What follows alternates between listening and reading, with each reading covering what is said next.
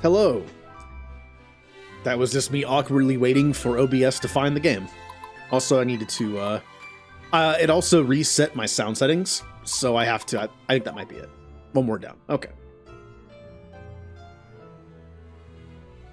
It is, isn't it? Unfortunately, I don't have that emote in the Discord server, because that is one of the things you can do on Twitch. Instead of having to make it actually spin myself and make it into like a GIF, I was actually able to just put it in Twitch and then do the spinning option. That's nice. Downside is I have it not available for Discord. I think I should manually make that. I think that and the Rex one are the two that are done in Twitch automatically. The others were actually made that way. Well, it's because I deleted the save data. I played this game a little bit to get a feel for it and test the sound settings and stuff. And when I deleted the save data, it deleted the settings too.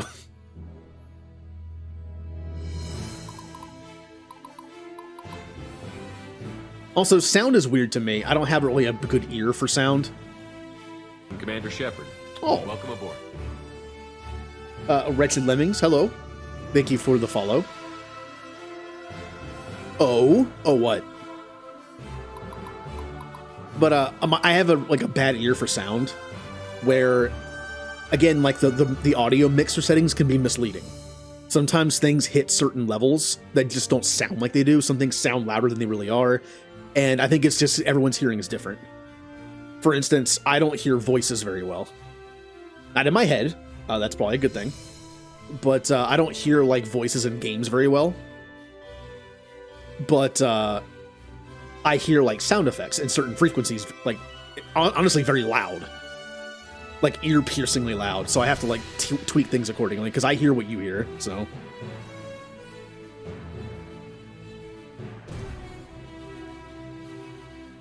yeah, it's just like whenever I mentioned before at previous jobs, especially on the phone, I had difficulty, and I had a hard time hearing people talk.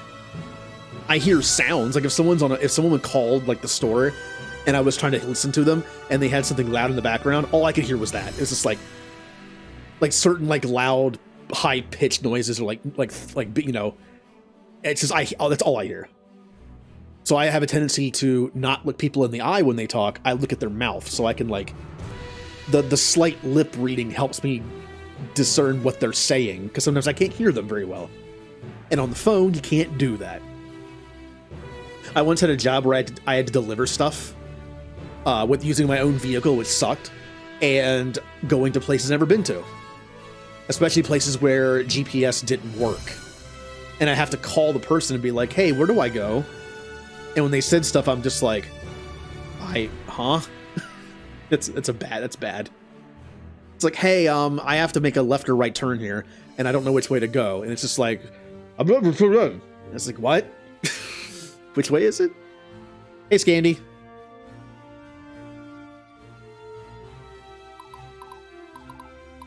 Okay, so this game is called Symphony of War. The Nephilim Saga, I'm guessing, is just like part 1. I think it's done pretty well on Twitch or on Steam. I wouldn't be surprised if this got a sequel. I do know it uses some assets from RPG Maker of some kind. Again, not a big deal. I understand that. Back when I was trying to make an RPG myself, with a friend, but we stopped doing it, we were planning on using pretty much all assets from RPG Maker or something else, because we're both not artistic. So I get it. But hopefully they made enough money where if they make a part 2, you know, we can see that big jump in quality. Not this looks bad, but that's what success can do, you know? Put it back into your game, make it better. Alright. Cadet, Captain, or Warlord. So here's the thing. I suck at these kind of games. Why am I playing it, you may ask? Because I like it. I like these kind of games. I'm the kind of person who used to play RTSs for the story, but I suck at RTSs. So I played on easy. I like these games to an extent. I'm not actually a huge fan of this battle system, which is why I never got into Fire Emblem. That's part of the reason why I never got into it, was I don't like the battle system as much as some other systems. I really like Three Houses. Fire Emblem Three Houses. But to be honest, if I were to list everything I like about it, the combat's probably near the bottom. But everything else was enough to pull me through it several times. We'll see how this game goes. There's some mechanics I'm looking forward to, so I'll just do normal for now. No permadeath, please, because we'll all be dead.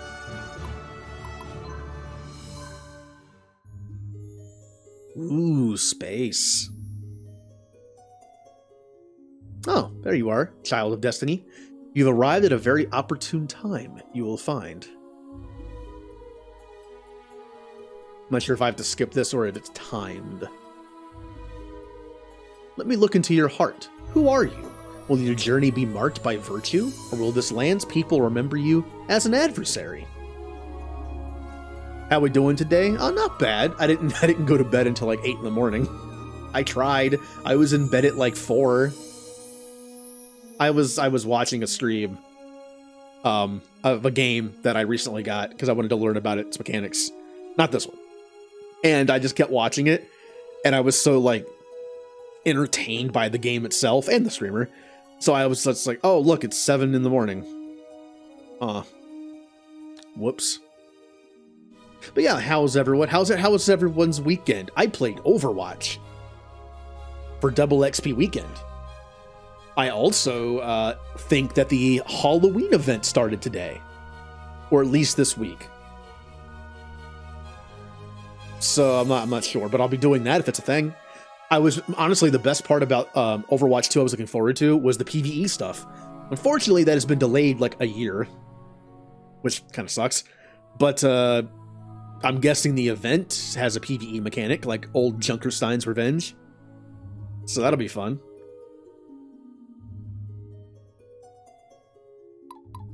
Doing a podcast. I always thought about trying that with other people. I would not be able to carry a podcast by myself.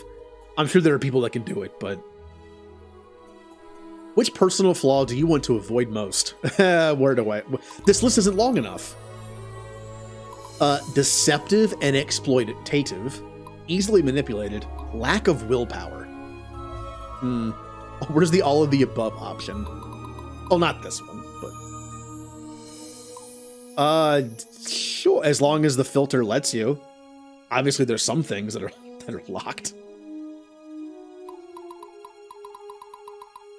But yeah, for the most part, I consider the stream PG-13, and there's been PG-13s that have certain language.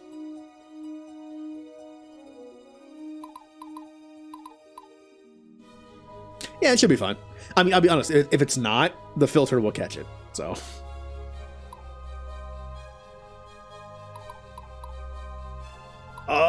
So what do we want to avoid?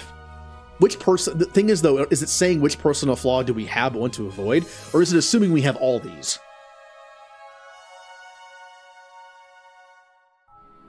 Okay, that's pretty fitting for just talking about whatever.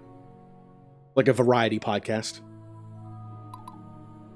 So yeah, I'm guessing this means, I don't know if this means like, do we accept that we have this and then move on? Or do we just like say that we don't want this? It doesn't say which one of ours, it just says which. Okay. I would say I don't want to be easily manipulated. Look, this game is like a lot like Fire Emblem, okay? Now, I have not played that many, but I know the stories.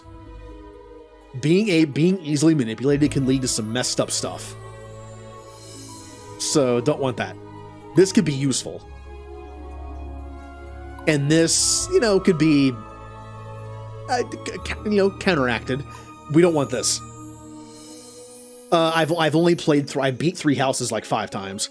I'm working on playing Three Hopes. I know that's a different game, but I've played Path of Radiance a little bit. I have it on GameCube, and I also have Shadow Dragon on DS, and I have Shadow Dragon and the other one on Switch that came out, like the original version. Again, the combat system's not my thing, but Three Houses had enough extra stuff to keep me entertained for like 500 hours. The supports, the training, all that stuff. Well, I've played through 4 times, fully, one of each route. That's not entirely true. I played through Black Eagles twice. I've romanced the lead people once each, because you can only do that when you choose their house. And I believe my second time through Black Eagles, I romanced, I want to say Dorothea. I think. It was a fast playthrough, so I don't remember. I'm kind of like the kind of person where if there's like a thing like Three Houses where you select a house and that limits certain people, I'm gonna pick them first. Like, when else am I gonna be able to romance the lead of the houses when you can only do it when you choose that house? Now, when I play through again for fun at some point, choosing whatever house I want, I'm free to just romance whoever I want. So yeah, easily manipulated. What most leads to the downfall of a great civilization? Faithlessness, poverty, intolerance. Not too much I'm not too big on this one. Poverty, yeah, not having money can do it. But intolerance, unfortunately, as we've seen, plenty of great civilizations were able to survive with intolerance and poverty.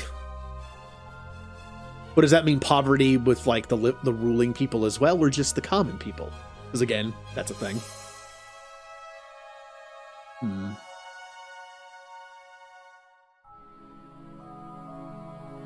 Yeah, you can do a thing where if you do a New Game Plus, you could theoretically do some new game stuff to be able to make it easier to recruit, which I've done.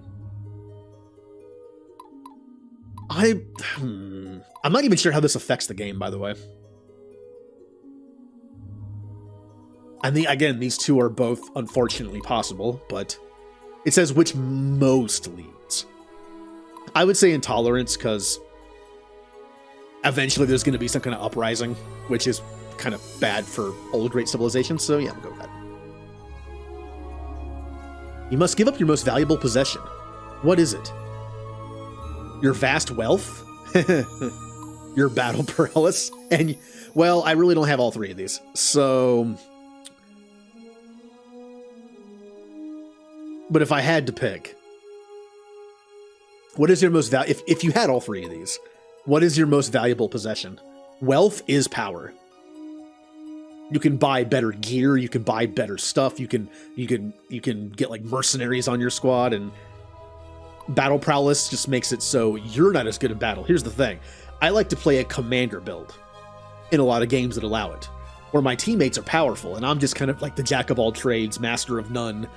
Hey, I'm here person. Like my tactics playthrough, my Final Fantasy Tactics run, where I was a mediator, so I was the worst person on the team. or orator. So not this one. I would say wealth. Being able to grind money and buy better gear for my team is one of the things I love to do. Also, being able to buy crafting material and craft myself is always offsets my bad battle stats in games that also have that kind of system. So, wealth. What is the most important trait a leader should have? The ability to bring people together, an unshakable love for the people, the power to command respect and fear. Paragon, Renegade. Well, I do run Paragon like 90% of the time in games that have that kind of system. Light side. I've played KOTOR light side like 20 times, but I've played dark side probably only like 4 or 5. So we'll say the ability to bring people together, to make a team. Shepherd. Even a renegade shepherd can do that. When on death's door, what would you consider a life well lived? I did it all my way. I fulfilled who I was meant to be. Many will mourn my passing. I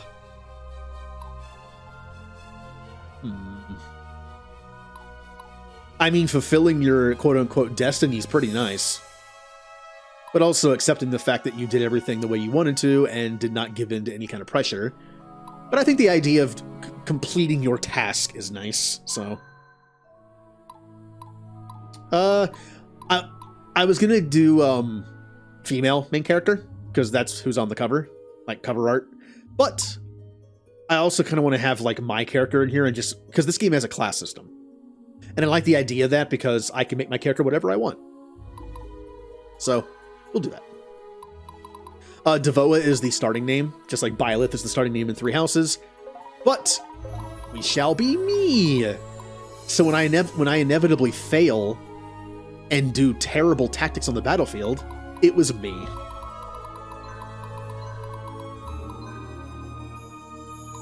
Yes. Thank you. What an intriguing soul. Go, and I will see you here again when the time is right. Getting some 14 vibes here. Instead of a crystal, it's a floating orb.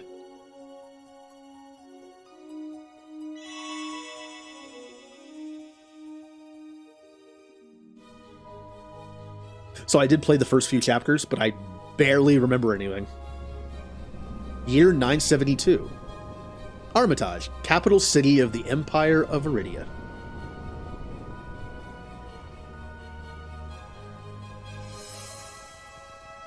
By the way, this is one of those games that throws out a lot of names, which I'm bad with names.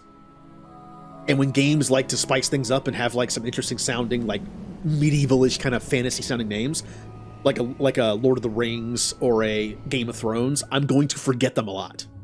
A lot.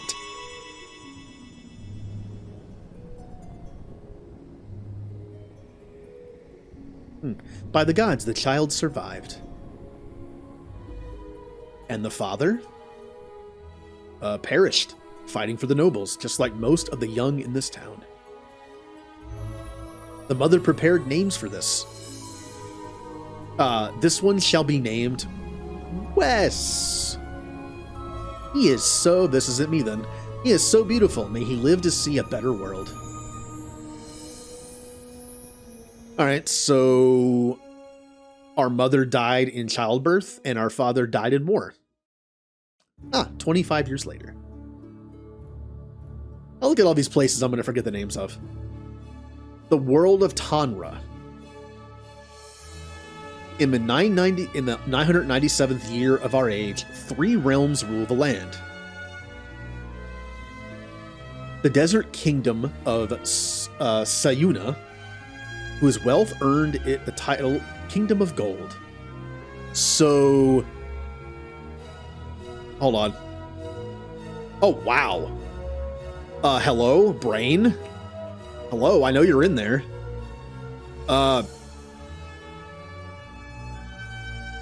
Ulda. Why couldn't I think of that? I mean, I haven't played 14 as much as everyone else that I know, but still. Ulda. This is, sometimes like I'll like make a connection between things in games and just call it that instead. This is a desert town that has a lot of money. Ulda. Sayuna. The technologically advanced Free Republic of Sandraka.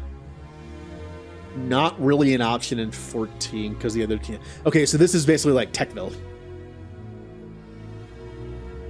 This is the place that has all the technology. To make up for the fact that they probably have very little magic. And the hegemonic empire of Iridia, the world's military and economic superpower, where our story begins. Okay, so Sayuna has all the money and they're in the desert. Already forgot the other one.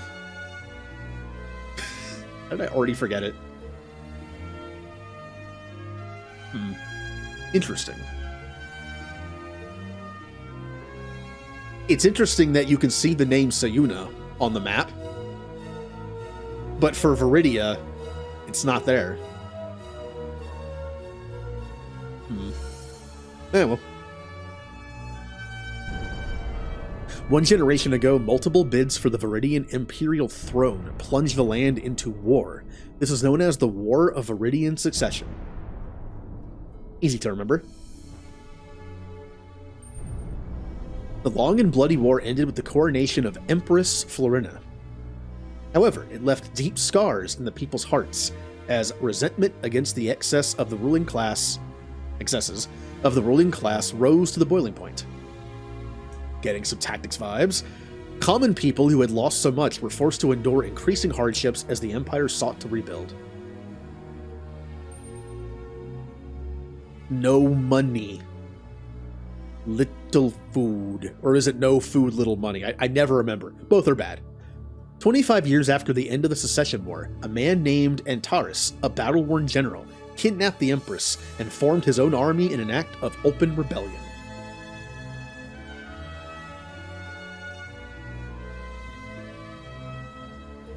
Not the first fantasy game to start with the disappearance of a princess who was kidnapped by a general. He now controls a territory in the forest known as the East Wall District.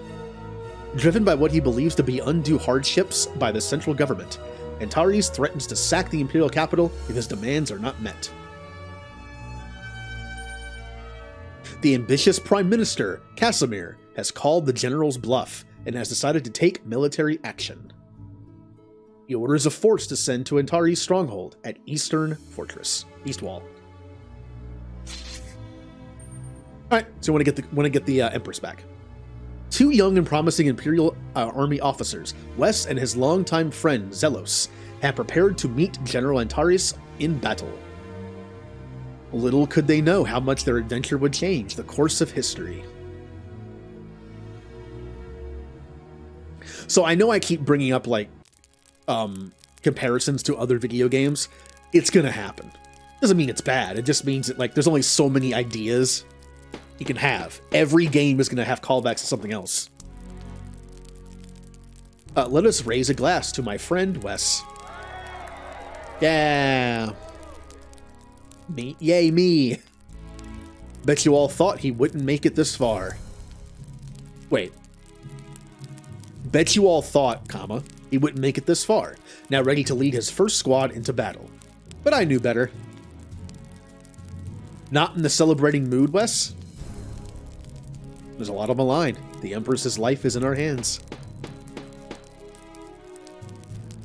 I'm not worried. I doubt these guys can keep up with you. It helps having a one-man army in our midst.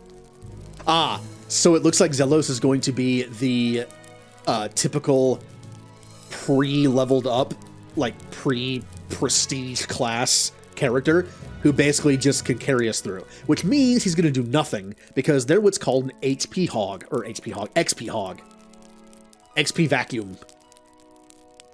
When you use that character early on, you get no XP for yourself. So when that character inevitably dies or leaves or gets downgraded somehow, then all your characters have no experience. I'm just a man. We've got the gods on our side. Do we? I'm going to trust in my soldiers, not some idea. Don't tell me you believe in those fairy tales.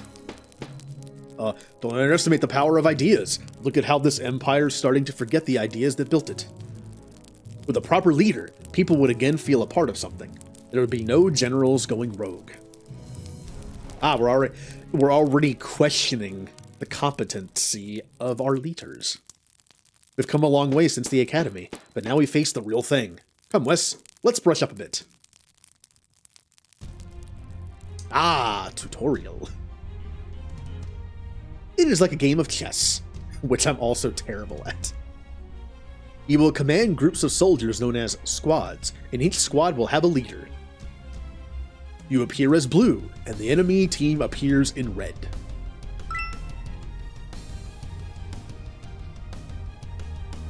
Time to engage in combat. First, you must move your squad next to me. Select your squad, then select the tile next to my squad on the map to move.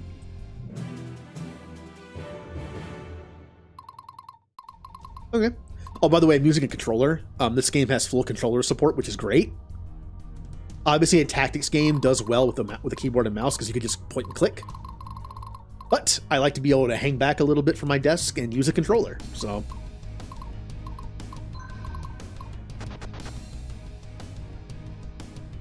Right, now it's time to attack. Choose the attack option, then target me. Careful, defenders will counterattack if they can. This isn't exactly fair. I am one soldier with one sword.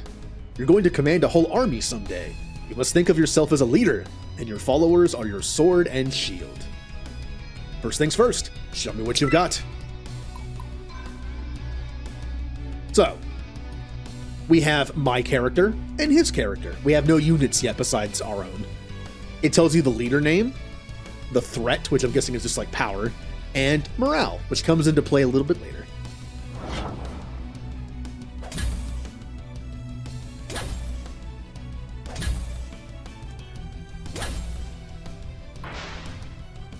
Winner yet, no kidding. Not bad. Now let's raise the stakes. You're now leading a squad with a good balance of troop types. So we have soldiers and archers. I believe soldiers are kind of like the backbone of the early army. They're just defensive and well-rounded for the most part. Archers, I'm pretty sure, are just very squishy, but can attack from range and can also attack backlines. I believe they also don't target effectively, meaning they're kind of just like a blanket of damage, which is still good. You're now leading a squad. Yep, okay. You've got heavily armored troops in front or heavy infantry. Are soldiers? No. I think those might be already leveled up. I forget the term for the class that's just like well-rounded warrior. I'm not sure if they're considered heavy. Maybe they are. I'm not sure yet. Always rely on heavy infantry to serve as the backbone of your... Well, there it is. Not only to protect weaker allies, but to rush down and attack. Your squad also has 3 archers. I like how they're in quotations. They're archers, because they have bows. Hello, Remnant. These long-range troops are not as sturdy, but can attack from a distance, avoiding counterattack, except for other ranged units, I guess. Your turn is up for now. Access the menu and end turn to proceed.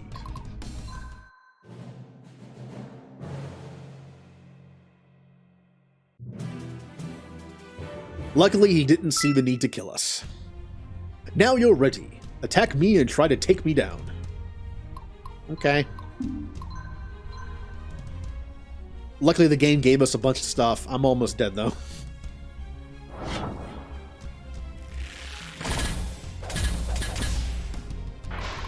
Yeah. Nothing to it. There's a great deal more to learn. But for now, you should be able to lead our forces against Antares. As we progress, tutorials will pop up, and you will be able to access them whenever you want. Oh, you know how to hit the attack button. Good enough. Aren't you a bit early, Scout? We saw Antares' men celebrating in the outlying villages. The rebels have begun raiding the locals. General Antares has stooped to this. How far he has fallen since the Secession War. Send word to the capital. Maybe they can send us a real army. Ouch. You heard that, right? I did. Zelos, I know what you're thinking. How do you plan on explaining this to the higher-ups? Bah, don't worry about them. You, me, and just our troops. Once we take down the rebellion, we'll be celebrities. What do you say? Or what say you? Okay, Zelos, I'm with you. But I'm calling the shots this time. Fine by me, I've got your back. Yay, our first battle. Going against orders.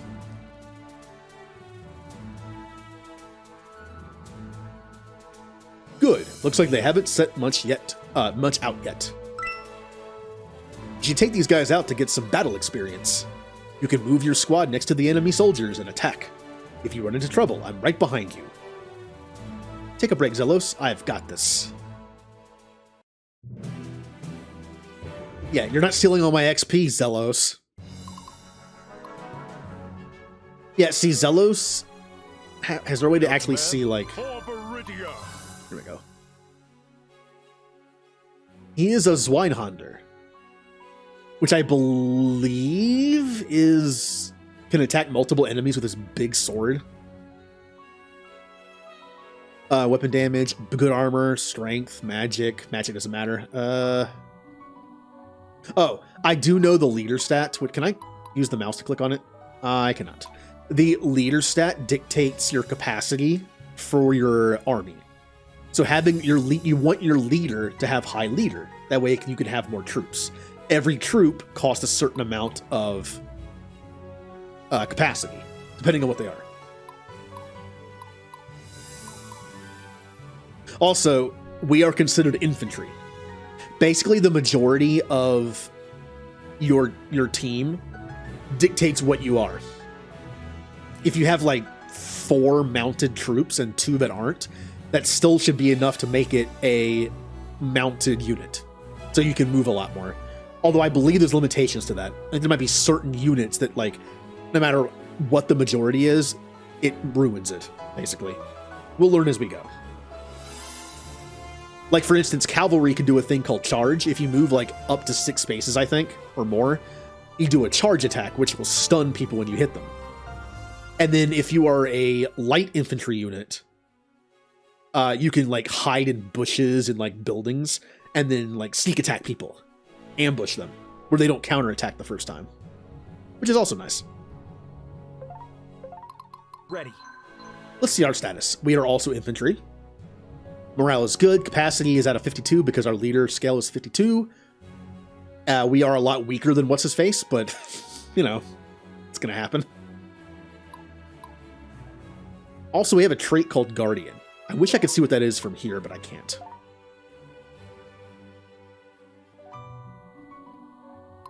Yeah, like this is basically, like this has a lot of Fire Emblem-esque stuff.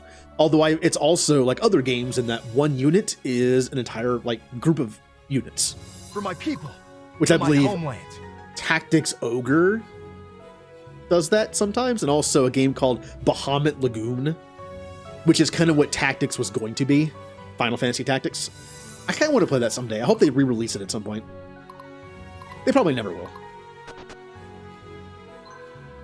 And the stuff highest on my list of re-releases, not even remasters, just like re-releases digitally to make it easier to play. The Xenosaga games. I would love if all the Xenosaga games, I believe there's 3 of them, were released digitally in like a trilogy bundle on the PS4, PS5. That would be awesome. And also PC would be nice too, of course. I would also like a re-release of Star Ocean 2. It's unfortunately stuck on the PlayStation and PSP.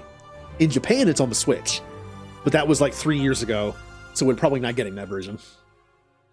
Unfortunately. What else is there? Suikoden 1 and 2 is being re-released in a remaster bundle. That'll be nice. Oh, it's not bad. I wish I would have gotten a little more sleep. Stupid no sleep. All right. Wow, we are going to... Oh, they're archers. Now, I believe in this game, when archers are only 1 spot away, they can still attack, right? One of the balancing facts of Fire Emblem is archers can attack point blank, although in some games you have the ability to counter from 1 space away. In this game, archers can attack from 1 space away, but I believe they're limited. Not only are they more susceptible to damage, because they're only 1 space away, you know, any melee unit can hit them, but they also only attack once, I think, and if they're further away, I think they attack multiple times.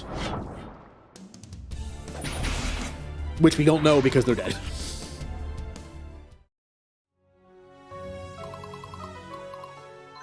I'm going to use you to just capture places. So by the way, you can there are objectives on the map.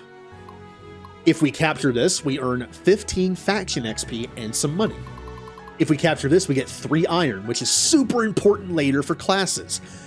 Now, it costs a certain amount of iron, in this case, to make someone a different class. Let's say, I don't know if this is true, but let's say a soldier takes 1 iron.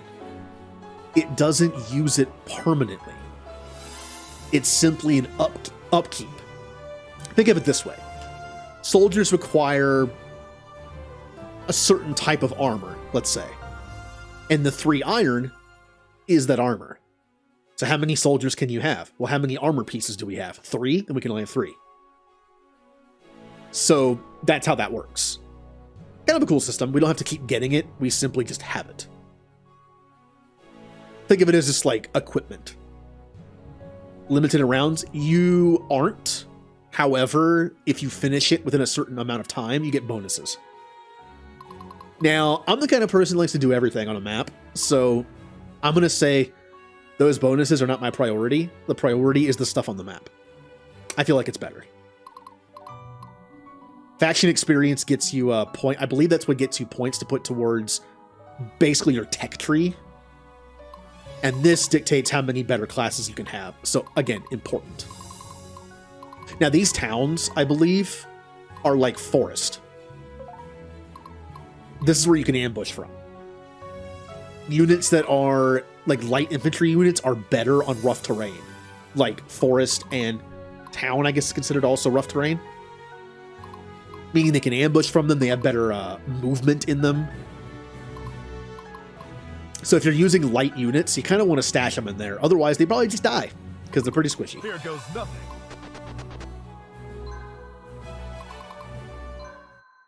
Alright, let's see what they do.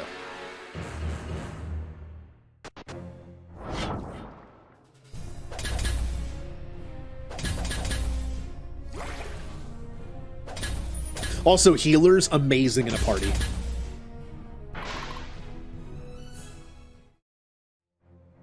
They keep your units alive. Now, I don't have permadeath on.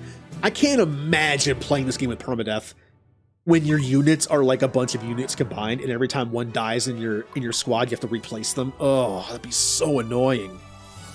Now, if it was permadeath in a sense that as long as one person in your party survives, they all live, I could deal. If that was like a middle ground, where unless the entire party gets wiped, everyone's just out of the fight. They're hurt. I could deal with that. But just having like one person have bad RNG and just get swamped by a bunch of people, I would hate playing this game with permadeath. I must stay strong. The battle lies before. I'm not sure how flanking works. Like if I were to put this person here, I'm not sure if I get a bonus for this or not. Oh, they're fearful. Good. They have 2 HP. No wonder they're fearful. This guy is just like bloodied on the ground like, please don't kill me. I'm not a threat. Don't pay attention to the 636 threat. I am no threat. That's so brutal.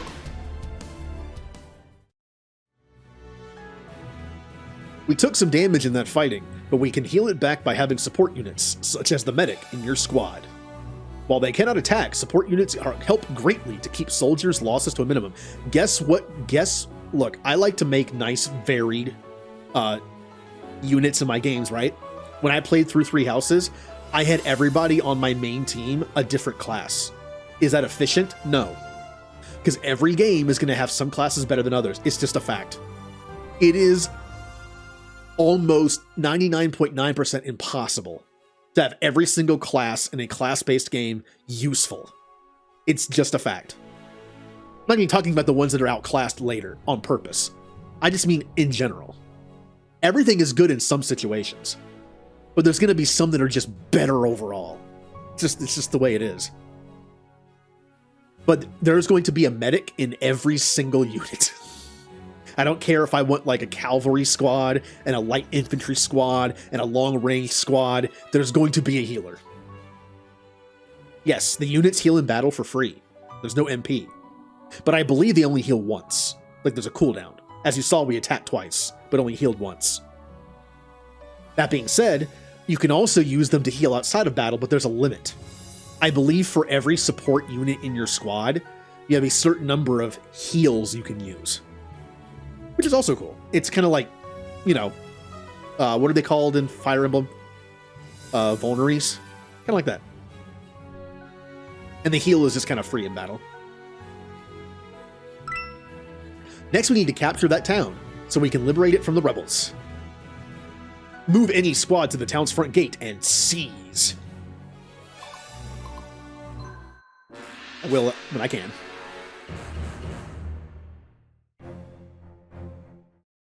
Oh, no one moved. They're scared of us. So it doesn't matter who you do this with. From what I've read, from what I understand how the game works, it is not like Fire Emblem where if you use your main character, you get like some kind of like bonus dialogue, or it's just whoever takes this. For instance, it is a viable tactic, I believe, in this game to have like some kind of scout squadron that just moves very quickly. That way you can use them to take all the interest points on the map. And all your fighters can spend time going towards the enemy and not waste time like going towards a thing out in the middle of nowhere. That's a viable tactic, I think, which we're going to have one eventually. So I'm going to use XP Suckman to do this. Again, that is faction XP, not unit XP. Direct my blade. And we got some money. Good, we liberated a town and got some gold and faction XP, stars, for our trouble. We'll need gold for a lot of things, recruiting new troops, hiring mercenaries, buying artifacts, among others. Faction XP allows us to increase faction rank. As faction rank increases, our reputation will improve among the people. This will yield better shop prices, discover new technology, attract new recruits, and intimidate our enemies. The squad who captures objectives gets... Oh.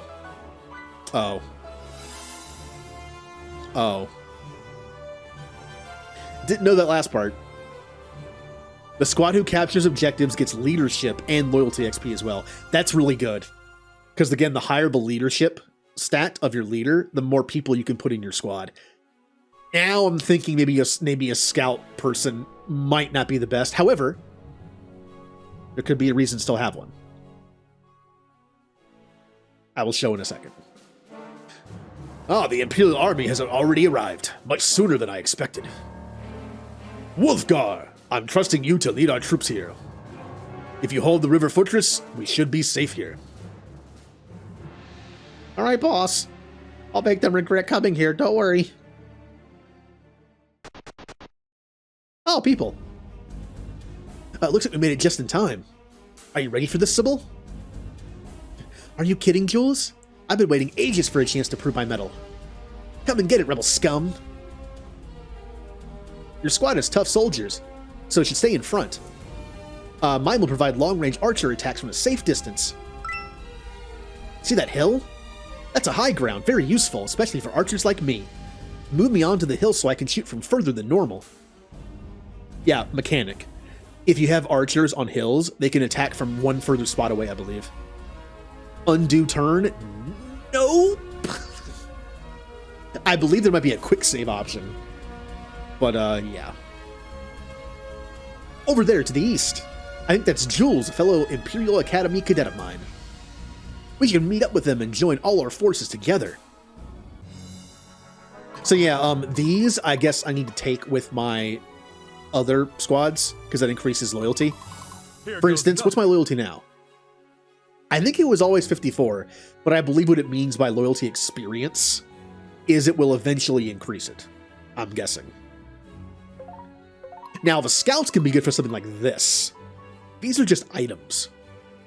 I'm pretty sure you don't, it doesn't mention anything about experience, right? So it would be good for scouts. It'd be good to have one scout team for this also, from what I understand. Scouts are also fairly competent in combat. They're like well-rounded. They're not heavy, so they're like well-rounded with less armor. They can deal with, so like if I attacked like an archer group point blank, that would be probably fine. So still useful. Now, I'm not going to waste my first, like, you know, when I only have enough people for like 4 groups, I'm not going to do that yet. But so I'm going to use my character to take this place for the experience, even though it's less than this one. Yeah, there is no like undo turn, unfortunately. Oh, wait. I did not know this was here. Wow. I did not know that was there. I thought that just had save and load in it. I didn't even know it was there. Great.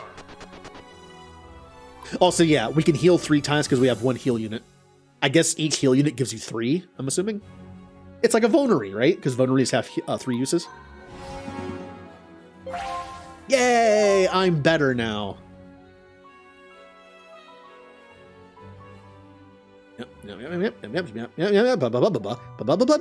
Yep, the squad who captures objectives gets leadership and loyalty experience. That also might mean it increases the leadership of everyone in your party, too. You don't have to have story characters as the leader of your party. You can actually just have, like, random NPC Joe be the leader. So as units get leadership under other people's leadership, I believe it might be capped. That could be a mechanic I'm remembering, where the leadership of like a subordinate can't go above yours. I'm guessing that would make sense.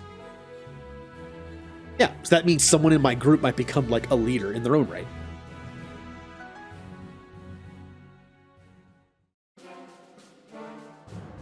Yeah, I know. Is it just me, or does that character's hair not match their head? It's a little weird.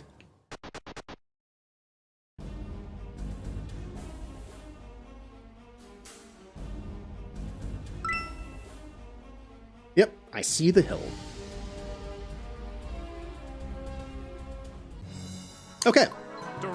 I still don't want to use you, because I'm afraid you're just going to be the typical Fire Emblem character that eats up all the experience when I use you. But I could be wrong. For all I know, this character could just even out eventually. Here goes nothing. I might do some stuff with them. But I mainly want experience with me. And them, of course, because they're new. Also, I believe this symbol means if I put my character next to them, we get a conversation. How can I help, my lord? So, normally archers can only attack from one space away, I believe. But on the hill, they can attack from 2, or 3 in this case. 1, 2, 3. 2 in between. Yeah. Now, they're archers as well, but because they're not on a hill, they can't reach me.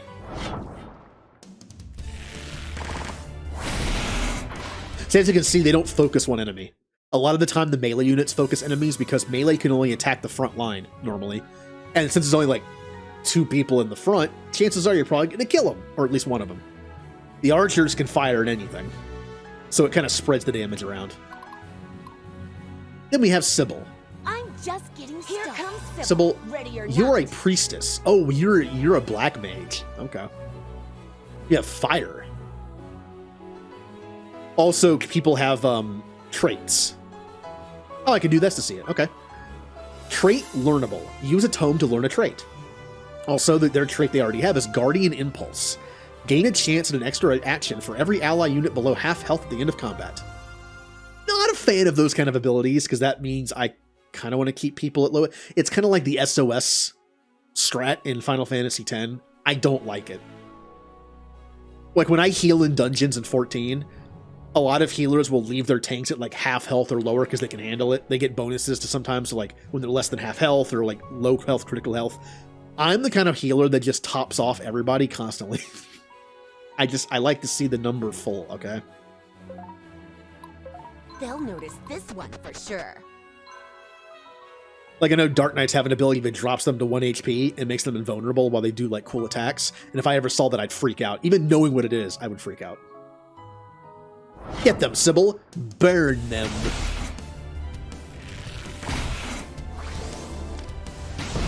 Oh, you're the healer. Wait, but you said fire affinity. Hold on. Wait, which one are you in the group? You're the leader. Yeah, you're the healer. But it said you were... just getting started. I don't remember what affinity does. Yeah, they're a priestess. They're the healer. So, oh, you can also see this. Okay, water, whole arm warrior. I should probably look at all of this next turn. Or I can do it this turn, since I can do this now. All right. For my people, for my homeland. Guardian.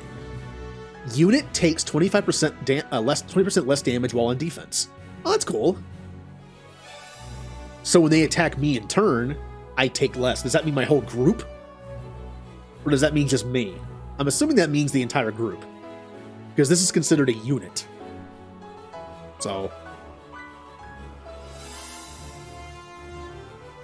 I still don't know what affinity means. But I guess we'll see what that means later. Then we can learn 2 traits with Brent the fighter. I'm gonna get attached to these names, aren't I? That always happens in games that have random names. We have so see this is my team. My team is important to me because it's my team. So we have Brent the fighter. By the way, in the beta for this game, about a month ago, they were looking to make it so you could change the names of the units. If that's possible, I'm going to do it. It wants to be on my team. If it's possible. And then get their own team, potentially.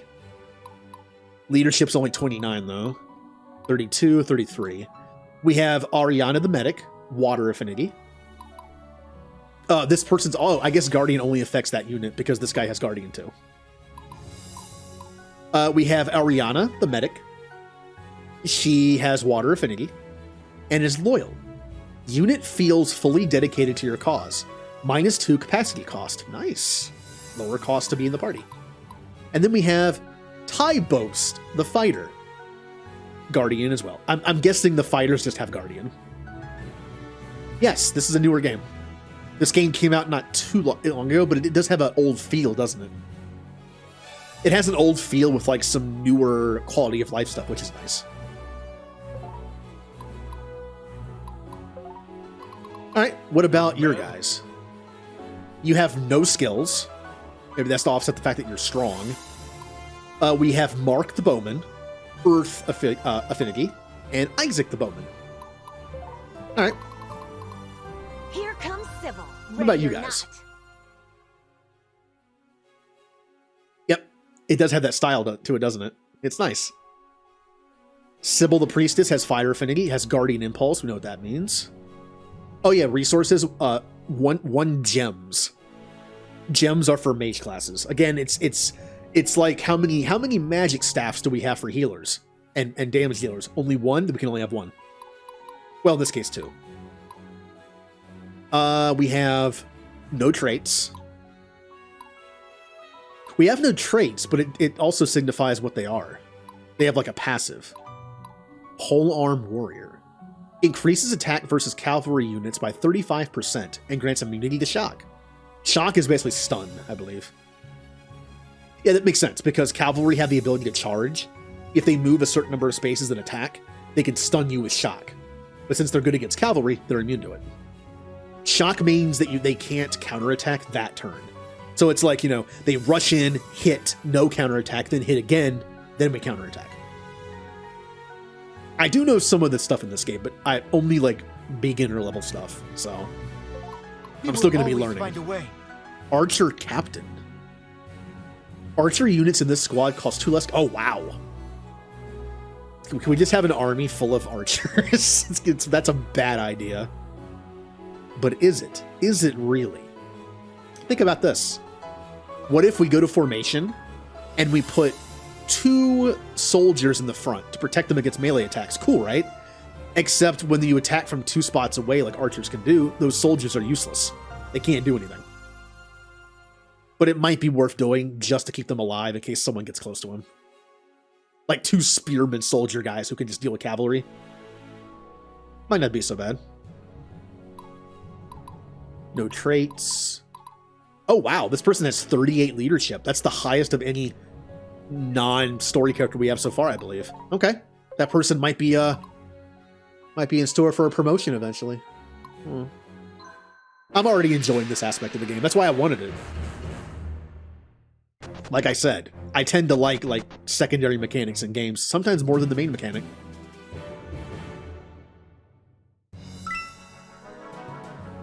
Also, I do know for a fact, like, different classes in this game just have different abilities and effects. Like, for instance, I think it might be called Acolyte. Acolyte has a hammer and shield, I think. They're kind of like a paladin, except not. They are good against other heavy units. They're heavy armored units that have blunt damage, which is good against other heavy units. Meaning, even if you have them against, like, light units, they won't do extra damage against them, but at least they're still bulky. Then you have paladins, which also use hammers, I believe. And they have really good magic defense. So they're like really good against other mages. They tank the hits and then just bash them in the head. Then there's stuff like Samurai. Interesting class. I think it's considered to be a light infantry, but he has a bow as a secondary, meaning that unit can counterattack from 2 spaces away. So if samurais are attacked by archer units, I don't think you can use it to attack, but you can use it to counterattack. So basically samurais have a 2-space counterattack. That's a cool idea. If we can take that river fortress, that path to the main enemy base will be clear. Forts give defense bonuses and allow archers to shoot from further. And that goes for both sides, so we can't underestimate those defenders. So because that person is in that spot, can I see the bonuses of what, like, can you see terrain bonuses by clicking on it? Oh, that honestly is a little annoying. You can't see the bonuses of terrain by just, like, hovering over it. Showing hover only. Enemy. Oh, I see what you mean. Okay. Yeah, I kind of wish you'd be able to see that.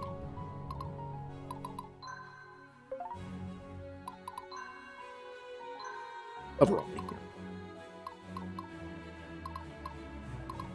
I guess you just kind of have to know. Yep, it's a great, like, nice. Maybe it's in here. Maybe I'm just not seeing it. Maybe there's an option here somewhere.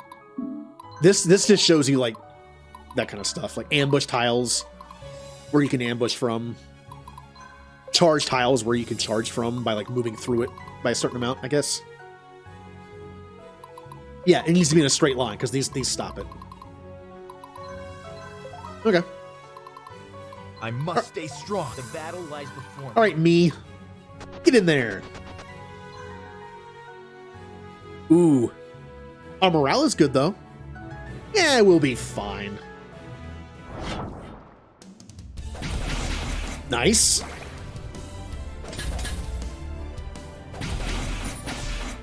Okay. Next turn, we'll destroy him. Yeah, maybe they'll... We don't even know about that stuff yet. Although it did just tell us about the fortress. And it doesn't, like... I wish we could actually see the bonuses. Now, I know the only thing you can see is they can shoot from one more space away. There's that. Other than that, unless it reflects on their stats in general, I can't tell.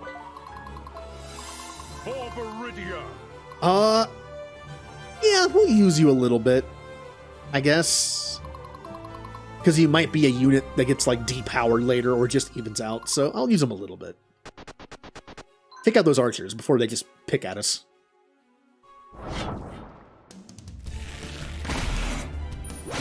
Yep. He has the big sword, big swing. That's what great swords do. Oh, can I point out, this game has a... this game does have a formation system, but it is simplified. It's just whoever's in, like, the back rows can't be hit before you deal with the front rows. Makes sense, right? When I was trying to make a JRPG with a friend of mine, we had the idea for a formation-based, turn-based game. Not like this, where it's tactics, but like an actual turn-based game, but you still have a set formation. You know how, like, old Final Fantasies have back row? We were going to have 3 rows, potentially. And the formations would do different things. And different abilities would hit different formations. So it's kind of like that. And one of the ideas was having a great sword that hits the tile in front of you and 2 tiles to the sides. So.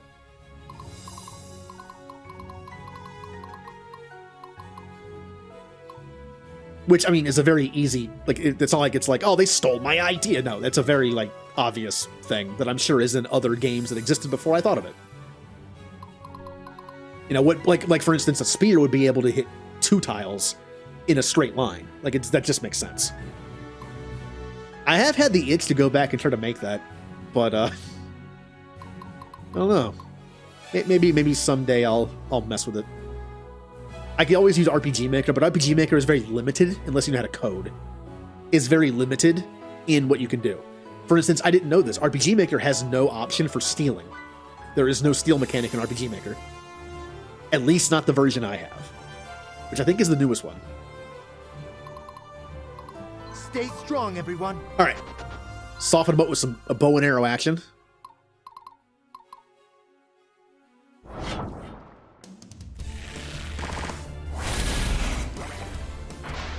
Oh, they have a healer. That barely did anything. They'll And then we'll notice send this in one you for sure. to attack them. Fire! Eventually. Yeah! So yeah, spells do take a certain amount of turns. I guess they can only go once when they can go twice. Also, they can hit the back line as well, which is nice. They're fearful now. Well, of course they are. They have one person left at like a 3rd health. There's a mechanic for that later too, which we'll see soon. The whole morale system. And we're done. Now, most of my squad takes less damage from being attacked. So that's good. Yep, there's that casting thing. It takes 1 turn to cast. Just burn them to death.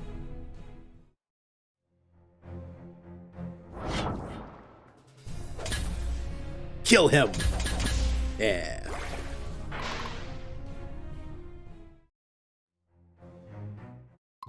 Okay, so according to what I understand, there is no bonus to taking that mine, besides getting the actual item.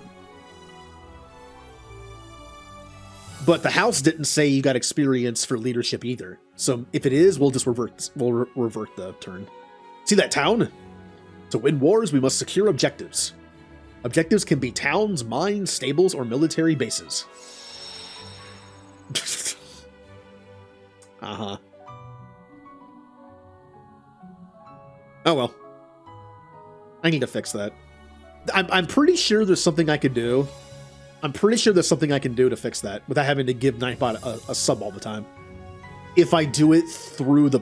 I have a program that lets me... Glad to have you on the team. J out of nowhere.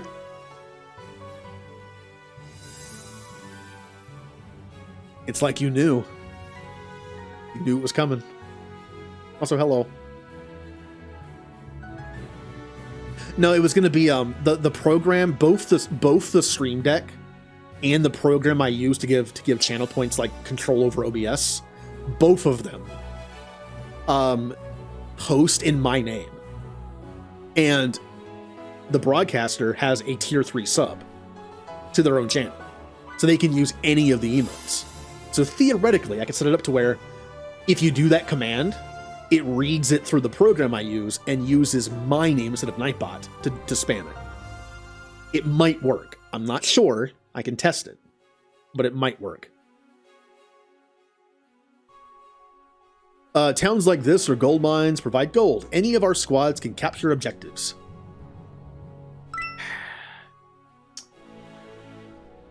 One second.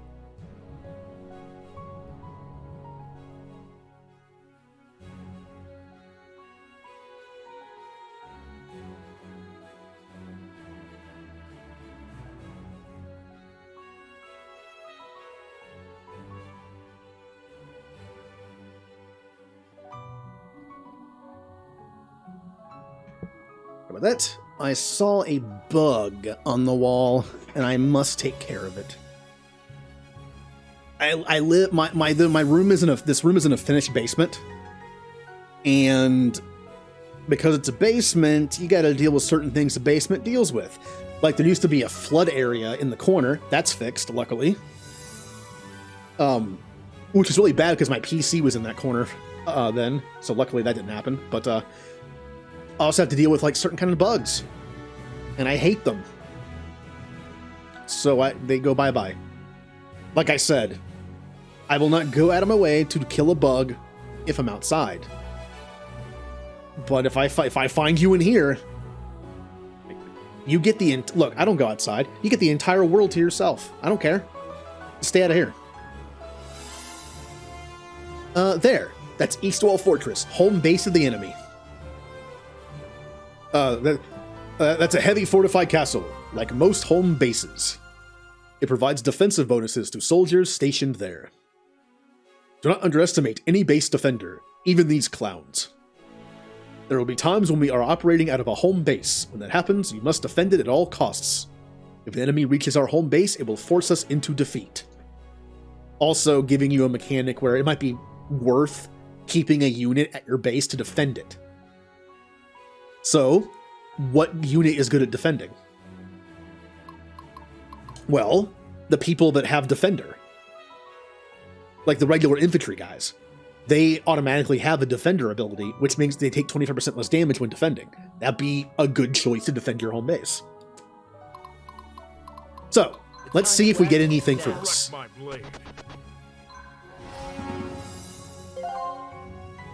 We secured an iron mine. With the 3 iron we just gained, we can upgrade our troops to more advanced classes when between chapters. The resources are not consumed, just allocated, meaning we can change classes at any risk at all. Feel free to experiment. Yeah, that's nice. Changing class does require something in this game, and that's stats.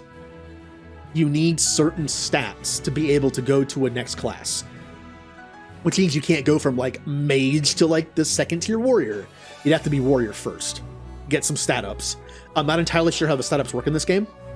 I don't know if it's like Fire Emblem, where whatever class dictates your level ups. I'm not sure how that works. Or if it's something like tactics, where your stats change accordingly. So, where's Lorenz? Dead. Lorenz dead. He's still dead. Ready. Also, hello, Mist. Go for it.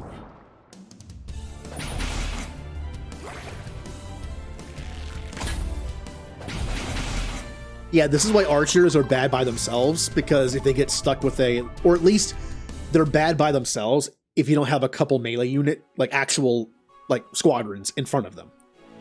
If melee units can access your archer unit, they're dead. they're too squishy. Now, I believe, I don't think archer units get better evasiveness in the forest. Again, different than Fire Emblem. The forest is meant for light infantry. They get I believe they get a bonus to evasion when they're in the forest or town. Or hill, I guess. Archers, I don't think, get that. The hill is just for increasing their range. So I don't think there really is a way to like make the archers not die, except for giving like 2 super defensive units in front of them, who again are useless whenever you're using the archers for long range, which is most of the time. So there's a balance to it. Oh yeah, I also need to talk to these people. Wait. Time to end this. Wait.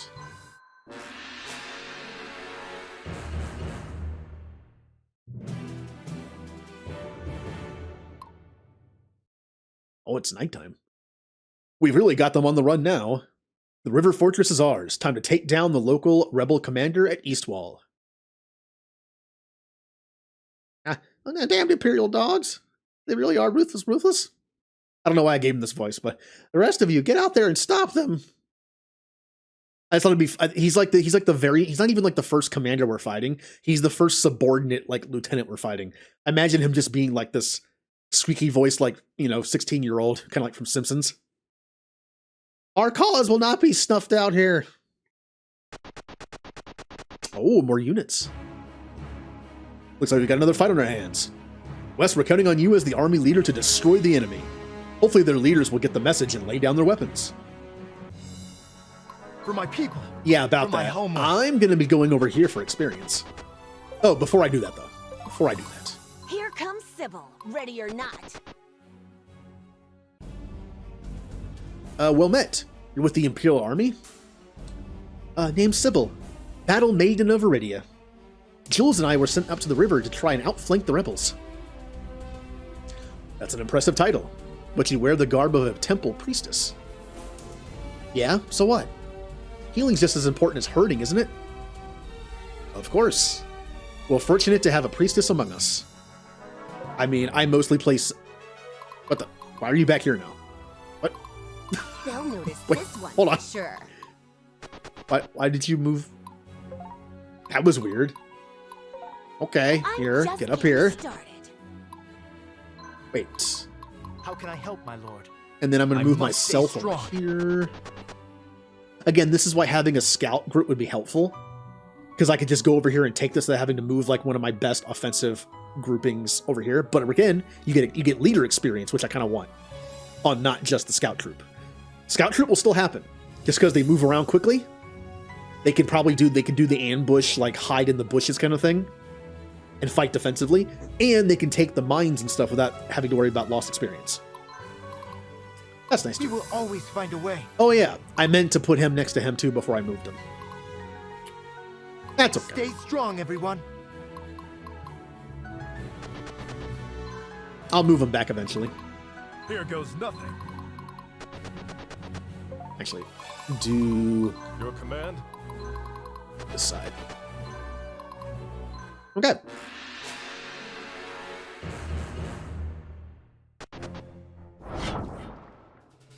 Now I have some kind of bonus from being in a fortress. I just don't know what it is. Ow! Yeah, they're a little tough. Those are good. All right, so I'm going to go ahead and capture this for a little experience. Not much. 4 faction experience. I wish it told me how much leadership. Did my leadership go up by 1? I think it might have. Was it 53 or 52? We'll say it went up by 1. Also, again, I think also your teammates' leadership goes up too. Pretty sure that's a mechanic. So, still not great. We're getting there. Kind of means like people benefit from being under a good leader, and they become leaders themselves. Time to end this. Soften them up.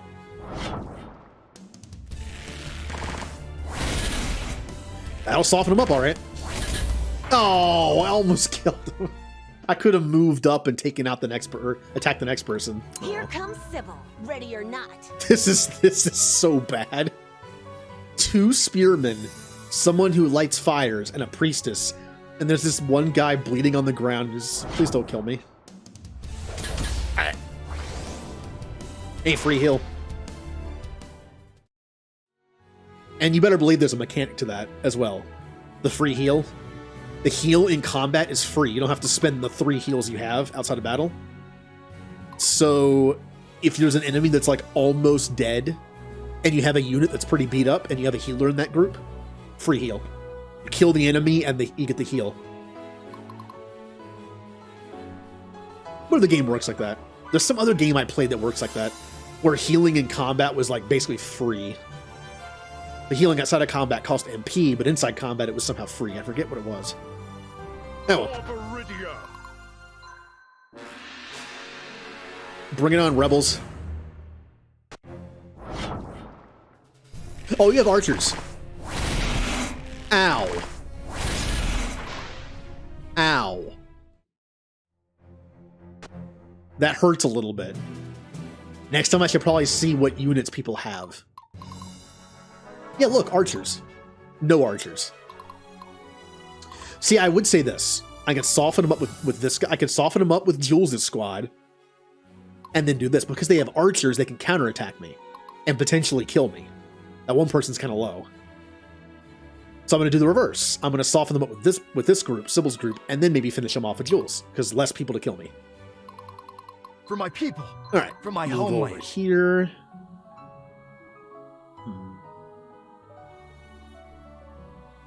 What if I did this? How can I help, my lord? I must stay strong. Wait.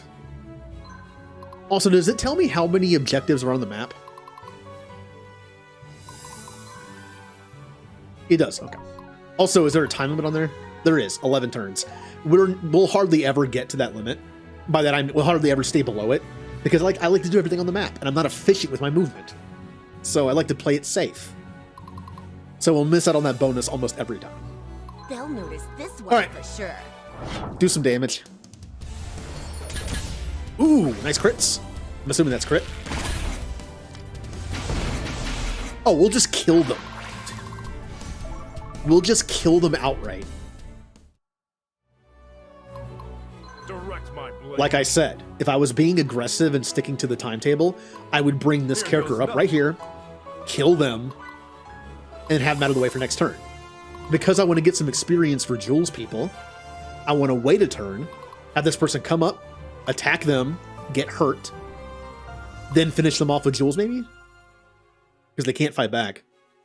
Yeah, that's how I play these kind of games. Does it even tell me what I get for that? I wonder what I get for the turn order target. Probably better gold, maybe?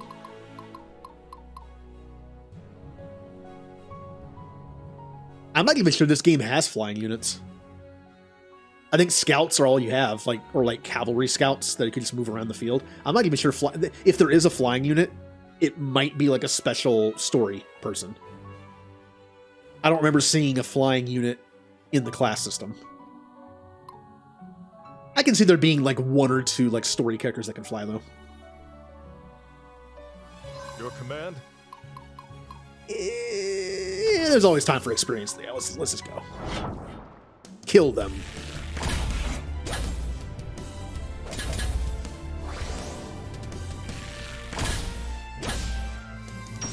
Okay. Oh, they surrendered. Yeah, that's the there. Not only is there a morale system, but if the healer is the only one left in the team, they surrender because they can't fight. That makes sense. We will always find a way. Now I'm pretty sure that person's not going to move. Yeah, look at their movement. It doesn't go full. Like I'm pretty sure. Well, even if they can, they're slow. Stay strong, everyone. Get in position for later.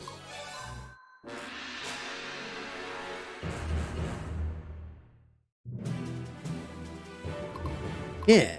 The battle lies before me. Now I need to take this. Let's get some dialogue. We just can't help crossing paths, Jules. Looks like we're in this together, huh? Wes, what an honor to fight by your side in our first mission, but Central Command didn't say you'd be here. Was there some sort of mistake? Yeah, about that. We decided to improvise. Anyway, glad to have you, your rangers here among us. With clever planning, your troops can pick off enemies without fear of a counterattack, unless they have their own archers, of course. So you're leading the mission? Wow, I always knew you'd do great things. Oh, come on, Jules. You'd say that no matter what I end up doing. Oh yeah, you can also just cancel the turn, which I figured out the last time by accident. So you can get the dialogue and then just move. For Viridia. All right, let's kind of protect Jules here in case that person moves. Time to end this. Again, I'm not going to hit the 11 turn thing because I'm taking too much time doing this, but I can't. I definitely won't now. I want that experience. It doesn't have to be me. The leadership experience would also go towards these two as well.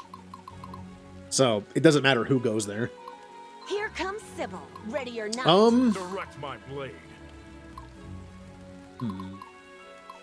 I don't want to risk killing them when they attack me and then counterattack. But I will get in position. Because this might make them This one for sure. come towards me. How can I help, my lord? Good enough.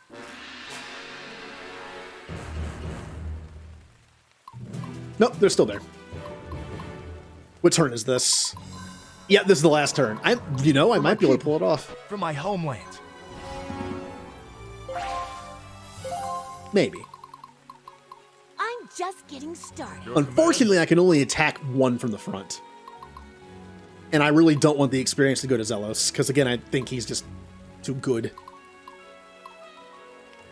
Here comes Sybil, ready or not. Yeah, if we don't get the 11 turn, we don't get the 11 turn. Not a big deal. Oh yeah, also, I think once you kill this person, you actually have to take the fortress, that's important to remember. Once they die, you have to move. So you have to have someone available to move forward and take the place. I'm pretty sure that's how it works. So even if I do kill him, I don't think anyone can reach that spot. Oh no, he can. Never mind. We're good. But I don't want him to have the experience. In that case, let's do this.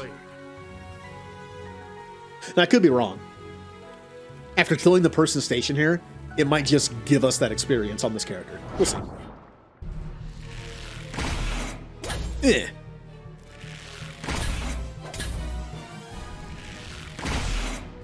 So this class, not very good when the formation only has one person in the front. For obvious reasons. You're only attacking one person. We will always find a way.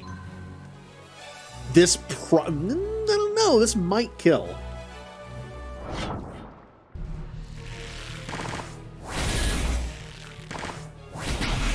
It's gonna be close. Oh, that we only get to attack once. Aww.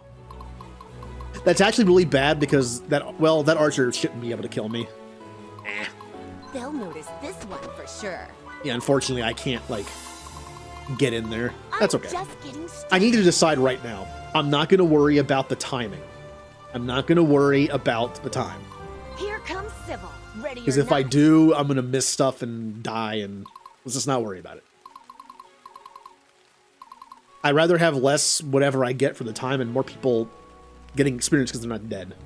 They'll notice this one for One sure. thing I can do is heal that unit.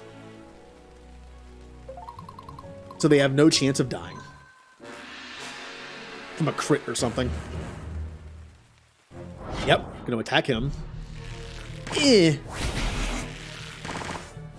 death. Still didn't kill him though. Nice, bunch of level ups.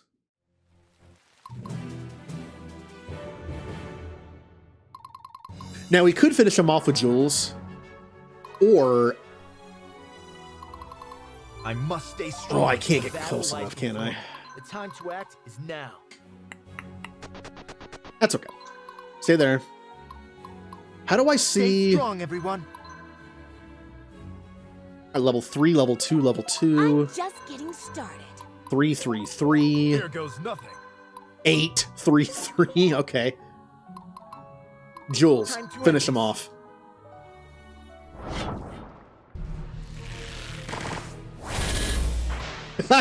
Come on! Ah, you archers are so weak. Your command? Here comes Sybil, ready or not. There. 3 health.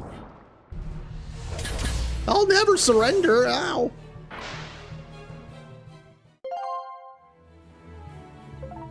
We did it. Yep. You still have to use a turn to take the base. Can you imagine missing out on the turn limit by 1 turn because of that? Ready. I'll take it. Faction rank up. Chapter complete. Yeah, I know I took too long. Yeah, your rank suffers. Oh, you get less stars, which is your faction rank. That means if I don't get the turn order, my faction's going to rank up less than it should. Because you can't level grind in this game, I'm pretty sure. Ooh, that's nasty. If it was just gold, I wouldn't care that much. But that's less faction gain. We might have to min-max our movement a little better, like spread out our team a little bit, so anyone can take the faction XP places. And the scouts, again, having a scout being able to take the mines and stuff will be helpful. And I don't mind having them take one of the leadership buildings, maybe. That's fine. Just not too many of them. And because of the surrender, we got 1 more star and some gold. Well, I just spent an hour on that fight, didn't I? First fight. Talking about stuff. Inner Keep, East Wall Fortress.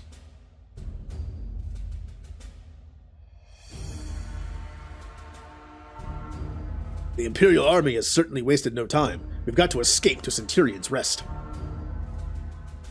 And you think I will just willingly go with you? You will. We both know that the snakes in this capital cannot be trusted. You're much safer here, away from their schemes. Antares, you are going to get yourself killed. You don't deserve this. I've already given my life, but so too will my men if we do not escape immediately. Please, we must go to Centurion's Rest. So she's not a prisoner. She's willingly going with him. Interesting. So there's some kind of corruption. Big surprise. And she's safer with us. Or with them.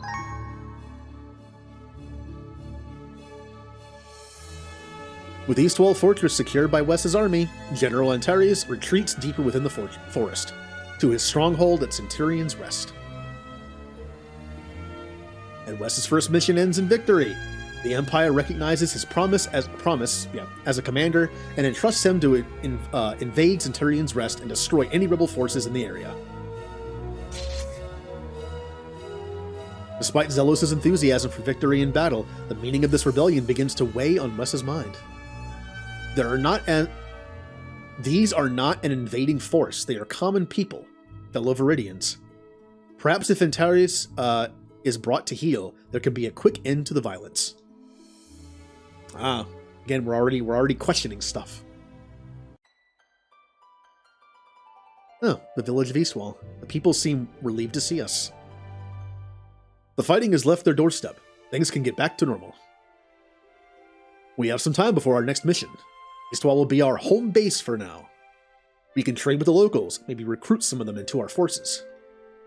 I'll be at the blacksmith giving my gear a touch-up. Catch you later. Hey Wes, let me show you around. No need to rush, we can relax a bit now. We can talk and get caught up with each other.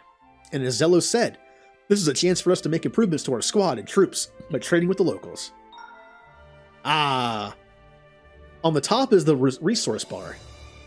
Look at the resources. Iron, horses, gems. Don't know. I think that's obsidian. Something. And scrolls. This bar shows how much gold, resources, and tech points we have. Ah, that's what that is, probably. On the top right, we can see our faction rank and progress towards the next rank. On the left are all the things we can do at our home base. If you need me to walk you through these, click on the info icon and I'm happy to help. And or check out the tutorials option. Don't be afraid to check this at any time for helpful guides. When you're all finished up with the home base, just deploy to move on to the next chapter. Ooh, look at all the stuff we can do. Can I use the mouse to hover over this? Oh.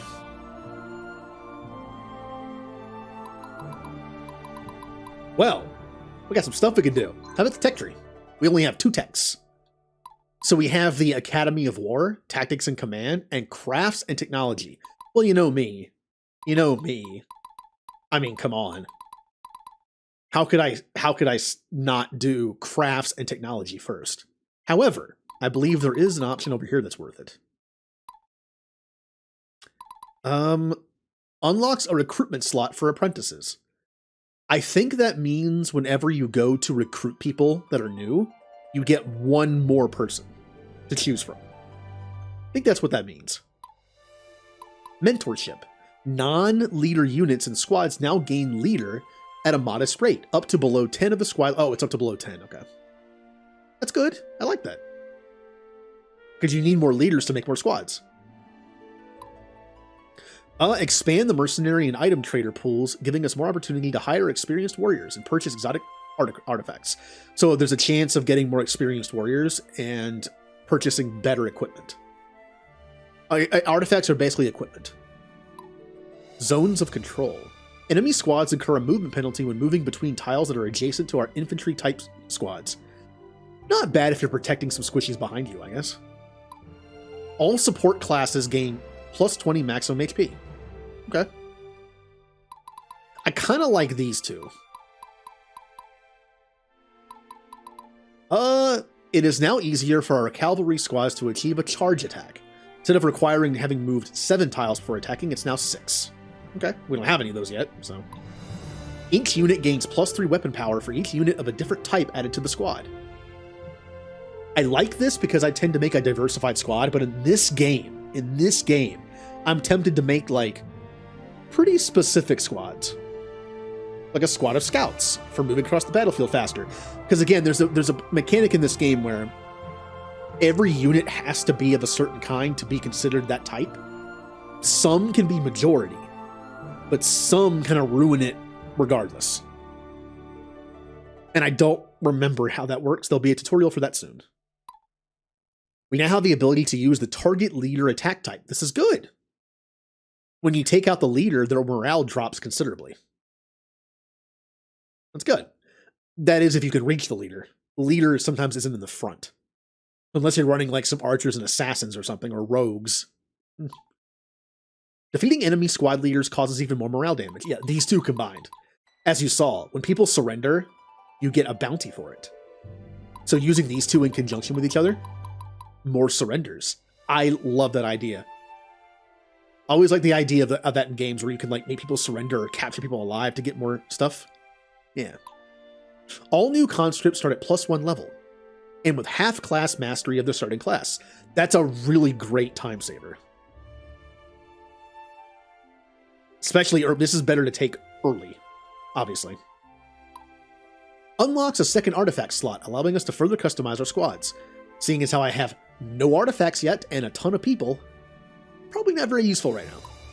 We can now construct crossbows, unlocking the crossbowman class. Now about this. The way this works, I believe, is kind of like the guns in Final Fantasy XII, or Tactics, where the crossbow is like set damage. The weapon does the damage. So characters that have really high strength, you might not want to make into crossbowmen because it's kind of wasted there. Still good though, and I believe they also have a bonus to armor damage. Grants heavy infantry and heavy cavalry plus 25 max HP. That's good. That's really good. Because they're the frontline units to get hit all the time. Improved steel plate armor grants our heavy infantry and heavy cavalry plus 5 armor. I like these. Our light armor has advanced, enhancing the armor of all light infantry, light cavalry, archery, and firearms units by plus 5. Yeah, I like these. You can also see into the future. Unlocks a third slot. Crossbowmen and rangers have an additional 20% bonus damage against heavy infantry and heavy cavalry. Yep. Grants heavy infantry and heavy cavalry more HP. Unlocks powerful firearms technology. I mean, my main class in 14 is a machinist, so you know I'm going this route. Powerful and rare metal named Obsidian. We can use it to enhance our existing steel plate armor, granting heavy infantry an additional plus 5 armor, and then light. Yeah, this is great. I love technology stuff in games like this to make up for things. So I like these two for recruitment. I like these two for surrender and getting more money. This is almost just like earn more money in battle. Take out the leader, more morale damage, and then have them surrender. This is just investing in more money, which means more artifacts. I believe artifacts and people, like new people to join the party, are like really the two things you pay for. But I haven't gotten that far in the game before, so maybe there's more stuff later. And then I like most of this. I think our first thing is to do this. This is just more money. And the sooner we do it, the better. But if we're about to recruit a few new people, this could also be good. I can only do 2.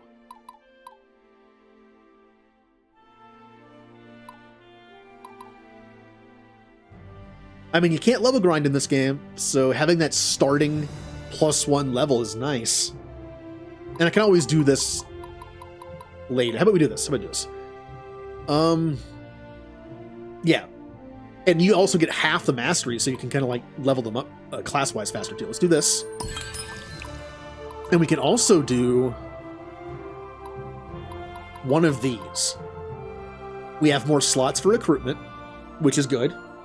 We also have the ability to have people gain more leadership under people, which means more squads. I think we should do this one. More people to recruit would be nice. Next time we get 2, we're going to be doing these 2. Marketplace. Recruit, trader, what you got? So these are your things you can buy. Oh, we can buy another iron. That would give us... Oh, hell yeah. That gives us more classes.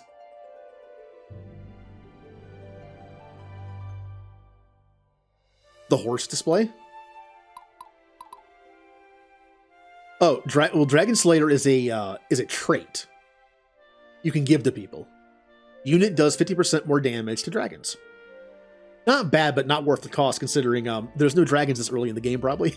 So it's like an uncommon thing. I think it's green because it's like kind of rare. Now these are very cheap, so I should probably buy them for people. Skill +3, but it makes them cost 1 more cap. Magic +3, 1 more cap. I forget what skill does. I actually don't know these stats. You have HP, strength, which is your physical damage, skill. Oh, hello, Chill Saber. Yeah, I got this game around when it came out. First time streaming it though. I'm still learning most of the mechanics. I know a little bit. There's actually a YouTube tutorial video series by like the head developer of the game, and I watched those a little bit, so it's fun. I've always talked about how I like secondary mechanics in games like this, and this is one of them. I like purchasing stuff and messing with my team, and I'm definitely magic is magic damage, and I'm assuming also probably healing. I don't know what skill is. Well, since that stat's missing, is skill dodging, maybe? Because there is no dodge, there's just armor. It might make sense that's dodge. I'll buy both. They're pretty cheap. And recruit. Ooh. Hit chance, crit, and dodge. Okay, so it's kind of like the rogue stat. Yeah. So good. Still good. You can put it on someone that has good crit damage, like a rogue. You can put it on someone like an archer who is very squishy and might want to dodge more. We have Teresa the medic, already level 2. They're all level 2. Oh, level 5. Okay. So Teresa is a medic. Well, I did mention I might be specializing my units, but I feel like every group should have a healer. At least one. I just think that's super useful. Not only do you get passive healing like every other turn, but you also get the ability to get a free heal.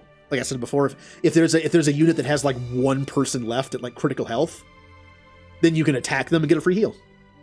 Also, it gives every unit 3 heals to use outside of battle. That's true, yeah. Also to help them hit dodgy targets. And keep in mind, if you want to make a cavalry unit, there is a cavalry-based healer. So you can always turn that person into that to keep up. Again, I know there's like this thing of where a unit can be considered something if a majority of the unit is a certain class type, but there's also certain ones that just reset anyway. Like if you put like one unit of this type into another unit, into another group, it makes it like regular infantry or something. But that tutorial should be coming up soon. I kind of want to get the medic. I'm getting the medic. That I do not know.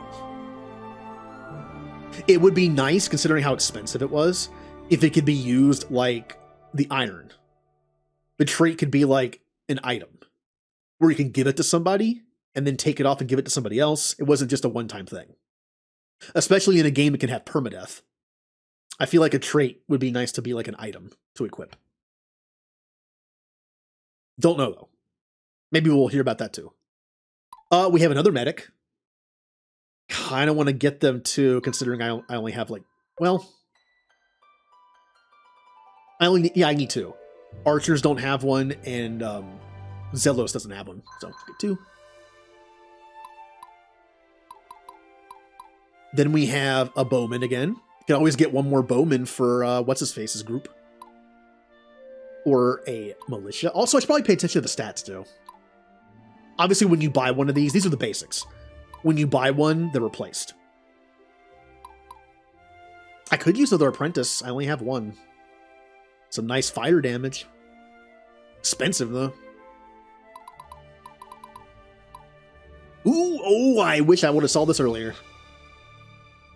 I wouldn't have bought one of the healers. I would have bought this instead. Oops.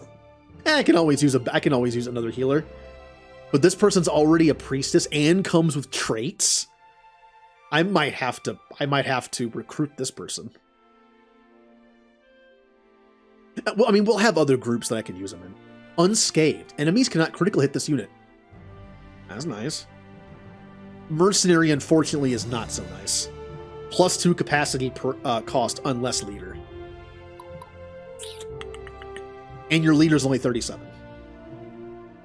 Ah. Yeah. Whenever I like think out loud, I say like I make it very obvious when I'm actually like asking for things, because I'll be like, hey, chat.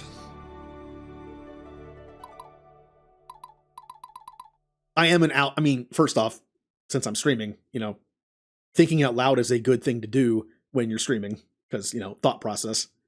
But also, I think out loud anyway. I'm the kind of person that thinks out loud when I'm by myself. It just helps me think. Okay. I kind of want the Priestess, but at the same time, they're only one level higher, and getting to Priestess will require a gem, which I have none of. But... And they do have that trait that makes them immune to crits. But the +2 cap is kind of rough this early. What about Victoria? Level 5 Acolyte. Also has Mercenary, unfortunately. But Acolyte is the one that does extra damage. I believe Acolyte has good armor. Yeah, 30. And does extra damage to armored units because hammer. Unassuming. Unit is less likely to be targeted by enemy in battle. That kind of sucks. That's kind of bad. That's like having a tank and equipping them with like an anti-aggro item. They're meant to get hit. I don't know, I like that. Mercenary is bad. Reducing incoming spell damage by 50%, that is good. Considering that paladins have good magic resist, not so much the Acolyte. That's good. That makes him kind of a paladin. Oh, these are both good. And then... I mean, these aren't helpful if they... I mean... Here's the thing. If they're the only one in the front, they have to be targeted by melee. There's no choice. So I think I can get around this. Plus, they're only 200. I'll buy them. Yeah, I wonder if you can, like, get rid of traits eventually. I kind of want to get one of these guys, too, but they're expensive. I'm doing it. Buy all my money. I could look in here. Attack types, armor, bonuses, and effectiveness. See if we can skim this a little bit. Yep, armor is important. Light and medium armor class comprise everything not part of the heavy.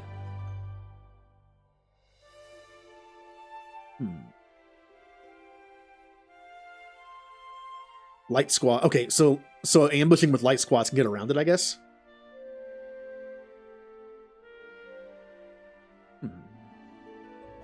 So, what a weird, like, triangle. Because 2 of them are defensive, but 1 is offensive. It's interesting. It's like magic is good against heavy armor. Heavy armor is good against light armor? It's kind of like an awkward depiction of it. Armor is advanced enough in this area that it's difficult to... Melee weapons and bows, but offer little protection against firearms and magic.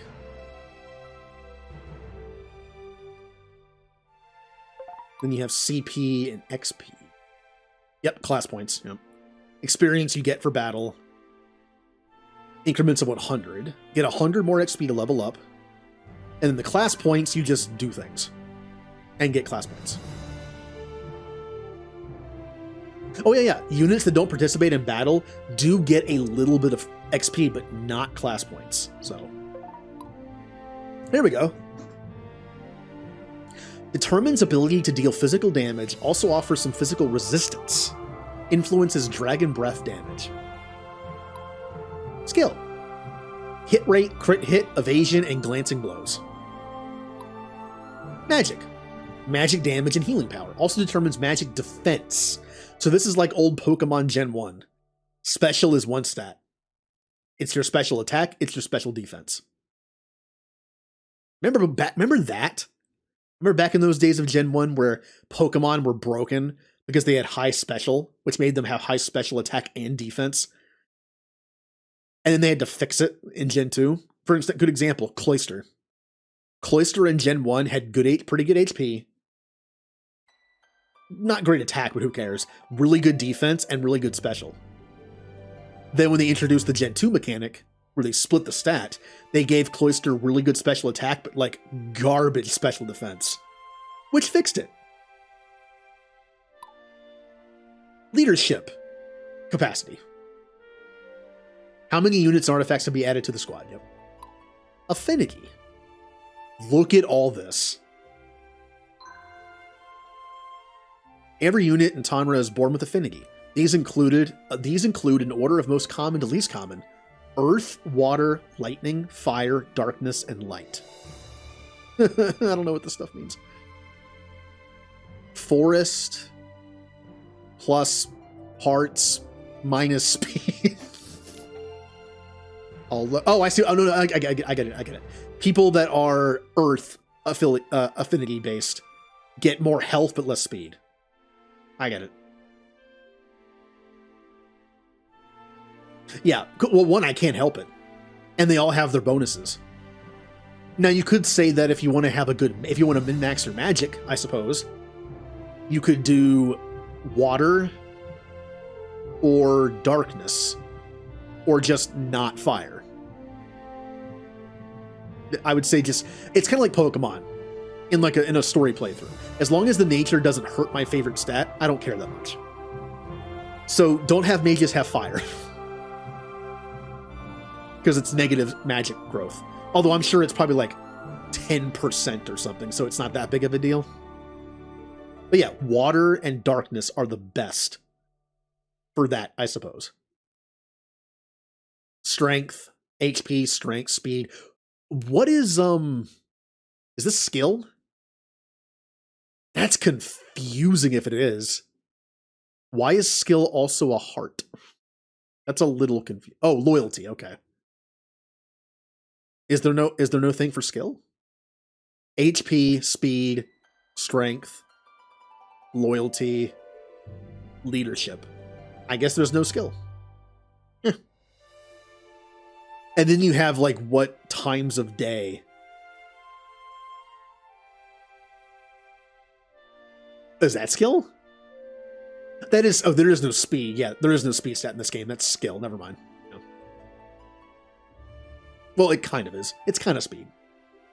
And then you have the affinity that's by weather and time of day. Oh boy.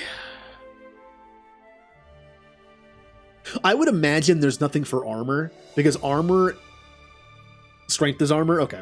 I was going to say like maybe there wouldn't be an armor one because it feels like it's more dictated by class.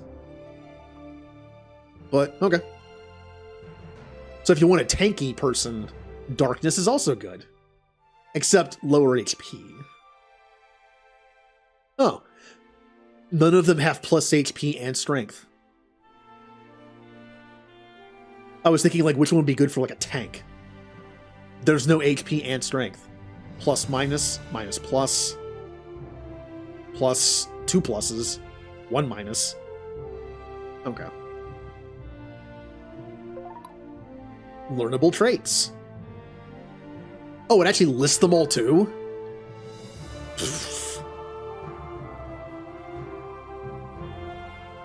These traits are always active and apply only to the unit. There are more traits, but they are tied to a class or unique character. All these traits can either be learned via skill tomes or innate traits on randomly generated units. Okay. Learnable traits. So you have learnable trait list, unit, and leader. These traits can be found on any unit, but are only active if that unit is a squad leader. So leader traits. Loyalty. Determines capacity cost. So if a unit has high loyalty, they cost less. Which is why mercenary, arguably the least loyal of anyone in an army, has low loyalty and costs more. Blue square. Okay. Oops. Yeah, and these are like a bronzish, like wooden one. Mercenaries start with the lowest loyalty, for example. Loyalty is gained over time, though. Combat experience and capturing objectives. Yeah, but if they still have the mercenary trait, and you potentially can't get rid of traits, then... But, I get it. As loyalty goes up, their cost goes down. That's nice. Threat rating. An overall rating of the threat level of your units and squads. Affects enemy decision-making. They are less likely to target squads with higher threat. Wait, what? They are less likely to target squads with higher threat. That is really weird to me. Because I've played games where the the term for like aggro is hate or and threat. So that's going to be weird for me. Higher threat means less likely. Also affects surrender chance. If your threat rating is lower than the squad being targeted, they will not surrender. Okay.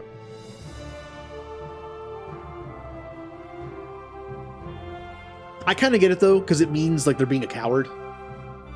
If your threat level is higher, they're going to be like, we're not going to attack them. I kind of get that. Oh, here's that block formation thing. Oh my god.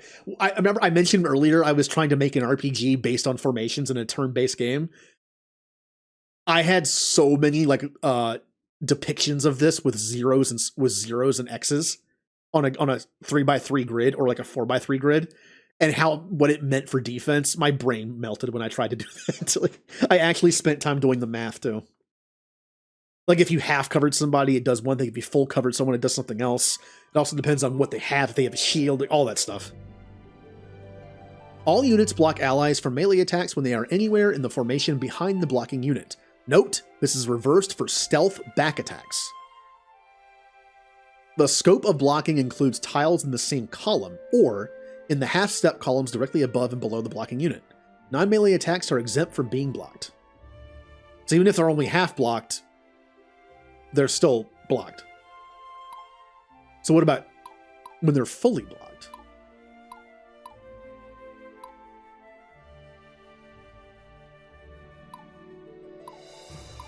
Is there any difference if they're fully or half blocked?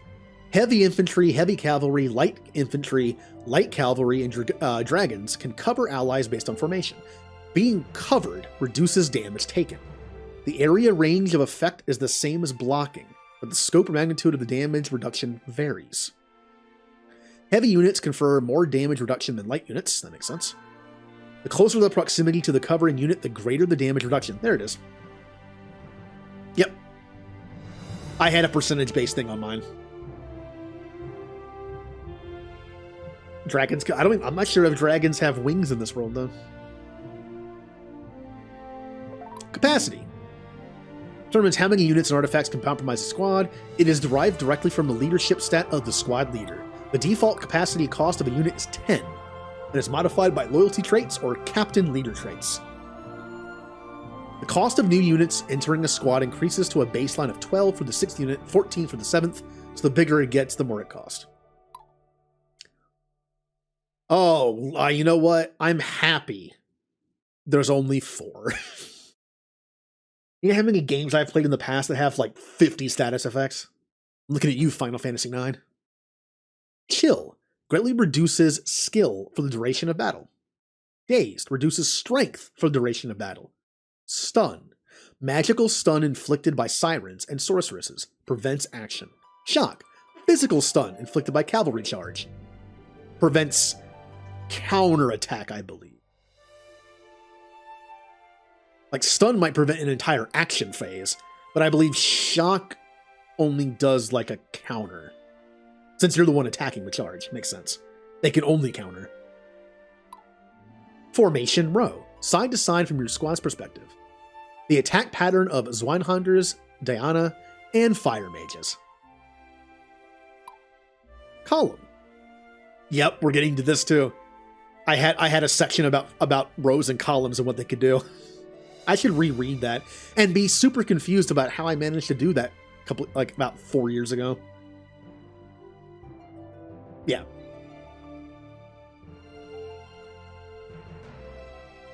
The attack pattern of Centurions and Lightning. Yep, I was doing that too. Like different abilities that have different formations. Like a fire move might have had like a fire blast kind of shape in terms of like it spreads out from the center. And then like lightning would have like a straight line, or maybe like a chain lightning ability would do like only diagonal positions, stuff like that.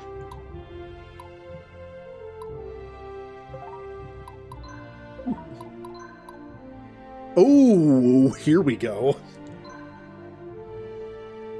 Oh, now oddly enough, this does not give you information on the class itself. It just lets you know what they can become. Never mind, it's all the way down here. Class Fighter. Can be squad leader? No. Heavy infantry. So this is like standard fighter.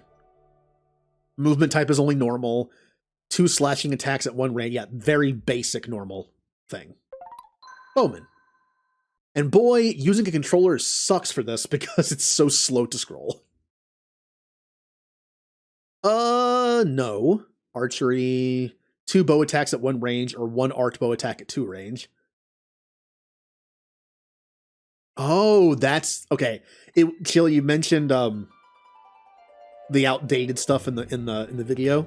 This, according to what was in the video, the 2 space away bow attacks were stronger because they were for like. But then like the up close ones, when it says 1 range, does that mean there's 1 space in between? Or does it mean literally next to each other? I'm pretty sure it means next to each other, right? That's 1 away. So they're actually stronger close up. In the video, it said that up close they only attacked once, where far away they attacked 3 times. But I guess in this version now, the up close one is stronger than the far away one. But of course, when you're up close, you're more susceptible to being destroyed because you're a squishy archer. Okay, I think it's one of those risk reward things. You attack more up close, but you risk getting beat to death because you're a close up archer. Again, unless you like the idea of putting 2. Boo. So it should only be 30 seconds though. I have it set to the lowest possible.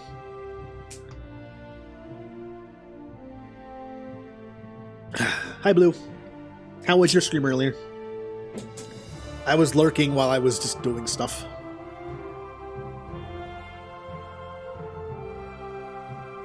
Okay. Militia.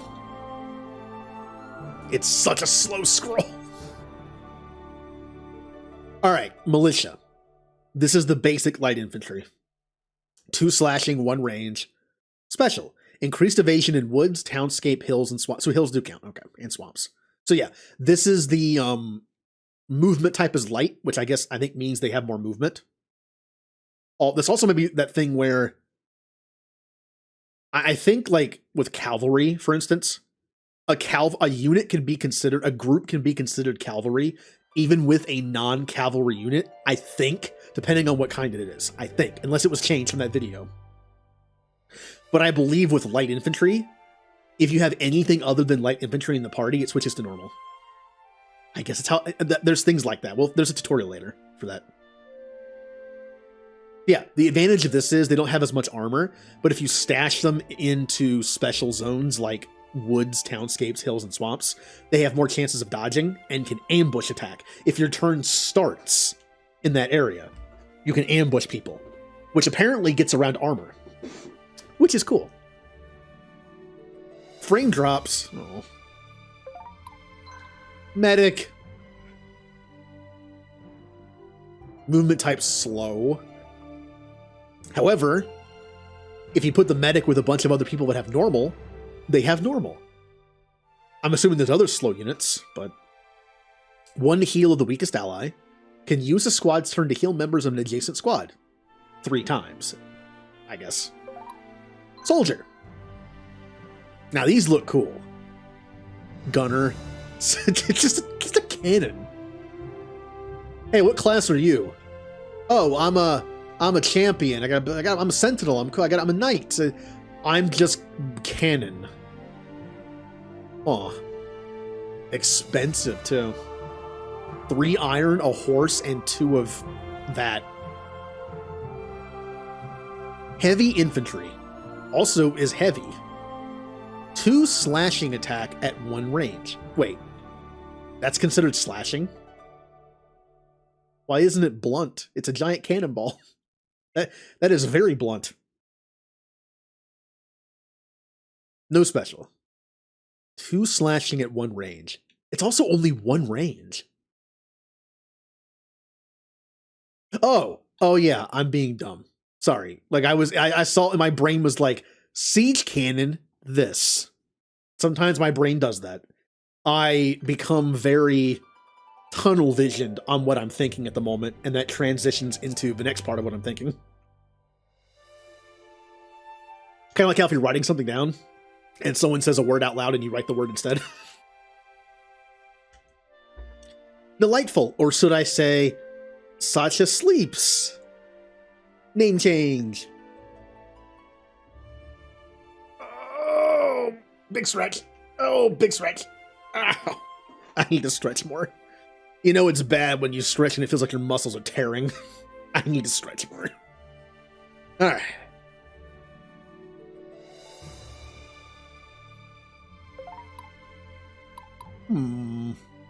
Yeah, I'm playing a Fire Emblem-like game. I'm liking it so far.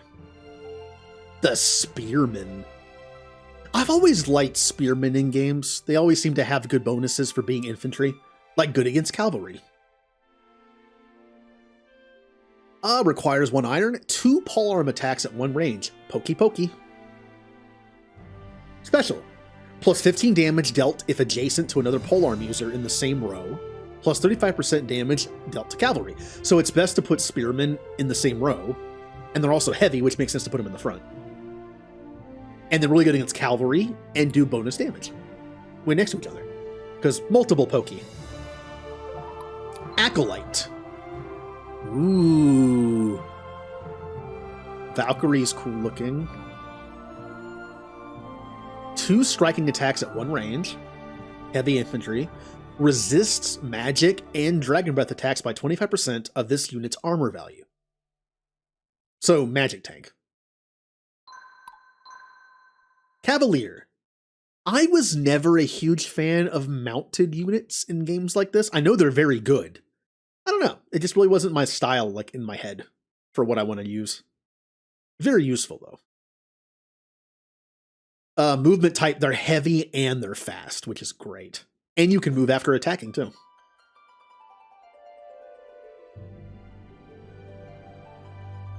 Acolyte isn't updated. It uses a blunt. Yeah. I would assume any enemy in this game that uses a hammer has that effect. I guess I just didn't say it. Hopefully that's true. Just like every spear user maybe does extra damage to cavalry. And don't know about swords. They might just be kind of a thing. Like, I have a sword. 1 iron, 1 horse. And on offense, if squad moved maximum possible range, this unit's first attack is a charge attack, which can stun the target. Yep. Also, if you get that bonus, if you get that tech tree thing, it becomes 6 movement instead of 7, which is good. You don't have to plan it out as much. Skirmisher. Doesn't Ranger have a special crossbow ability? I think that's what it does. Light infantry. 2 slashing. Increased evasion in woods, town, skip, hill. Yeah, it's basically light infantry ability. This is just like next tier light infantry. Better stats and still like the same stuff. Rogue. I'll be honest, I had some rogues in my playthrough I did off stream just to get used to the game a little bit when this game came out. I did not like them because they die a lot. I get how they're supposed to be used. They hide them in places, they dodge stuff, they backstab. I get it. I just suck at that kind of gameplay. I'd rather just have heavy infantry and just go in. Skirmishers and rangers deal additional damage to firearm units. Interesting. Oh. Assassin looks cool. I probably can't use them properly. And again, since my main class in Final Fantasy XIV is Machinist, you know I'm going to want a gunner. I might make it's going to be kind of dumb, right? My character is probably going to have some special class that no one else can have. I want to be a gunner, though.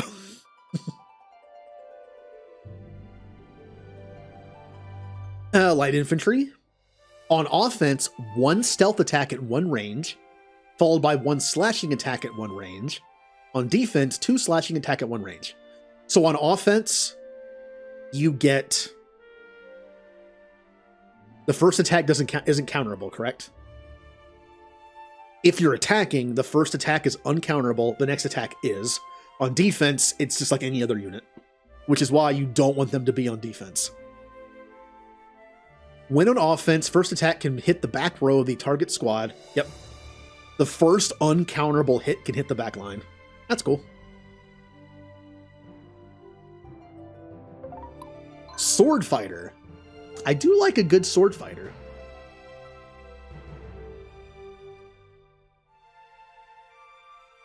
This looks to be... Huh. So what is the difference between sword fighter and skirmisher? Because they're both tier 2 light infantry with the same special and battle action. I'm guessing maybe this has movement type light. They both should be light, right? Yeah.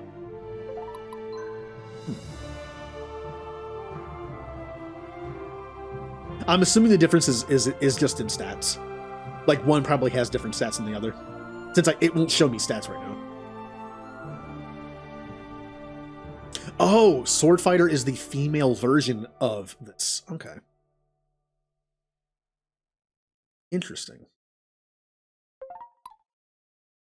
I will be perfectly honest. I am not a fan of Fire Emblem type games that lock their classes behind male or female. It does drive me a little nuts sometimes. Like, I like that people have their own stuff, but it depends on the situation. If there is a viable alternative, then okay. Like in Three Houses, the fact that only guys can become War Masters and only women can become Grimoires, it's a little annoying. There are some guys that are pretty good at magic, but unfortunately they can't become anything better than like Warlock. And then there's people like Catherine and Constance who have a like talent in punching. I believe Constance has a budding talent in punching, but they can't become a War Master. All they can do is like War Cleric. Kind of sad. Or Final Fantasy Tactics, Bard and Dancer. A little annoying too. Each of the 4 base classes have a unit class only they can reach. Okay, so it also like splits off differently. I'm not going to plan ahead in this. I'm just going to start using stuff. First playthrough. Oh yeah. Also the Pegasus Knights, yeah. Or like the 2 DLC classes, the Dark Flyer and just the Dark Flyer. Like that also is kind of annoying. Now, I do appreciate the fact that the War Cleric has 2 different forms. What are they called? It's War Cleric and War something. They look different too. That I'm fine with. Classes that have different names in title, but are still basically the same class and look different, I'm fine with that. Scout. I've heard scouts are good. Especially like having a scout unit going around taking all the places. Again, though, you don't want to do that all the time because some of them give you bonuses to leadership. So I don't want to like eat all those up, but light cavalry, light and fast, 2 polearm attacks. On offense, if squad moved maximum possible range, they can do a charge attack. 35% damage dealt to cavalry units, so they're anti-cavalry cavalry. That's cool. Increased evasion in woods, yep. 50% evasion. Wow, this is good. I kind of like this. I know they're pretty squishy, but as long as you're on the offense and in the right space, pretty good. So that scout unit won't just be for like taking the mines, places that don't give you leadership experience. They'll be for going on the offensive, charging, or from. Wow, they can do the charge and they get increased evasion. Does that mean they can also ambush? I guess I don't know the answer to that question. Can any type of light unit ambush, or can it only be non-mounted? It would make sense that mounted units can't ambush because they're kind of obvious. People hiding in the bushes is one thing. They can't. Kind of funny they're hiding with their horses. I'm picturing just like a bunch of people on horses also hiding behind stuff. Huh. Well, you say they can participate. Does that mean I still need like on foot people, like rogues, to do it? Because if I have like nothing but cavalry scouts, can they ambush, or is it just like they can take part, but they can't be the ones that like trigger it? Meaning if you add these to a bunch of assassins, it doesn't break it.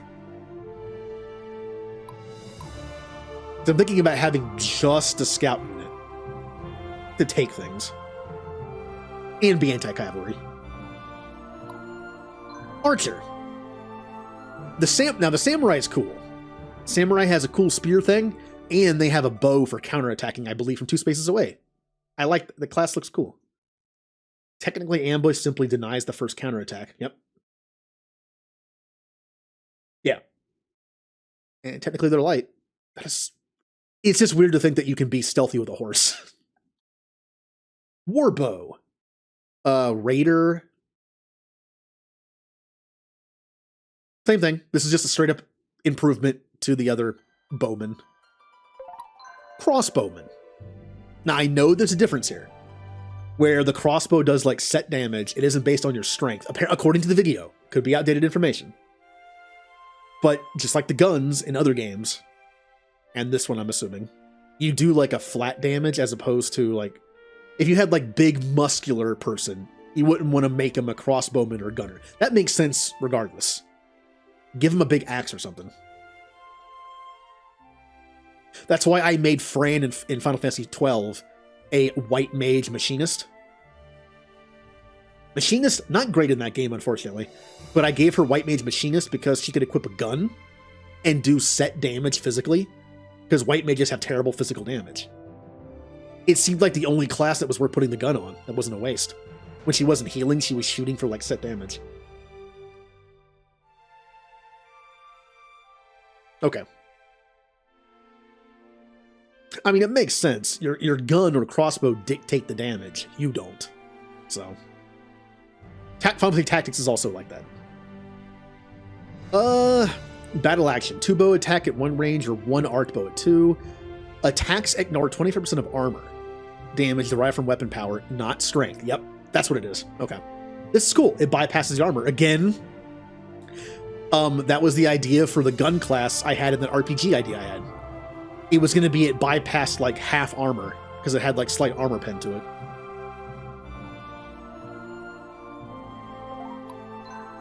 Horsebow.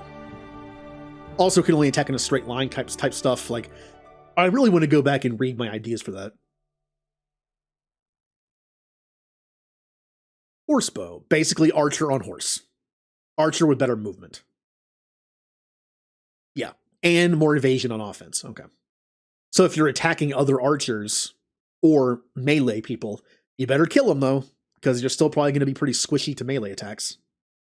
Again, unless you want to waste 2 slots of your party to put like bulky sword shield people in the front. Again, the downside to that is if you attack point blank, great, they attack too. But if you attack from a distance, they don't do anything. Priestess. Heal. Support, slow, 1 gem, heal. Yeah, basically a straight up improvement to the medic person. Apprentice. Ooh. You know, I appreciate a game that has mages based on element, instead of just having a mage that has all elements. Like the idea in Fire Emblem where everyone has their own internal element, so they can only learn like certain skills. And it's always surprising who learns what. Like the fact that Hilda learns some really good sniping magic. Magician, slow, fire attack at 1 range. Only 1 range. That makes sense though. Yeah, they can be in the back line, but only 1 range. Okay.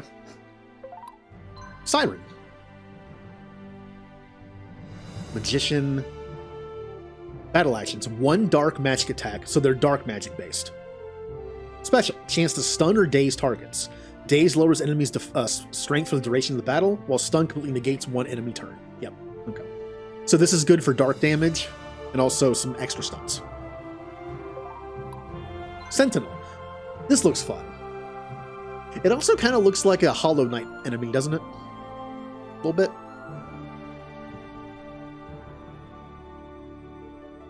tier 3. Heavy infantry, 3 iron, 2 polearm attacks, 15% damage dealt if adjacent to another polearm user. Doesn't have to be a sentinel.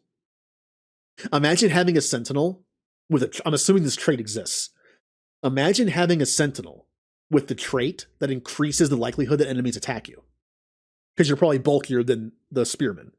But then you have some spearmen next to you to save on iron, and you all do extra 50% damage. Minus 50% damage taken from firearm attacks. And then extra damage to cavalry. This is really good. I like this. Champion.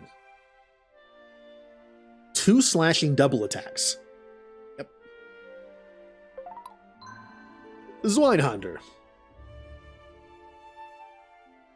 2 wide sweeping slashing attacks. So what's the difference here? Hold on. 2 slashing double attacks. Wouldn't that mean 4 attacks total? 2 double attacks. But the Zweinhander only has 2 wide sweeping attacks. Attacks deal splash damage to 1 tile adjacent to... Oh, that's the difference. Okay. So the champion just like goes all in on one person, while this has splash damage towards the people next to him. Okay. Centurion. 2 piercing polearm attacks. What does piercing mean? There's a reason that word is there.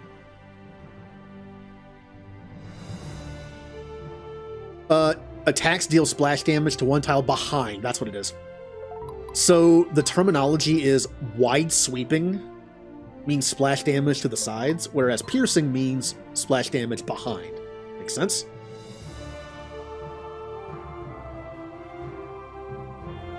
Uh, 50% damage dealt if adjacent to the polearm user, which means I want like a centurion and a sentinel on the front line. It's like good luck getting through me.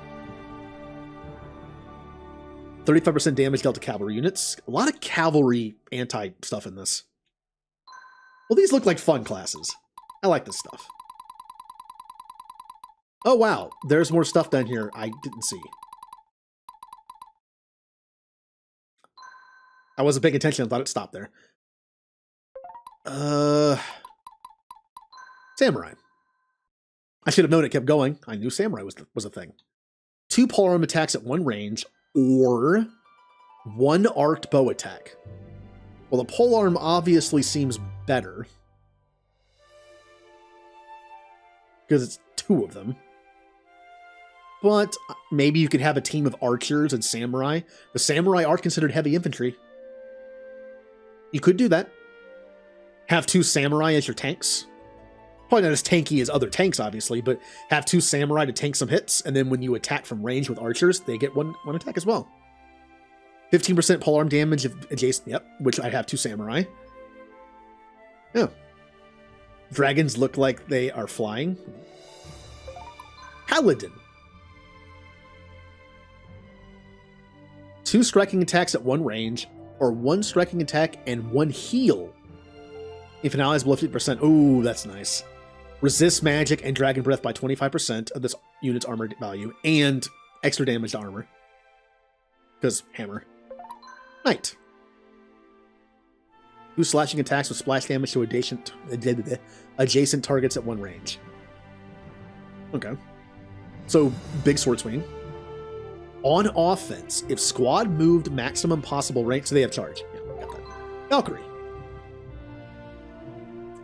So,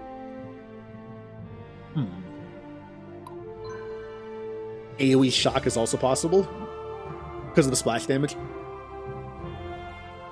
That's good. 2 slashing attacks at 1 range, or 1 striking attack and 1 heal. So this is Paladin. Mounted Paladin. On offensive, squad move maximum to charge. Yep. Not extra damage to armor, though, because they have a sword. So this is this Mounted Paladin. I would guess female only because it's called Valkyrie. The Valkyrie class in 3 Houses is also that way. Ranger. 1 crossbow attack at 1 range, followed by 1 slashing attack at 1 range. Oh, they're this class. They're like the, what's that class called in Darkest Dungeon? I don't remember. Highwaymen, maybe? Where they have like the gun and the dagger. I like that class. Crossbow attack bypasses enemy cover and block from formations. Increased evasion and what? Yep, so they have the evasion thing too. So they have the benefit of having a crossbow and slashing. I'm assuming crossbow has the thing where it bypasses armor, like the other crossbow does. And the crossbow attack also bypasses enemy cover and block formations. So you can attack people in the back line, I'm assuming, with that. Well, it says one range, though. But I guess it's on the map. So I guess the crossbow shot's going to be on anybody, and the slashing is just someone in the front. That's kind of cool. Assassin. Oh, this one ignores cover reduction instead. Okay. So it's not like a heavy crossbow. It's a hand crossbow. It's a light crossbow. So you can get past the cover, but you can't, like, penetrate armor. Okay. Yay! When logic makes sense in games. Yay.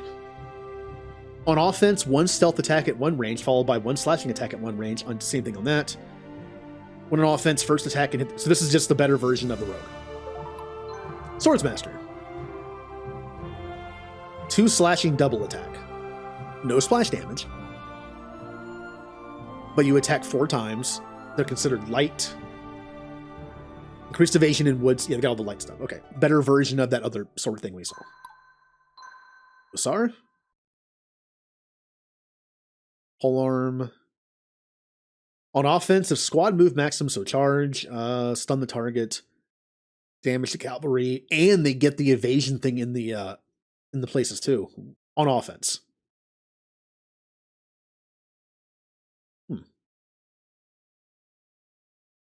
Champion is strength-based, Swordmaster is more skill-focused.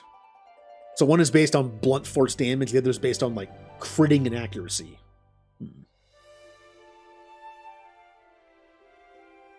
So the damage dealt, increased evasion in the woods and places, but then you have increased evasion on offense as well. So again, you might want to kill on the first turn. Okay, yeah. Warbow. 2 or 3 range. Better archer. Probably has better, I'm assuming has better stats, and also 3 range. Which means on a hill, I guess they'd have 4 range. Raider. Alright, bow on horse. 2 bow attacks at 1 range or 1 arc bow attack at 2 range. You get the 50% evasion on offense, and you have the ability to have light, fast movement. Now, because they're light, that also means you can participate in ambushes. That's good. Gunner. 1 gun attack at 1 range. Attacks ignore 75% of armor, damage derived from weapon power, and not strength. Yep. Cool. Anti-armor. Dragoon. With a gun. That's so weird. I always find it interesting when classes in games, like, just aren't what I expect them to be, right? A Dragoon has a gun. I mean, I kind of expected a spear, but I guess that would also be good against dragons, right? A gun. Yep, same thing, just on foot. Or on foot, not on foot. Siege cannon, here we go. On offense, 1 explosive cannon attack at 1, 2, or 3 range. That's it. No, like, penalties or bonuses, just long-range explosive. Deals splash damage to surrounding tiles. Attacks ignore 70% of armor. Damage derived from weapon, not strength. Cannot counterattack. All right. So you can just blast bombs into their lines, and they can't counterattack it. That seems kind of good. It's expensive for the upkeep, though. Huh. Templar.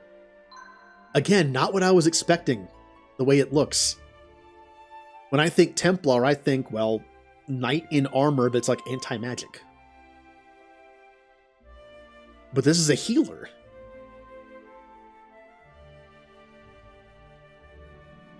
That's what dragoons are. Foot infantry armed with rifles that travel via horseback. Oh. Well, it's similar to like Fire Emblem's Paladin. When I think Paladin, I don't think horse. I think big sword and shield. I never think on horse.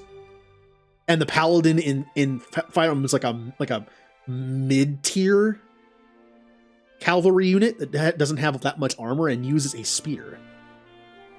Well, technically in Three Houses you can use whatever you want, but I guess. Or is it only spear? And you could probably use axe and sword too. Hospitaller.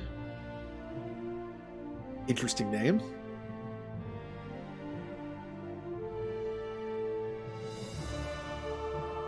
One heal. Yeah, this is just mounted healer. Which is good if you want to have a cavalry unit. Fire Mage. There's so many classes in this game. One wide sweeping fire magic attack. Does full damage to the entire target row. That's cool. Ice Mage. Now, how does this work? We know fire is row and lightning is column. Then what's ice? Well, I don't know what that would be. Let's find out. Diamond shaped. Okay. So like 2 and 2. That honestly is a little better because if it's 2 and 2, that's 4 total, where the other one's only 3. Or even 2 at that point. Isn't column better than row? I haven't looked at the formations in a while, but doesn't that mean that there's more people in columns than rows? Because the formation kind of goes deeper. So I guess that means lightning's better? Does full damage to the entire target column. Has a chance to inflict daze. Yeah, this is better. It's weird to see different elements be upgrades to other elements. Because this also has the daze thing. Fire Mage just has, like, damage. Yeah, that's all it does. Whereas lightning is damage and then, like, daze. Huh. I guess, like, in a neutral fight, this is better.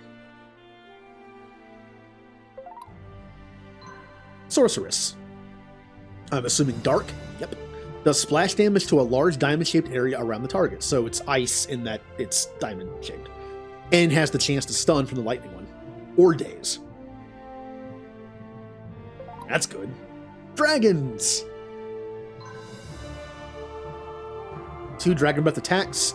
Dragon Breath damage is derived from both strength and magic in equal effect. Ooh. Interesting. Dragon.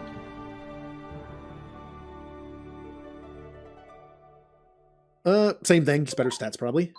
Ooh, and then all the dragons have different stuff too. Blue Dragon. 2 Lightning Breath. Silver Dragon. Ice. Yep. Red Dragon. Again, fire. Wait. Oh, this is the writers. Okay. So, you get, does this, oh, wait, hold on. Does this require combining 2 units? Do you start as a writer, or do you have to, like, do a move where it's, like, maybe, like, it takes, like, a turn to do? I wonder. Type Flying. Yep. 2 Lightning Dragon attacks. So, it does the same thing. It's just a lot stronger. Then what is the point of the person riding on him? What benefit does the squishy human have to them? I wonder if it takes their strength and magic as well and makes the attack stronger. They become like one. Ooh, Captain. I'm assuming only I can be this. 2 slashing. Gains a small amount of leadership from entire army's leader gains. Oh. So you can actually gain leadership this. Okay. Okay. Well, by that definition, it makes me think that everyone can be this, because that would be a good thing to do for more leadership gain, but it does seem like a a protagonist-only thing? We'll find out. God, there's so much in this game. Moving and attacking. We'll look at the rest of the stuff later. Let's actually just do stuff now. Also, let me do the hydrates.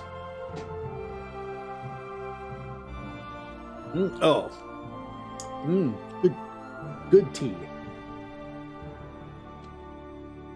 All right, let's do some supports. Yes, there are relationships in this game. So...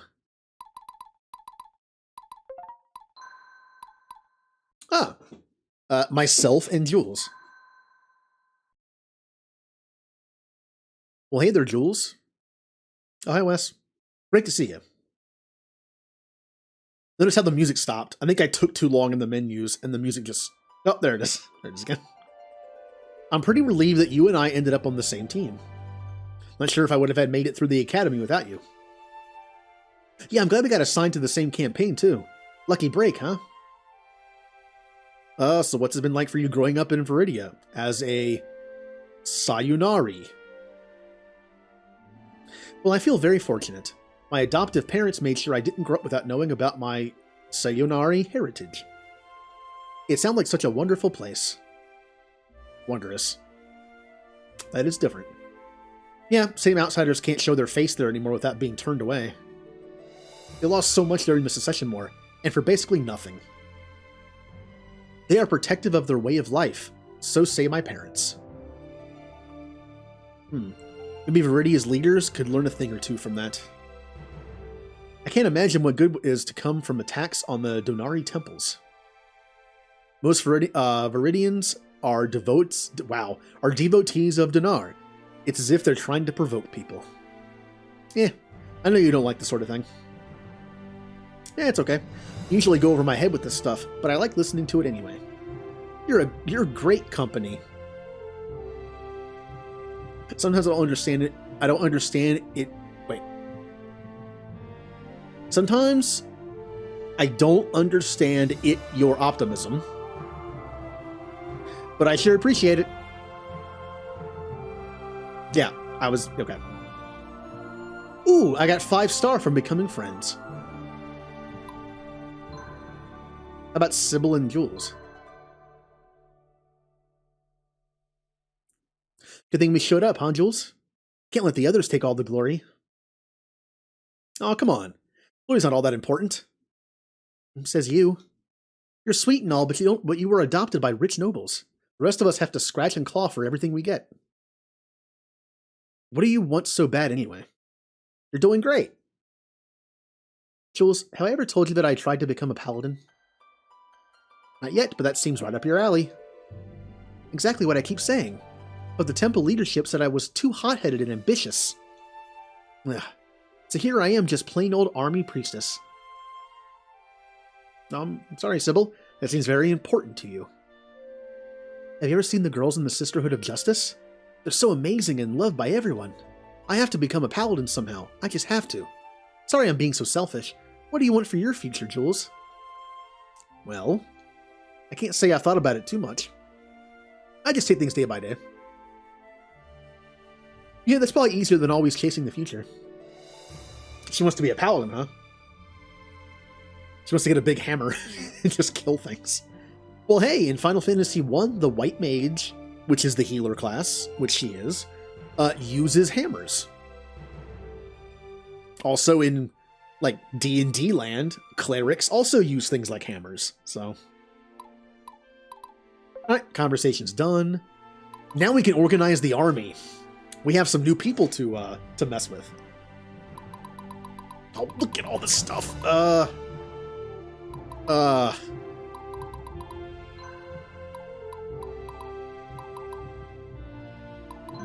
So here's my group. Leadership 65, 34, 35, 31. I have some capacity left. I already have a healer. What gets me in the formation thing is... even if you put your melee units in the back, they can still attack. That always gets me. I've always been taught that if you put melee units in the back, they can't do anything. So that's gonna bug me for a while. Also, can anyone change classes already? No.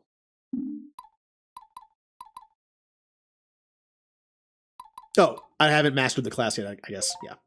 I need enough, was it CP or CT?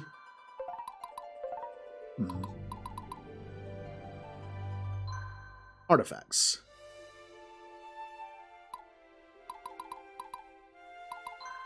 Well, skill and magic. I'm going to give the magic one to a magic person, and the skill one to, I guess, an archer for now, for better accuracy and better dodge, maybe.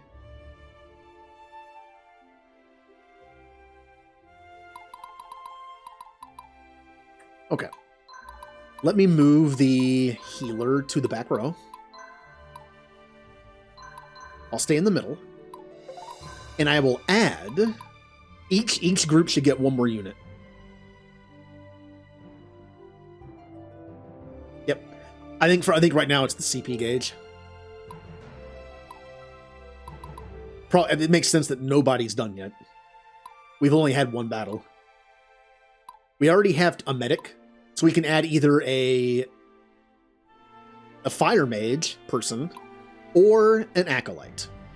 I'm thinking we already have two people in the front that can kind of eat some damage a little bit. So I'm thinking fire mage.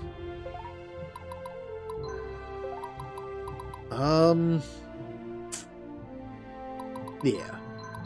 Go back to this as well, so they're covered, and put you right behind both of them. Yeah. That looks good. How about Zelos, who I don't want to give any experience to? I am only going to give him a mage. I'm going to give him the slightly worse one. Heidi. There you go. Diamond formation. And then we have Jules, who doesn't have a mage as well. I really should give him a frontline unit as well. Should I just give him two? Except I can't, this person can't do anything if I just use them as long-range units. So it's kind of a waste. We'll attempt to use them correctly. And not get them killed. We'll give them a mage, though. There you go.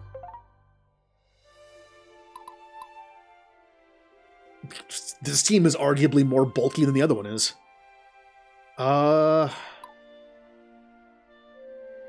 Where should I put the acolyte person? Capacity is 14, huh?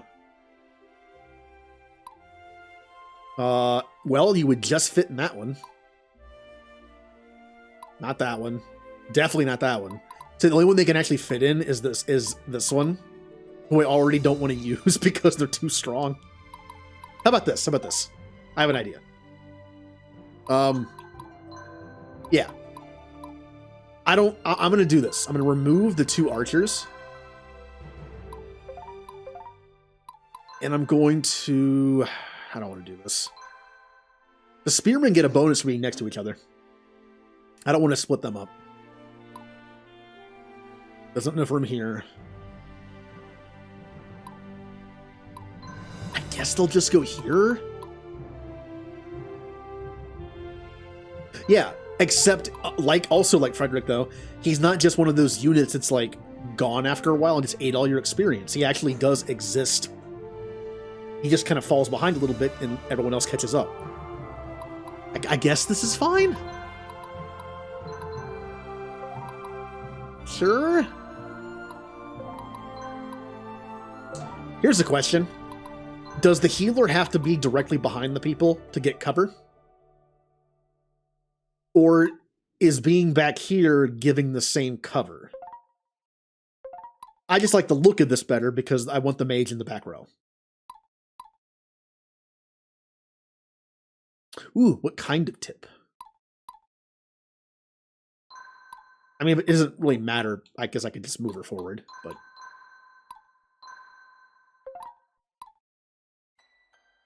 I don't like the fact this person's here because they're not going to get a lot of experience, but they're already level 5. So I kind of want everyone else to catch up anyway. This is going to be the team that doesn't get used very often for a bit. Yeah, I guess this is fine. I mean, I could get somebody else. Could always purchase the better healer. Nah, I'm fine with that. Or another fire person. Or even another fighter to start working on people. Kind of want to buy one of each of these too. So I just have like, oh, that person has gorilla. Yep, bonus hit and evasion when standing in rough terrain. So we're already like off to a start with our potential like ambush team. Also, who can become scout again? I should have looked that up before I bought them. I need to see who can become a scout.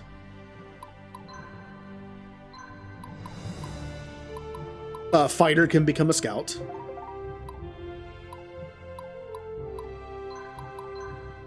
What about... I wouldn't do it, but what about these guys? Can they become a scout? No. Okay. Yeah. They're already... Are Spearmen tier 2? That would make sense. Already off to a pretty good start with these guys. Okay. So it looks like...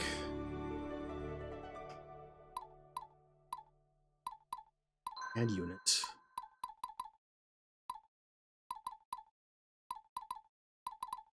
So what can the militia become? Oh, go, nope. Okay, controller, not easy to select the people I want. Acolyte. Okay, so militia become... Lurs? Or the swords people, or an archer. Okay. So this, you know, I kind of want to go down the sword fighter path with this person. And since I want a team of scouts eventually, I'm going to need more of these fighters. Yeah, to make scouts. So I need to start leveling up them too. So I need to put the fighter somewhere.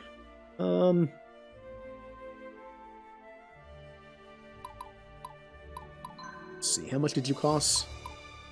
Oh, perfect. There we go. They're not going to get a lot of experience in this group because of what's-his-face, but I think I'm going to start using them more now. Or further into the game a little bit. Like, I'll start using them now.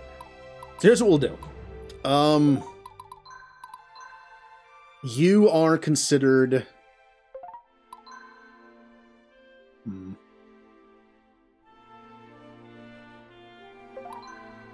230, 53. Okay.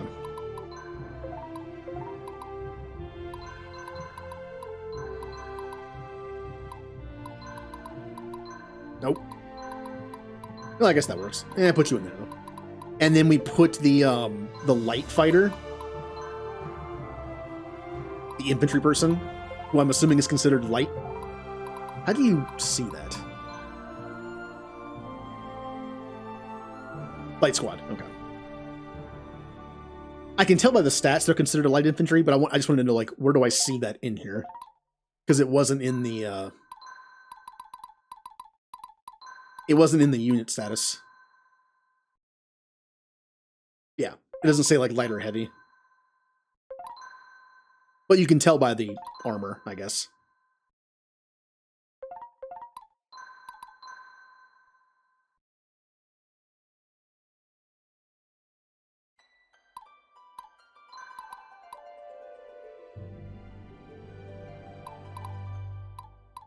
Okay. So I'm going to need quite a few fighters if I want to make a team of either cavalry or scouts, or both. Let's go ahead and move you there. Good. And I was going to add, if possible, one of these archers. And I can. Can't add both, though. That's cool. Jules, you're up in the front. And then you're backed up by your 3 archers. I'm going to attempt to use this grouping effectively and keep them safe, because obviously they can't fight up close. Again, I know they're in some ways better up close, so it probably would make sense to give them some melee units. I probably should do that, honestly. I probably should give them at least 1 melee unit in the front, or even 2. But I'm okay with this for now, until we get more capacity. Yeah, this is fine. I can also form a new squad. Unfortunately, though, no one has good leadership. Like, if we go into our unit status here. Oh, I can only do that with them. Okay.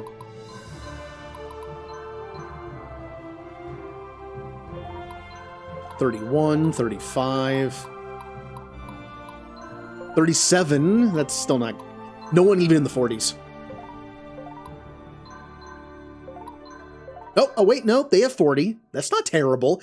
Oh, you know what? I could just make them their own group. It'd be a small group, but I could. Or I could wait until they get slightly better leadership. If I take that 1 perk next, I can have their leadership be sped up until 44, because that's what Zelos's is right now. Yeah, we'll wait a little bit. That person looks to be the best to make their next group, though. Also, something else I think isn't in the game yet that I wish it was. You can't rename your units. I read that was going to be a beta thing, maybe added to the game later. I was hoping it was in the game already. But it looks like you can't rename your units. Oh yeah, you can. You can mix and match whenever you want. But yeah, it's unfortunate. I was really hoping I could name my units. But there's no option for it. Yeah, you just go to form a new squad and pick a person who's on a team, and then make a squad. Alright. We soaked up a lot of information. So let's actually do something now. Oh, tomorrow. I guess I picked a good time to start playing this game then. Remember to stay hydrated.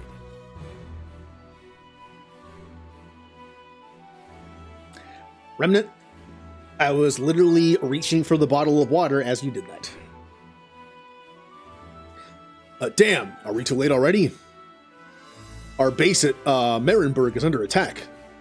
Looks like we don't have time for the rest of the army to catch up. We've got to save that base.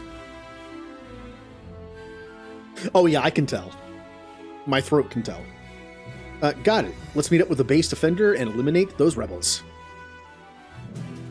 Yeah. So, we have our 4 squads right here.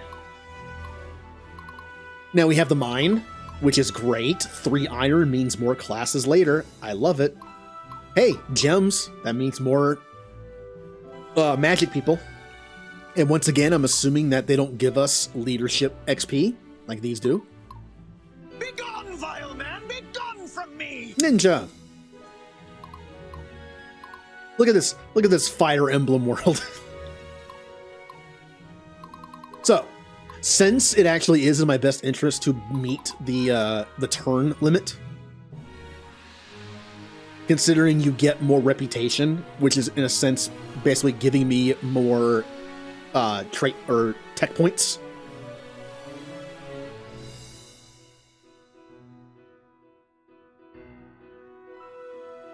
Okay, so even the mine and stuff does. Because I thought about having like 1 or 2, or at least 1 scout squadron going around the map collecting stuff while the rest of my squadron fights to save time, right? But I don't want my one scout squadron to get all the leadership experience. So I guess I still have to split up and do stuff. But I won't mind using the scout to get like certain things. And also, they're still not bad. They have good offense when they attack. They can hide in the bushes and stuff and have more evasiveness. They're not bad at all. It's been fun. I'm learning a lot of mechanics.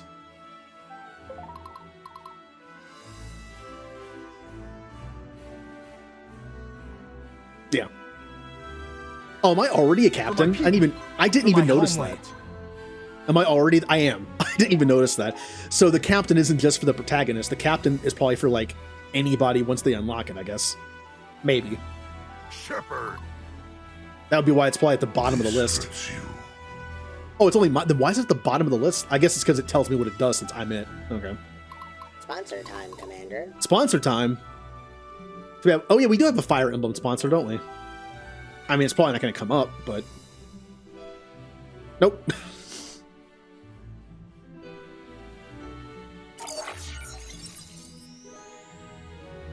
Today's stream is sponsored by Harrods Emporium. Informative. Harrods Emporium is the top seller of armor accessories on Omega. From ordnance packs to chest plates, Harrods will leave you satisfied. Excitement. We now offer an exclusive model gift ship while supplies last, with mild desperation. Please visit before your next combative engagement. Disclaimer. We have no affiliation with Arya Talok, any mercenary groups, or the Mad Prophet. Oh. Wrong button. All right.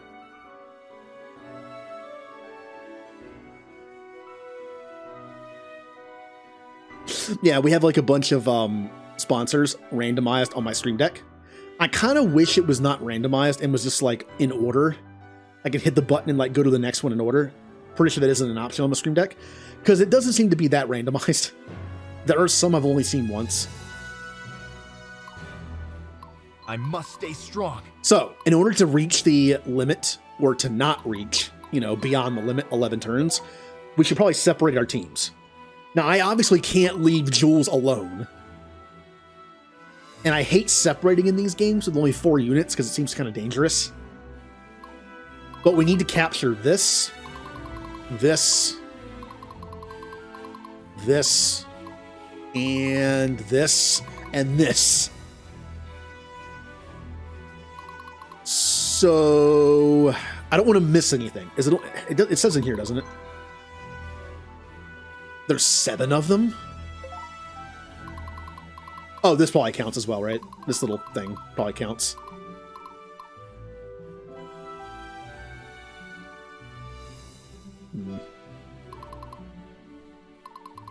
Yeah, 1, 2, 3, 4, 5. Oh, that's okay. Yeah, they don't count. It's 7. So here's what we want to do. This is obviously the boss. So we kill everything along the way. So we're going to send a group of 2 this way and take this, this, and this, killing the enemies along the way, securing this. Then 2 people go up here and secure this, this, and this, and then we meet here. Question is, who does Jules goes with? Now, who does Jules go with? This is arguably the strongest team. Not arguably, they are the strongest team. For Viridia. So you go with them.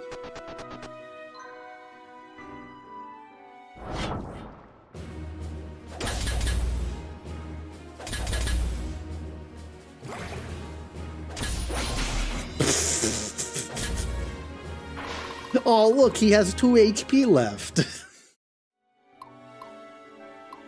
Now, I know there's a mechanic that you can make them surrender with like a morality check. I haven't gotten... There's 2 things I want to get in the skill system. One is when you take out you can take out their leader, you can focus their leader. And the other is when you take out their leader, they're more inclined to surrender. I'm looking forward to that to get more money. All right, Jules. Help, my lord. You know what to do. Finish off the guy at 2 HP. Ah! Oh, his leadership went up.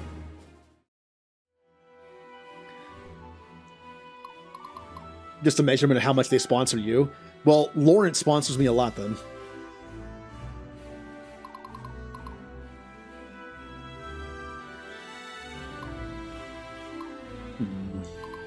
The battle lies before me. They'll notice this Also, one when I for get sure. cavalry units in a cavalry squad, like a scout one, it'll be a lot faster to take things. Obviously, I wouldn't want to rush them in like over here, but I could easily have sent a cavalry squad to get this one and have these 2 go this way, and they could catch up pretty quickly to help fight.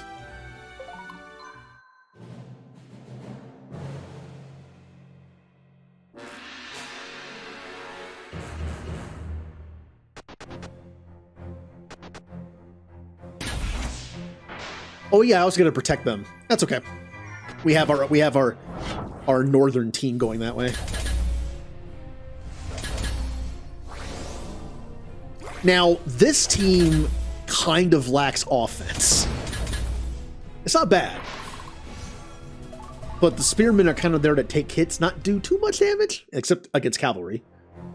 So it's luckily that we're here as well. Okay. West, the battlefield has a lot of woods and forests. Woods being rough terrain slows down movement a bit, but offers some protection against long-range arrow fire. Alright, so you guys... I don't want to fight this person because it's going to slow us down. But I will go get the mine.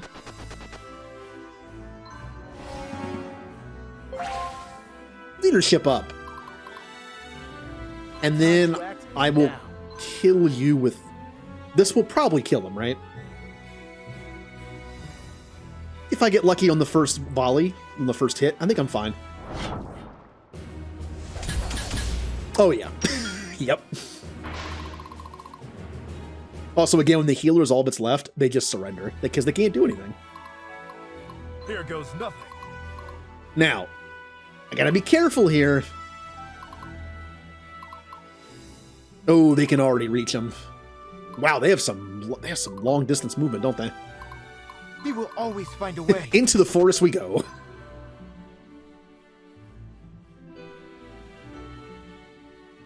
All Lorenz? No. No. Oh, don't heal yourself, selfish healer. Now, that's something I had to learn in Final Fantasy XIV. When I was playing White Mage for the first time, back on my first character, whenever the entire group would be hit by an attack, I would always heal the tank first and then my DPS. At the end, someone was like... I think I was playing with a friend too, and they were just like, prioritize yourself. It's not selfish. If you die, we all die.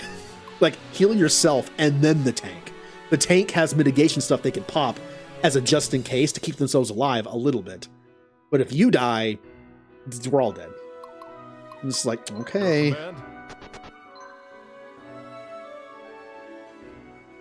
This looks like Mario meets Three Houses meets Octopath. We can use this. What the? Cash money, baby.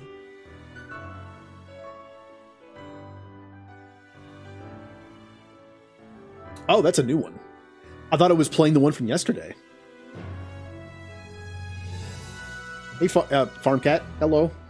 Thank you for the $25 donation.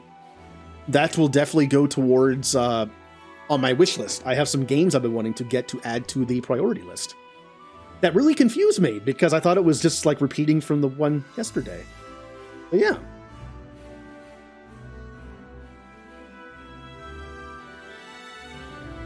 I was actually watching one of the game that I bought with the first donation. I bought Potionomics, which looks really fun and right up my alley in terms of like every mechanic in the game. And I was watching Jared stream it last night from the VOD. It looks fun. I kind of don't want to watch any more of it because I want to be surprised, but I also like watching it because I enjoy his streams, but also learning the mechanics isn't a bad thing because it's less time, you know, trying to learn them. Also, you can lose the game. If you fail, you have to start all over. So, probably be best not to lose. But yeah, thank you for the donation. Trying to think what game on that would be the next one I get. I'll probably wait for a sale, whatever it is. All right, time to kill.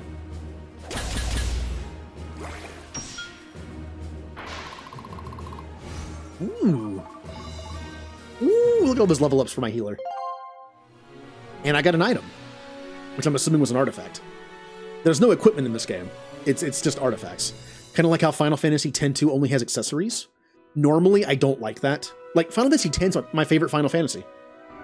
And you only have weapon and, like, arm piece. I like games that have equipment. Like KOTOR. I love KOTOR. I always take my teammates off the ship and equip them with all new stuff and make them all look different. I'll give someone an armor, even if it isn't the best in slot, because it looks cool and it's kind of their style. Everyone has their own weapon and their own armor. But in 10-2 and 10 also, you don't change looks depending on what you equip. But I still like it. I guess my turn is done. Oh. Feels weird only having 4 units. Oh yeah, that person's still just gonna die hitting a wall. Yeah. Yeah. I mean, I miss out on experience, but it's less time I have to stay. Yep, they're... Never mind. Boo! The NPC stole my experience. What? What's the world coming to with you saving my hide now? It's the least I can do, Barnabas. Barnabas. Where do I know that name from? Barnabas. My horse in Skyrim was Barnaby. Barnabas. Pirates of the Caribbean? Maybe? I forget that character's name. I haven't seen those movies in such a long time. But yeah, Ninja, you mentioned that it looks like Mario and Three Houses and Octopath. I can see that. It's the least I can do, Barnabas. I owe you the world. Bah, everything you got through your own sweat and grit. Wasn't my doing. It's an honor to fight by your side after all these years. Can't wait to show you what I've learned. Hey, new unit. Let's plan our approach to Centurion's Rest. If we go to the right, looks like we're facing 2 squads of cavalry. Cavalry are fast and powerful warriors, but fall easily to spears. Good thing my spearmen are going the other way. Come, see what I mean about being bad at tactics games? The team that has the spearmen are going the other way. Oops. Oopsie. Don't question my tactics, Zelos. Do what I say. They're guarding a stables that we could take as resource of war horses for ourselves. Wes, look out for those walls. Those archers on the top of the walls are protected from close-range attacks, and their arrows will be much stronger. If we can break through and get up to those ramps, we can take those guys out. Or I can try to shoot them from the ground. Good thing you're going the other way. Okay. Barnabas? The name sounds familiar. What is the name of the head pirate guy in the first Pirate of the Caribbean movie? It's close to that, if it isn't that. Or we can go left, a more direct route. They've got 1 fort there, guarded by a pretty tough squad. Taking that fort won't be easy. West, the left route is connected by roads. Road terrain allows all units a high degree of movement range. Barbosa! Okay. And what is Barnabas from? Barnabas. It sounds familiar. Why not both? More objectives to capture, more reward.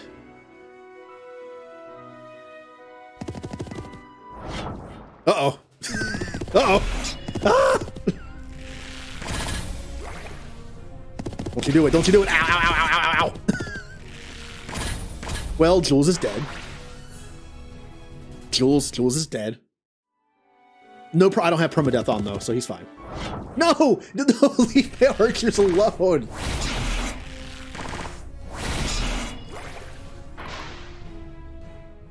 This is why I don't like having archers only. This is why I'm going to use up some of the capacity to give myself even just 1 tank.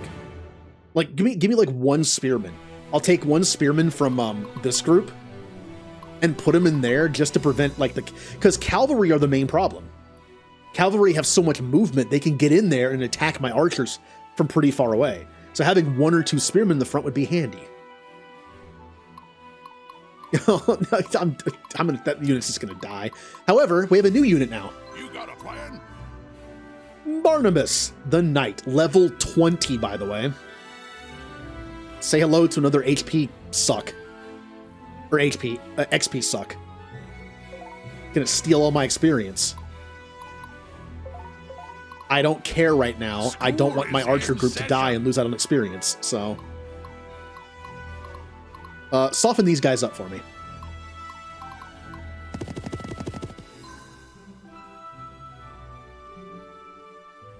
Actually, What if I do Here this? comes Sybil. They'll Ready notice or this not. one for sure. They have spears. It makes more sense for them to go this way.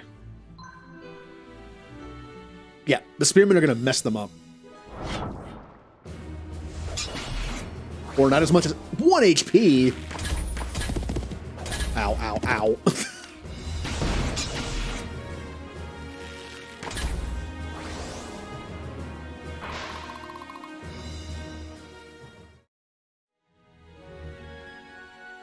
The noise the house makes is funny. Of course. What, the movement sound? Master Sergeant awaiting orders. Like the galloping sound? Alright, here's what we're gonna do. Stay We're strong, gonna everyone. have you do this to finish him off. And not die. There you go. Also free heal. Yay, level up! Please don't be a squishy now. And then we're gonna have you mess these guys up. Actually, no. I need someone to come with me. Cavalry. He can hit. Oh, but if he captures all the places, all the leadership experience is gonna go to level 20, man. This is part of the reason why I'm not a huge fan of Fire Emblem-like games. The idea of trying to level up evenly always drives me nuts in these kind of games. XCOM does it to an extent. I think XCOM's a little nicer because the maps are smaller. And everyone has long range. There's no like melee, really, that much. But trying to level up evenly and do stuff just drives me nuts. Direct my blade. Get him!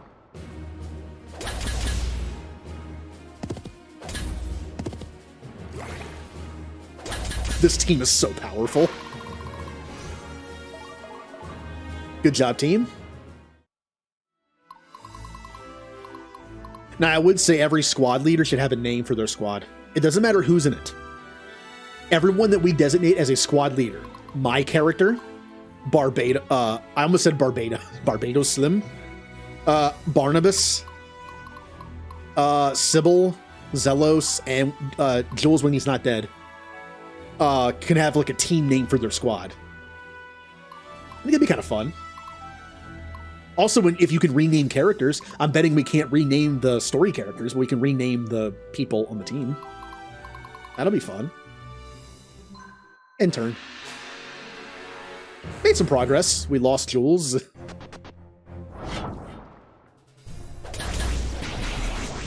Ow! Assassins! Owie! Assassin hurt.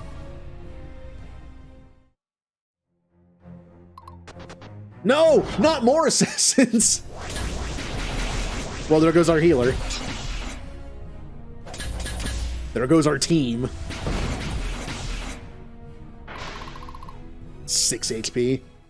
With our healer dead, I'm assuming that means I can't use the heal outside of battle. Maybe the game is nice and I can. See that Denari temple? If our troops have fallen in battle, they can be revived there for a fee. The enemy can do the same, so it's best we take those temples no matter the what. Please tell me I can heal. I can't. You don't have a heal either, do you? Well. Rip us. The battle lies before me. So here's what we're gonna do. Both assassins are dead. Okay, kill this one.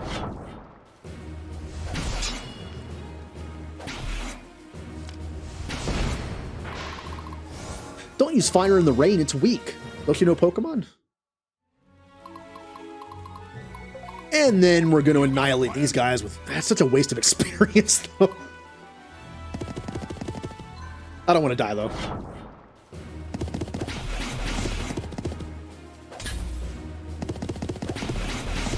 And at least the cavalry people also level up. I mean, it's not a complete waste. The 2 cavalry people who might become part of, like, the scout squad, potentially, also leveled up. Not a complete waste. I just don't want to capture any places with them because leadership experience. Now, if it wasn't for the spears, I would start moving Sybil's team down here to heal me.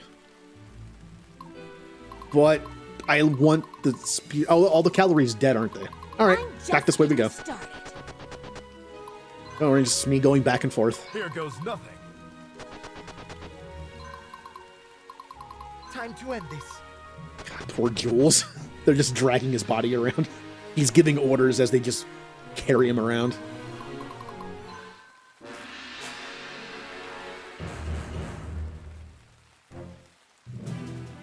Yeah.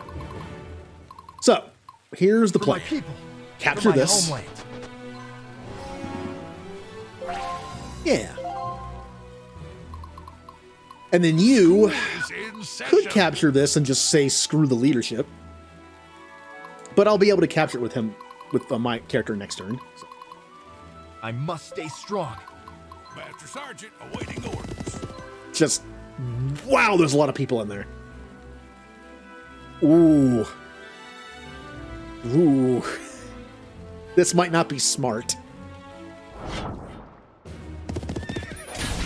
Ooh, nice crit. Something's already dead. Oh, the heals, though.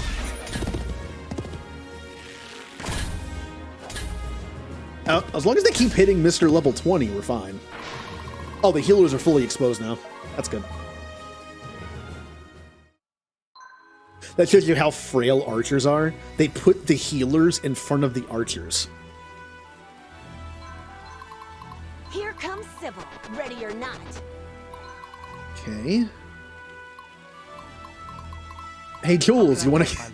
If Jules is dead, does he still gain experience? If I capture this, will Jules even gain any leadership experience if he's dead? We will always find a way. Also, can I heal Jules? I don't think I can heal Jules. Nope. I'm not sure if it's going to be a complete waste. If I end up getting leadership experience, does it count? Well, we'll just split the difference. Your command? It might be the same. It might be the same amount, but I would bet that seizing the buildings for experience maybe has a better chance of getting leadership bonus. Maybe it's probably all the same. Also, I probably shouldn't have put the archers in front because now they're closer to the enemy. For Viridia. I'm sure it'll be fine. Yeah, you can't reach me.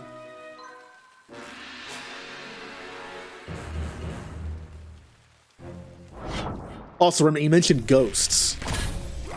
You're haunted? I lived in a haunted house. Kind of. I wasn't told of the potential haunting until after we moved, which is probably smart considering when we moved I was 12. Probably smart not to tell your kid from when they're 6 to when they're 12 living in this house that, hey, this place kind of feels haunted a little bit. Or it just feels off. Yeah. Don't mention that. I ain't got all day. Oh, I could just go murder those archers. Sounds good to me.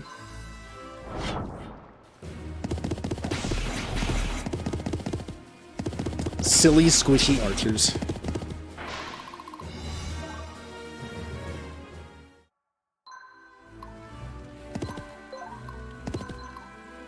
And The battle I... lies before me. Oh, I can't reach it. Well. Yay for wasted They'll time. notice this one for sure. There you go.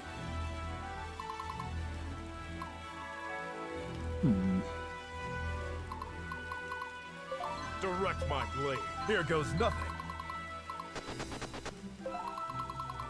Your command? Yeah, just move as long as... Well, I kind of want to put Jules on there. I mean, there's no enemies. It doesn't matter. Yeah. How can I help, my lord? And I'll just move you this way.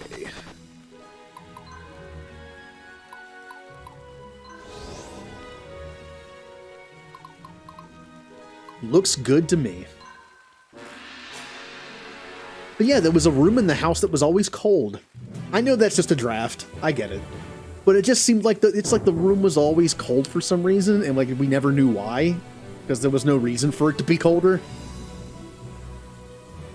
Again, probably like a draft way the house is built. I don't know. There were other things that I was told later. Like random scratches when they woke up in the morning, and... I mean, we had a cat, so again, I could argue that. I have an open mind. I can argue for and against pretty much anything like that. So... I will say, though, as a kid, I had weird feelings in that house sometimes. Especially when I was in that room. It was a spare room. It was a guest room. And that was where the PC was. Our old crappy Windows, like 3.1 DOS Windows Navigator PC. And whenever I used to play games in there, it was cold and always felt weird being in that room. And then there were times like at night, I could have sworn like as a kid, I could like see something in the dark in my room, all that kind of stuff. But again, kids see things like that. Kids believe things like that and imagine things. So I'm just again, I could argue for or against it. So ready or not. oh, that's another thing. Whenever someone mentions like, it sounds like someone's living in it sounds like a ghost is walking around living in the walls. That could just be a person that's just hiding in your house. Like, not good, obviously, but not supernatural. You got a plan? I like to believe in supernatural stuff because otherwise the world is boring. The world would be less fun without the possibility of that kind of stuff. For Viridia. We will always find But I do a way. agree, a lot of things are chalked up to normal things. Like houses just being old and creaking around and settling, or like people having sleep paralysis. I've had that once, only once. I've only experienced that once. It's not fun. So I get that. I get feeling that and not knowing what it is, and then thinking that it was real. Or having a super vivid dream and making it feel like it's real. I've had those before.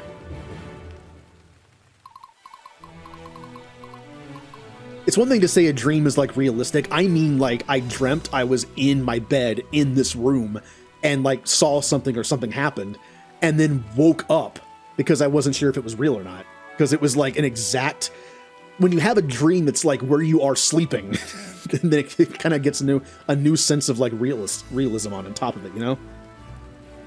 That kind of stuff. Oh yeah, also, yeah, I should have mentioned that. The house we lived in for 6 years before we moved, someone died in the house. They claim the person died on the way to the hospital, but there was a thing that someone mentioned that it's possible they died in the house, and the ambulance ride was just kind of like, you know what that is. If someone is declared dead at a house, they're still going to take it in the ambulance, the body in the ambulance sometimes, depending. So it's very possible the person died in the house, and the ambulance ride was just to like call it, or to give CPR, but they never revived. Like they never got the heartbeat back. So technically that means they died in the house. So yay. Look, whether you believe in ghosts or not, I don't like the idea of living in a house where someone died. It's just a thought.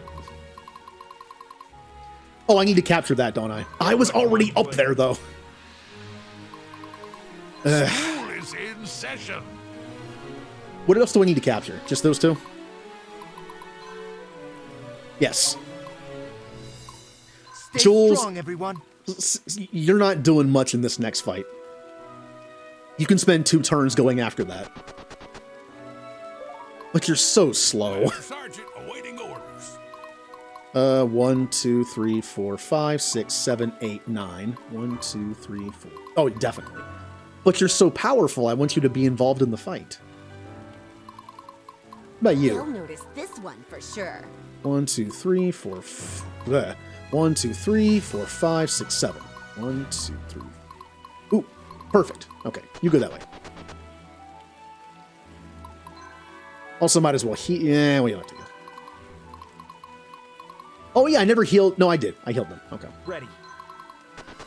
Why is my movement so bad? As the main character, why is my movement so bad? Sybil also has infantry movement. But why does it seem better? Why does it seem like I'm moving further? Here goes nothing. Because I am. 2, 3, 4, 5, 6. Yeah, that's 7 instead of 6. Something's making it, like, give me, like, a bonus or something. I don't know. I don't know what it is. Time to end this. How can I help, my lord? I ain't got all. Alright, so we'll just kind of wait around until I get over there.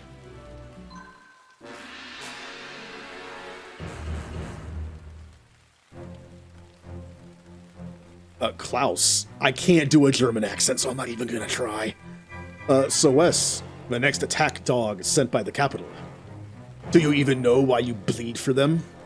Perhaps not, until you've been made to bleed enough. Oh, you're just attacking me from there. Oh, they're a samurai. Cool. I'm just getting All right. started. Doodle-doodle. Yeah. So, now we kill. For my people. For my homeland. Wait, now I can move 7. 1, 2, 3, 4, 5, 6. 1, 2, 3, 4, 5, 6. I could only move 6 last time, but now I can move 7.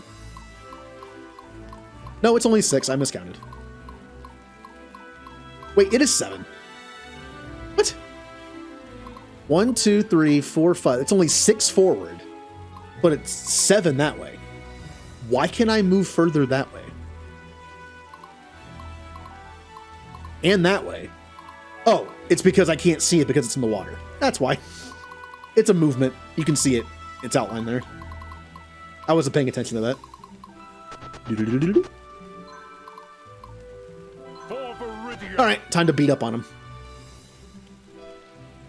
I have excellent morale. I would too if Zealous was on my team.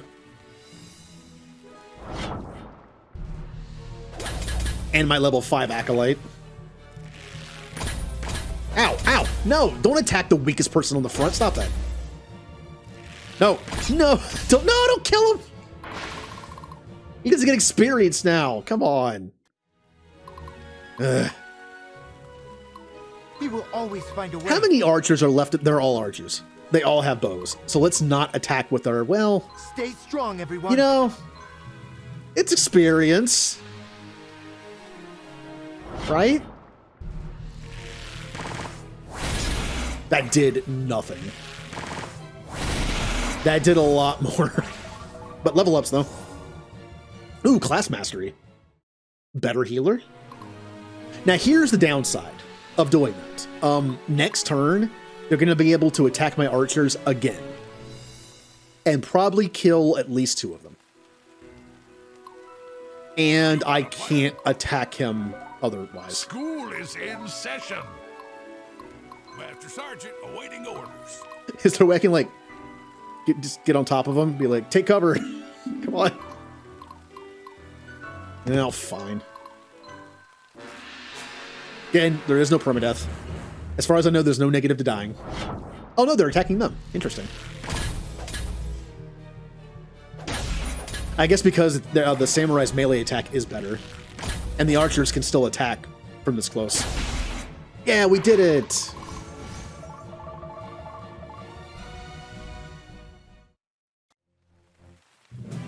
Now, this is a personal preference thing, but I wish you could see the stat ups.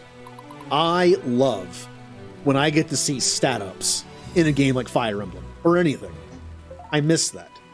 Rather than see the little symbols just go up, I'm not even sure if that just means 1 or if it just went up.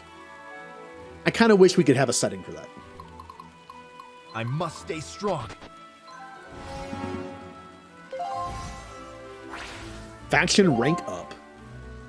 They've reached Centurion's Rest. Fall back to the keep and prepare our final defenses. Donar, save us.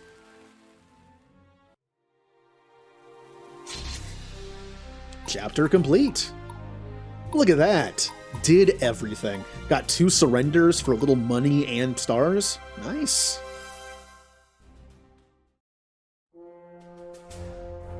"20 years ago, Imperial Army Barracks." I have immediate Final Fantasy VI vibes from this. Also kind of 4. Sergeant Barnabas. We've got another one. Get your men organized and ready to deploy in 2 hours. Right. Another Denari temple? Do you have a problem with that, Sergeant?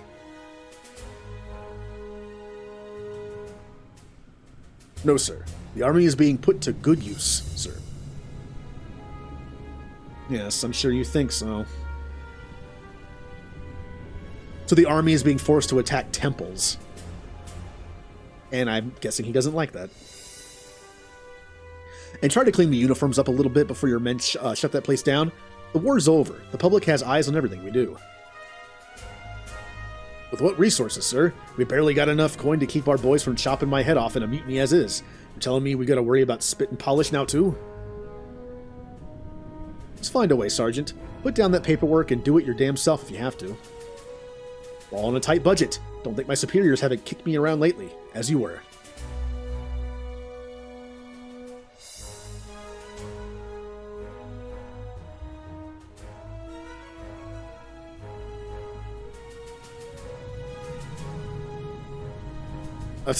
Child. I could do it, sir. Whoa there, small fry. Who let you in here? I'm sorry. I'll leave. Hey, don't sweat it, kid. Get on home now. Your folks are probably worried sick. Damn. Thought so. Was hoping you had a home to go to. Please let me clean your uniform, sir. I ain't got nothing to pay you, kiddo. It ain't worth spending the energy. It's okay. Please.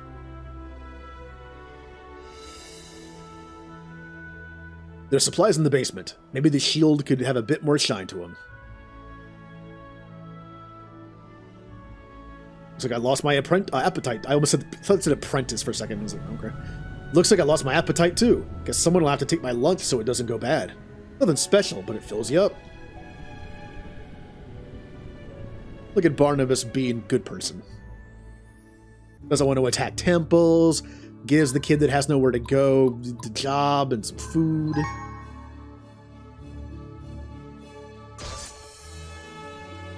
The rebellion now makes its final stand at Centurion's Rest. Though Antares has lost most of his forces, his compound is heavily fortified and will not easily fall. Prime Minister Casimir, who had been a contender for the imperial throne, seeks the prestige of a victory over the rebels.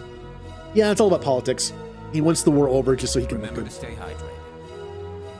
He has arrived outside Centurion's Rest with the Imperial Army as Wes's forces prepare for the final battle with Antares. The end of the game, I have no idea how long this game is. Whenever I look up like how long a playtime of a game is, I always have to add on like 5 hours because I'm streaming it. It said about 30. Kind of works out. So after this, I plan on playing a game called Cosmic Star Heroine. It is a sci-fi RPG, a short one, like 15 hours, and it's supposed to play like Chrono Trigger. I've been wanting to play it for years and just never really got around to it. And after that, we should only have like 1 or 2 streams before Pokemon Scarlet and Violet come out. So that's good.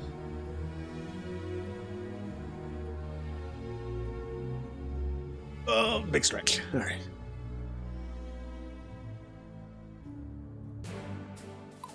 Supports. Ooh, Wes and Barnabas.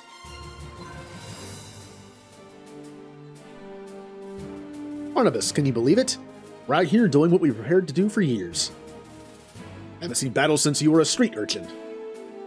Thought I'd have to pick up a sword again. Oh, never thought I'd have to pick up a sword again, but it feels like a warm hug from Mother. Can't put a price on that. How am I doing? Feels like I'm making it up as I go along. You never really know what you're made of until you're walking the tightrope between life and death on the regular. You haven't cracked under the pressure yet. By that measure, you're right where you need to be. Not too surprised. Remember yourself as a young street urchin? It's a bit foggy. I try not to remember my troubled childhood. I would appreciate it if you did not remind me. That war turned too damn many kids to orphans. Out of all of them, you showed up at our barracks shining as bright as a star. You just kept on going, even without a single coin to show for it. Puts a pauper above a noble in my eyes any day. I seem to have everyone fooled then. I have so much doubt about myself. I don't know why you or someone else much more experienced than I just take over. You tried that and I'm going back into retirement. All I want to do now is bust some bad guys. Lots easier than having the real responsibility. Yep, he's an old veteran who was good at fighting, and since he isn't in charge anymore, he doesn't have to deal with the responsibility. Like, that's kind of fun for him. You gotta fight through that doubt, kiddo. No reason for it. Believe me when I tell you, you've got this handled. You can always switch it to easy mode if you're struggling. Thanks. Guess I'll have to learn to throw you into the front lines, huh? There's a good reason for it. Oh, there is. You're level 20. Get in there. Zelos and Barnabas.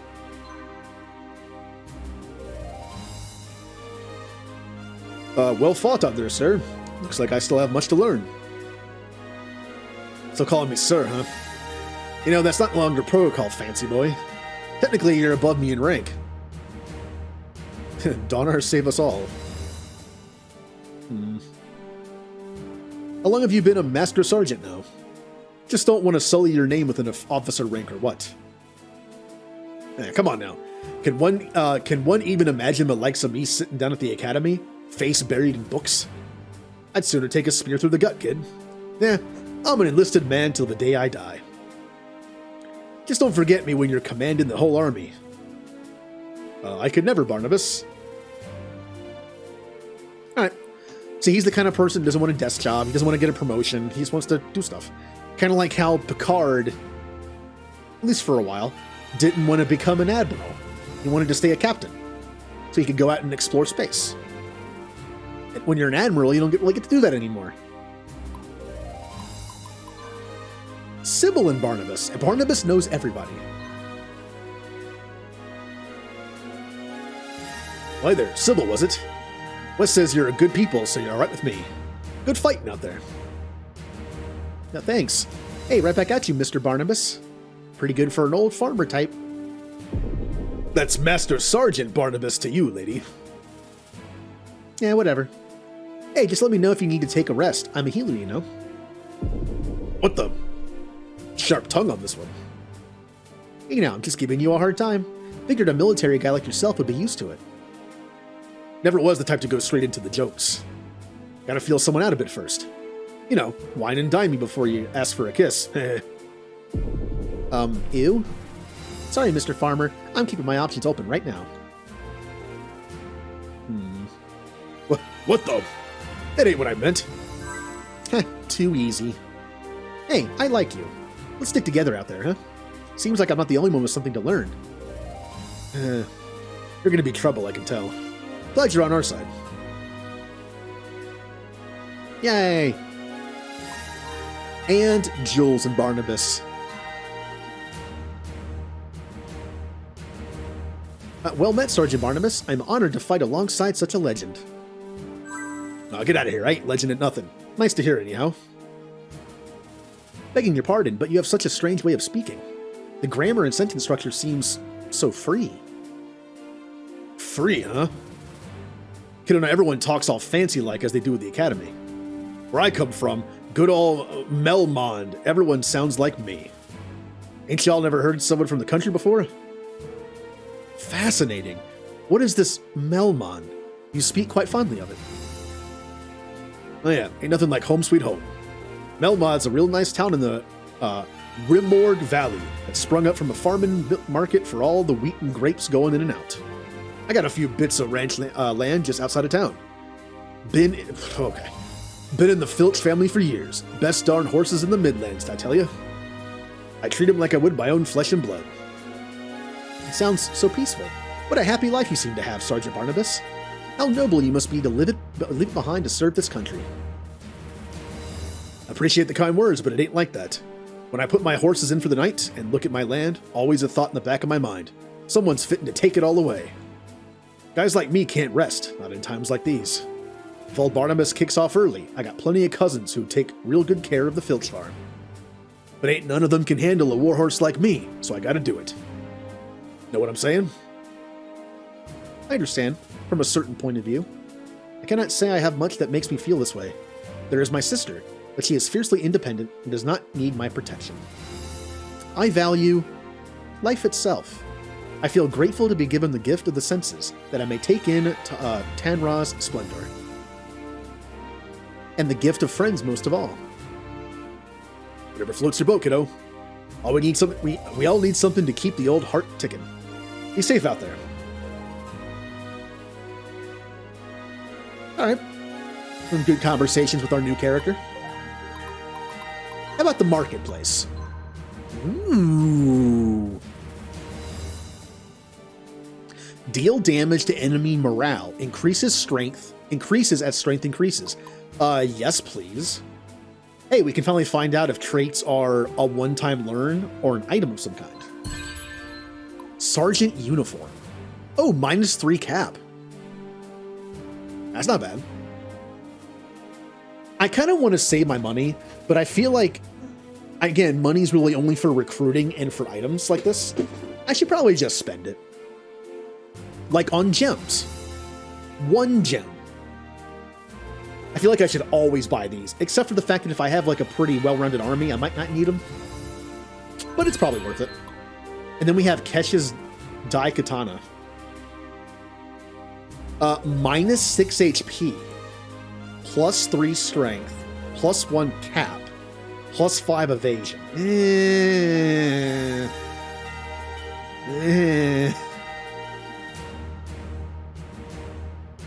You know what this might be good on? And it's gonna like I was gonna say like, well, the evade. How about a tank? Tanks have a ton of HP as it is usually. -6 might not be that big of a deal, but then they also hit harder and have some evasion.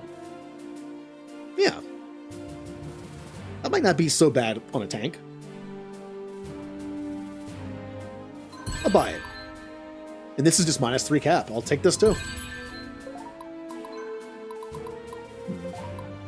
Oh, I have 2 of them. That's right, I found one. That's okay. I have to. Well, then I have 2 of them now. I'll put them on my spearman. Recruit. Ooh, who we got? Got the usual. Then we have Hadrian, a level 4 spearman. Well, let's see what he has. Unassuming, which I don't like, on someone who's supposed to take some hits. Mercenary, which is also not good, +2 capacity cost. But then Polearm Warrior, which they all have. How about Peter?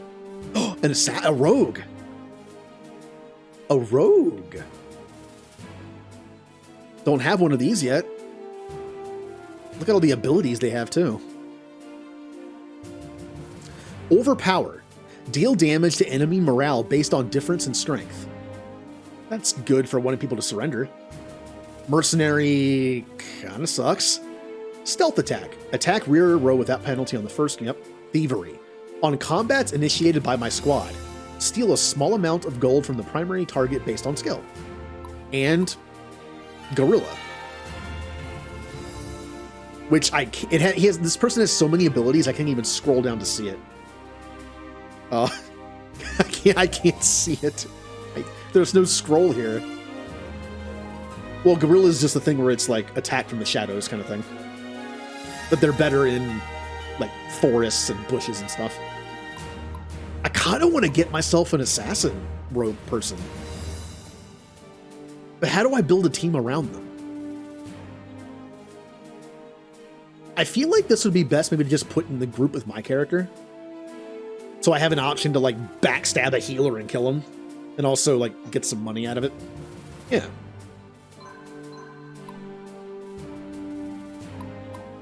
I could always use another spear person. And they're already level 4. Mercenary does kind of suck though. But it's only 2 for now. Not that bad. I also really do want to level up some militia. Because militia can become a scout, and I want to get that scout team going. And I only have 1 of them. I think I have 2 fighters. I already have 2 spearmen, but now I have 3. And I'm also going to purchase the aid of 2 more militia. So I can get that going. Have like a light squad. Which the rogue could go on the light squad. So you kind of have two options with this. It's like the archers. You can slap a rogue or two on a well-rounded team. That way you have your front tanks taking hits and doing hits. Then you have your rogues backstabbing the team. Or if you want, I guess you could do a light team that's focused on being in the right position for more evasion. Have like 2 militia, light infantry. And then have 2 rogues behind them and like a healer. That could work too. Because again, I think if you use 2 heavy armored people to take the hits, it lowers them down to just like regular infantry movement. But if they're all light infantry, you get more movement. That could work. The one thing that keeps bothering me though is I don't know what's heavy and what's light. I wish it told me. Like militia's light. I mean, it says right down, part of a light squad. And then fighter, I believe, is this considered anything? Is this just like neither? It might be neither, and just regular infantry. How about one of them two? And now it's time to organize the army and figure this out.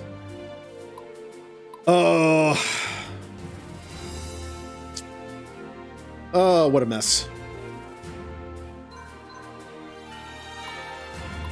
So, is this considered heavy or light, or just nothing? Maybe if I hit the little button here? They have Guardian, but that doesn't tell me anything.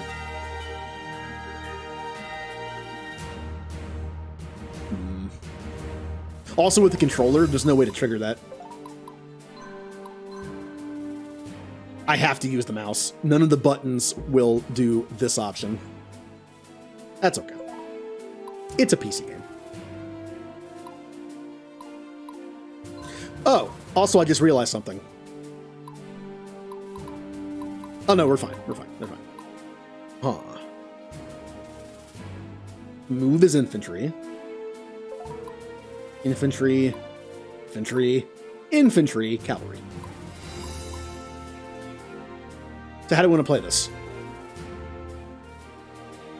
Every group wants a healer.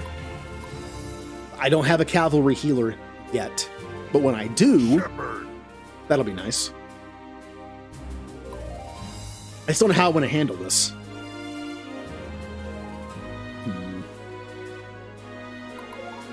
Here, what if I go to... Okay, what is the fighter considered? It's so slow. It is considered heavy. And the militia is going to be considered light, I'm imagining. Yes. Okay. Oh, my back. Crack. So we have two heavies in the front. A fire person, a healer, and me. That's fine for a well-rounded team. But I do have an extra 10 capacity.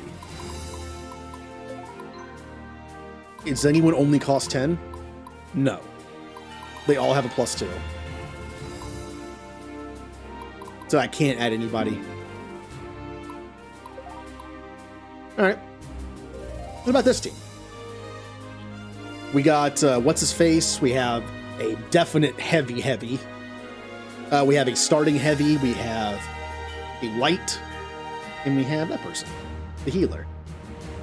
Not the best team comp, probably, but I'm still kind of... Until I get more units and more space, I'm kind of not sure what to do with some of these.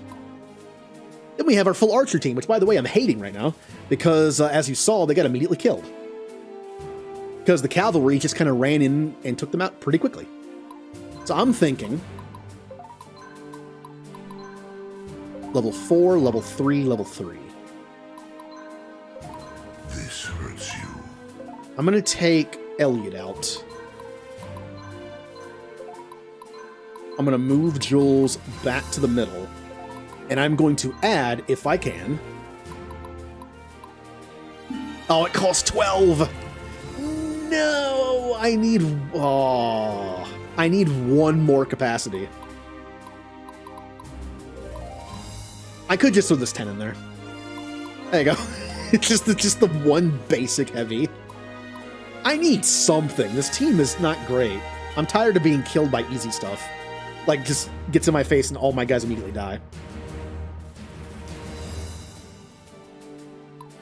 Yeah, that's fine. Then we have this team, which is okay. I only have 7 capacity ready, which is nothing. Oh, I know what I can do. Hold on. Hold on.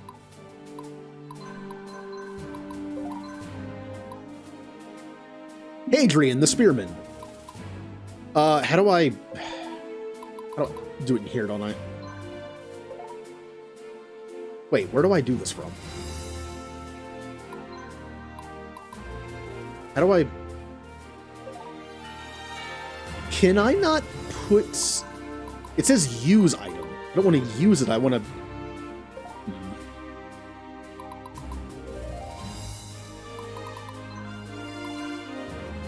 I guess it doesn't matter, because I can do this. Oh, wait, hold on. Artifacts. Oh, that's right. The artifact affects the whole squad. Not just... Okay, I kept thinking it was, like, per person. Sergeant uniform. +3 capacity. And I can add the Spearman. And once I get 1 more capacity from leveling up, I can then take that off and then put it on somebody else. So we have 1 Spearman protecting our archers. Not fantastic, but it works. Also, I have 10 capacity on this team. Oh, that's right, I only have 1 of those. Crap, never mind. That's right, yeah, since it counts for the whole team, that means everyone loses 6 HP but gains 3 strength. That's a little rough. That actually makes it to where you might want to focus your teams a little bit. Because, yeah, that's... Yeah, it won't affect my mage, so... Alright, would these guys want anything? Well, they already have that, that's right. This team needs something. They're fine. They're just kind of... Eh.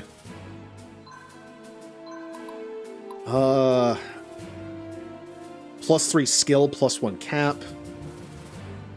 Skill was good for crit, 2-hit, and dodging. Or we could do +3 magic. We do have 2 mages in this group. That is the most of anyone. Besides this group, I guess.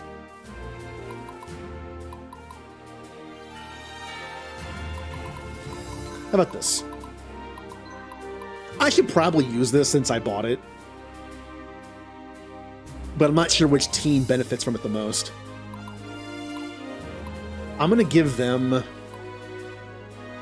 the skill ring, just so they might be able to dodge a little more. And I'm going to give this group the magic ring for a little more heal and a little more magic oomph. I'm going to give this group, as far as it stands now, one of these katanas. They're already pretty bulky, and +3 strength will be nice. And this group is also fairly bulky, so I feel like giving them one of these things is also fun. And they have no mages besides the healer, so the strength goes to all of them. Most of them. Okay. Now, the next question is, do we have anyone we can level up? We do. So what do we want? I don't want more archers. We can have a soldier, which is just straight up heavy frontline infantry. Heavily armored and protects back lines with cover. Or a spearman. We already have 3 of those. I could make him a cavalier and put him on the other cavalier team. And then put someone new here. I could do that. I think I'm going to do that.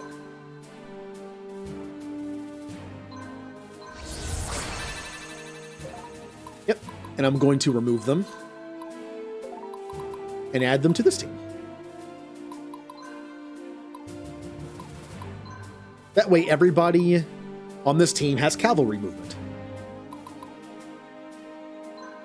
Now, what if I did this? What does it do to their movement?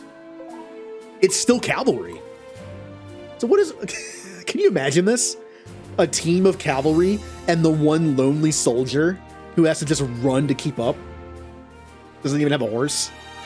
That's kind of unfair.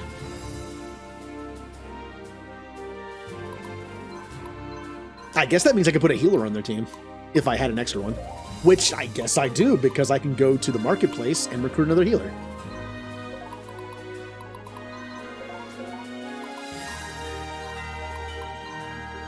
Add healer. Yep, the healer is just in the back.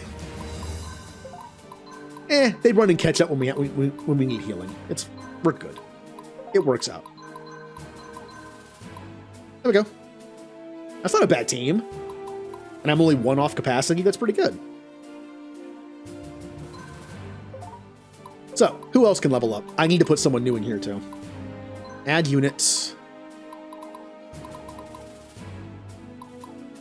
Oh yeah, I have the assassin still too. I need to put them on some team to level them up. I guess I'm just putting the other heavy that I have.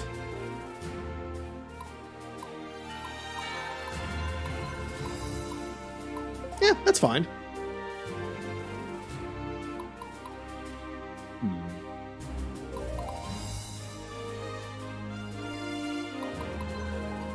How many capacity do I have? Only 9. I want to get one more. I need to get more of these on a team so I can do the light infantry stuff. I could make a new team, but nobody has good enough leadership probably.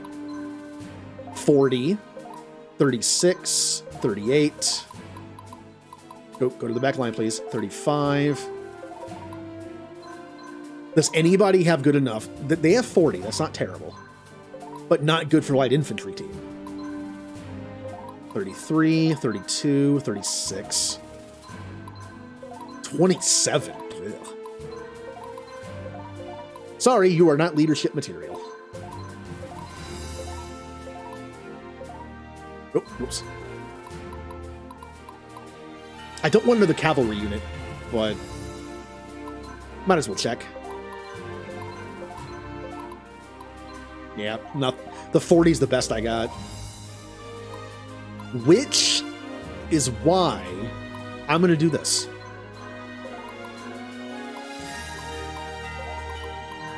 I want to level up someone who is considered to be light infantry, and the mercenaries, the militia can do that. I could also use this one. Kind of want to do this. Have an assassin on the team. Yeah. Okay. This is fine. For now. Oh yeah, well, so we have a few more we can level up too. There are 3 on this team? Ooh. They can become an acolyte or an archer. On this team, we could have 2 acolytes. That's kind of fun.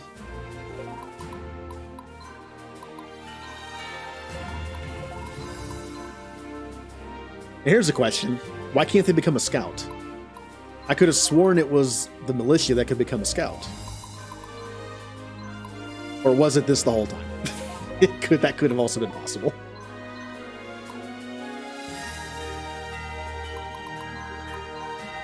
Yeah, it was them the whole time. That is fine. So I want to take... What do I need for scout? Horse, 22 speed, or skill. And CP, okay. Alright. Change class. Acolyte or archer? Acolyte. We get a strength increase, we get armor, we get a weapon increase, HP increase. Do it. And again, it's not permanent. You can always change them later. Now, unfortunately, I have no more metal left. I have no more iron left. So I can't do any more like class ups that involve iron, which kind of sucks because that means this person's probably stuck. Yep.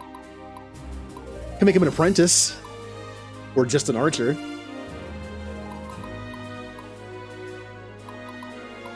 I kind of want a soldier. I don't have one of those yet, but I need more iron. So I guess they're just going to stay that class. Technically, I could make them an archer. Okay, you know how Fire Emblem has the reasoning behind this? You in 3 houses, you unlock new classes, and you make them that class, and then you learn abilities from that class you can carry over, and then you also get stat ups from that class. In this game, is there a reason to do that? Is there a reason to make this person an archer? If only because it's a waste of CP otherwise, because I'm maxed out on this. Is there any benefit to maxing out classes? I don't think there is.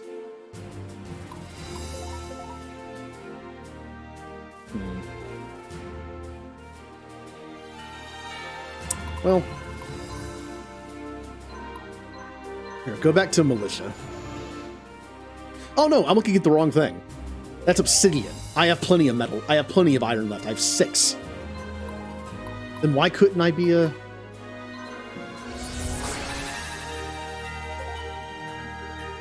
I'm not a huge fan of the archers, unless it's an archer squad, but they get killed so easily. So not really? Plus, I already have like 4 archers on the team. Oh, was it too low? Oh no. So is there a way to improve it?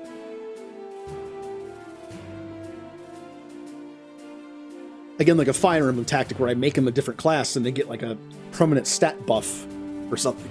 Maybe like maxing out a class gives you like a stat buff or something. I don't know. Or I just have to wait for them to level up more. Also,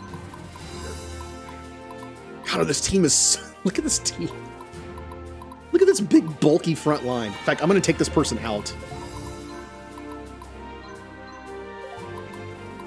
And add... There you go. A little bit of magic behind that, that wall. And then you have 1.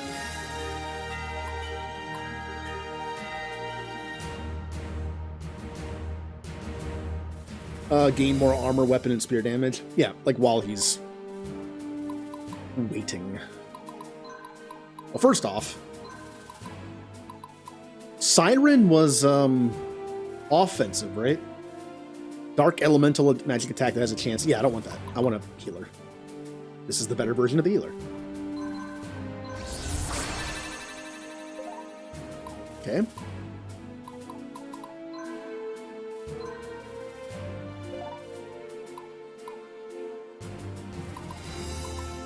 And then, again...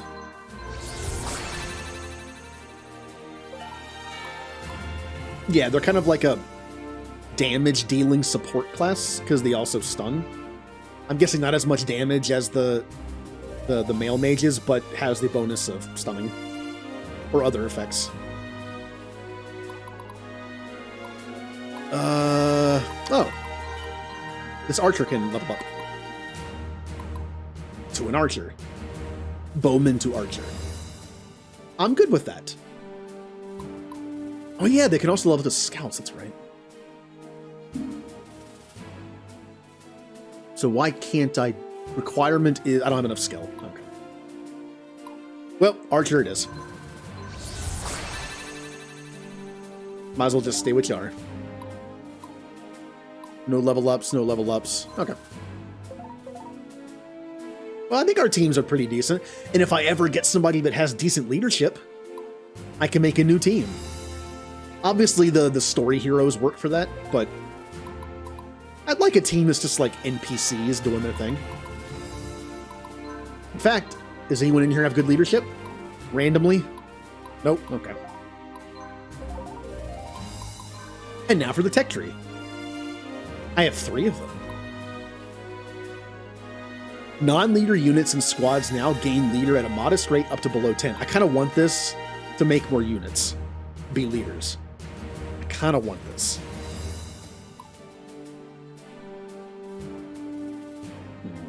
Having more opportunity to get experienced warriors and better artifacts is cool too.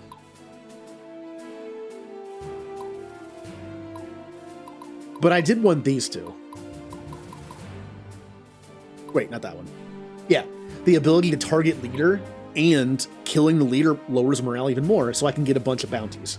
I kind of like those. But of course, I also really like these as well. I love tech stuff in these kind of games. We can have crossbows, which would be fun. Heavy infantry and heavy cavalry get more HP and better armor. I like all this. But I think I'm going to do this first because it will get me money, and the sooner I do it, the more money it'll get me. So target leader. And that. And with my last point, I could take this for a bigger pool. Or I could do this one for more leader. I played up to a certain point. The game does kind of throw leaders at you fairly regularly. And I feel like the game is balanced to where you don't have to make a group of NPCs with an NPC leader to like do better. Maybe on hard. So I think we're okay with that one. Not doing that one for now. Plus, it's still good later. I mean, the higher our leadership gets on our leaders, the more this will help anyway. The cap will be raised. I'm going to do one of these ones. I kind of want to do crossbows and give someone crossbows.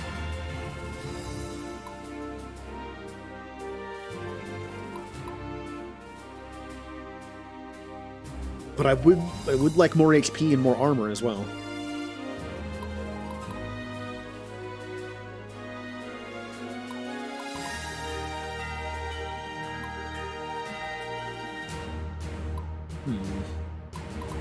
I don't know. What's a long-term thing? Also, in order to unlock these, you don't have to unlock stuff in your own tree. This says unlock 3 more tier 1 techs. It doesn't say which tree it has to be in. That's kind of nice. I don't really like this one that much. I'm thinking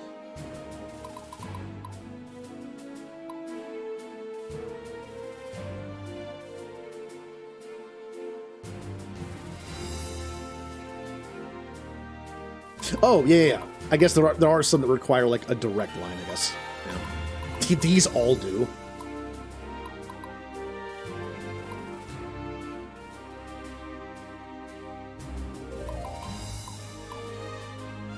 I'm going to do more armor. I mean, I'm going to do all these eventually. The crafts technology tree is the one I want by far the most, because this is kind of my style. But there's a few things in here I want still. Okay.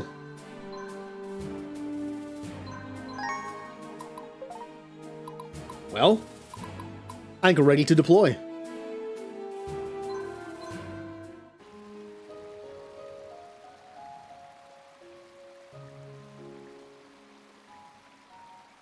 Am I bothering you? Never. Join me, Wes.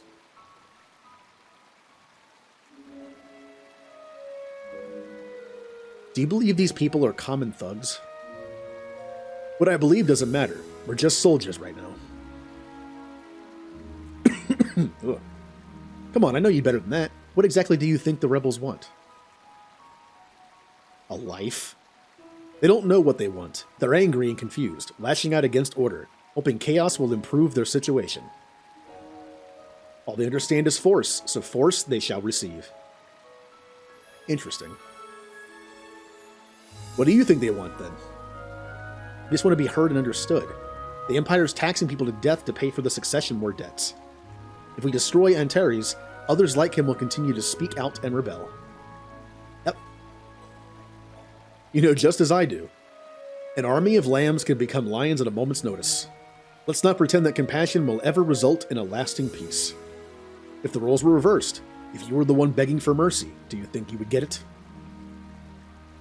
And so we follow orders, as it is our duty. Makes everything so simple.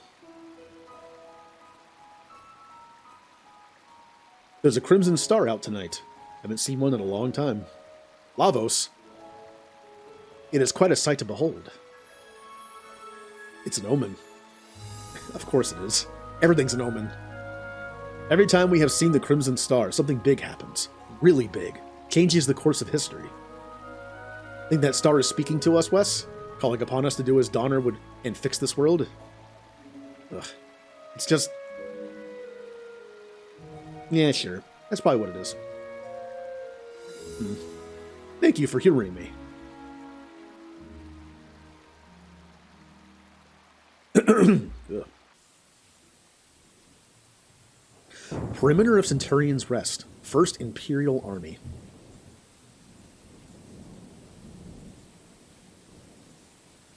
It seems... God, this guy. It just... look at him.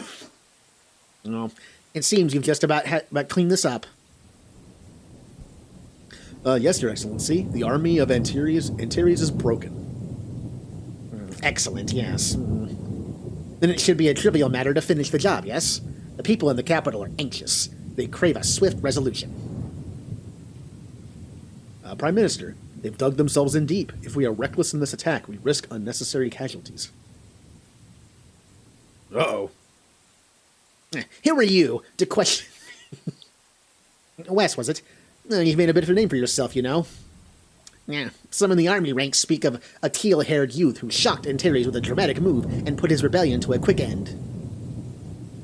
Commander Trehan, does he speak for you as well? Must I summon a bit more patience to spare our men? Their defenses do appear to be formidable, Your Excellency. A more cautious approach would indeed save lives. As you wish. Just one thing. Do make sure that West makes it through this battle intact. I see great promise in him. Commander Trehan, the field is yours.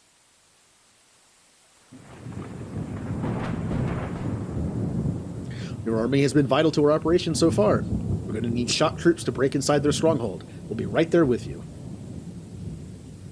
Uh-huh. Yes, I think we can do it. Of course we can. We've backed them into a corner. They've got nothing to lose, and every reason to fight to the death. Crimson Star. Zelos. We've got to reach Antares' base before the Imperial Army. Why? You want mercy for the defeated, don't you? Your tale about the Crimson Star got me on edge. I just have a gut feeling. Come on, you've used that excuse dozens of times with me. True. Very well. I think it's time to consider the forced surrender attack. Good timing, since I already got the other things. Instead of destroying the enemy outright, we can force a demoralized squad to surrender. Surrender still removes the squad from the battlefield, but it allows us to ransom prisoners of war for more funds. Try to force the surrender of one of these enemies while they are weakened. I see a very frightened squad in my range right now.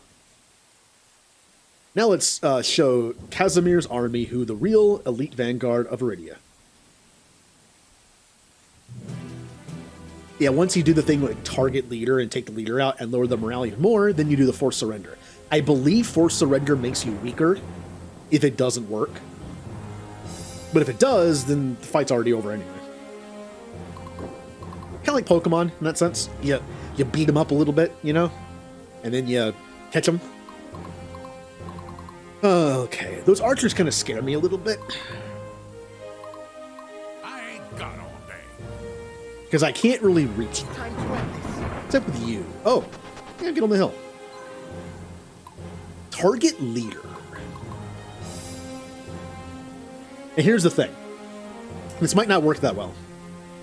In order to get them to surrender, I would have to get next to them with one of my other squads and do the forced surrender thing.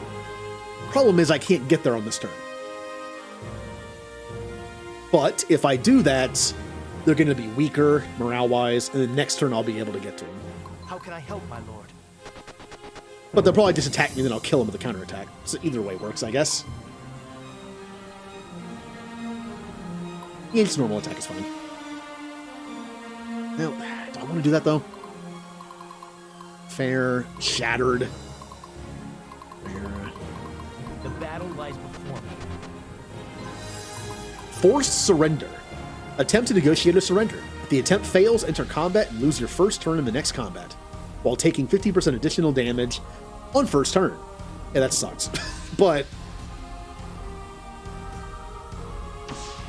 Yeah, they all just gave up. We still get experience for the fight, and we get a bunch of money from bounties afterwards. You got a plan? Would you like to also surrender, since you also have Shattered?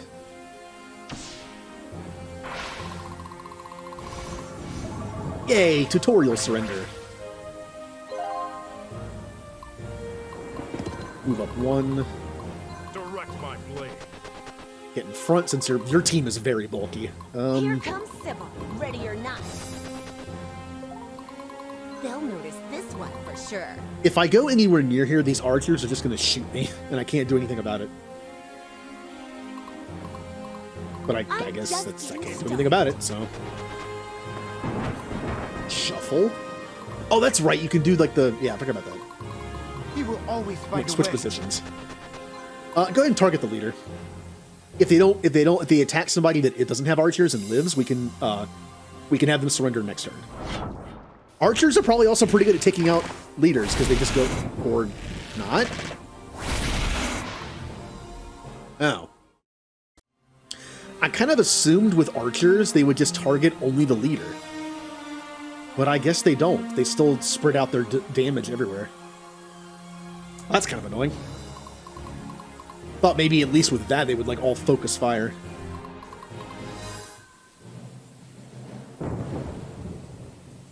Alright, let's see what bad moves I made. I know those archers are going to just rain down death on me, but I can't do much about it. Next turn I can, though. Oh, they attacked one of the dumb AI ones. Okay, good. No! Stupid cavalry! Ow! Why is it always the cavalry? No! I need more spearmen. If I just had one more spearman, I could prevent them from attacking I could have prevented them from attacking directly. I need more capacity, though. That did nothing. Yep, knew that was coming. Ow.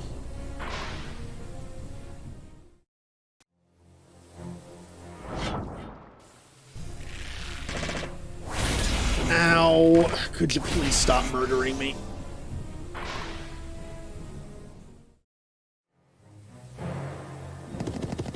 Once again, Team Archer not doing well.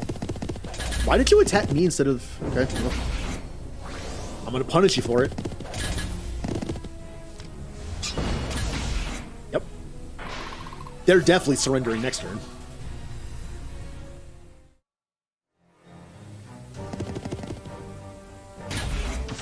Oh, you don't kill them. Like, they're more... Oh, their morale was shattered. I could have gotten bounties for that. Why did you do that? West, as we've seen, weather is also a factor in this war. Weather can sometimes present new obstacles to everyone on the battlefield. Storms make firearms ineffective and make lightning mages more powerful. Blizzards slow down movement and make ice mages more powerful, and more. That's kind of cool. So, shattered. Good. Okay, let's just get them to surrender. Shepherd. Remember to stay high. You gotta die. Well, no, you gotta be Here goes nothing. talked into surrendering. Here comes So, Sybil, ready or not. Attack, force surrender, chance max. I guess shattered is a guaranteed. Also, do I have anything I have to take in this battle? 4. 1, 2, no, 1, 2, 3, 4. Okay. Good idea. So, what should I do here? We have 1, 2, 3 enemies left. 2 can be forced into surrender. The other needs to be attacked. This group is already beat up, and I'm just going to use them to capture stuff, I guess. Everyone.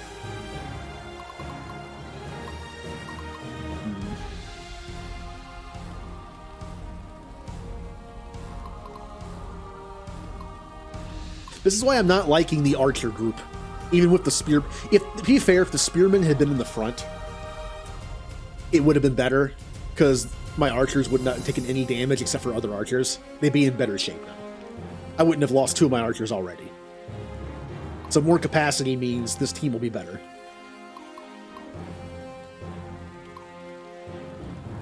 I'm not even sure if they need a medic.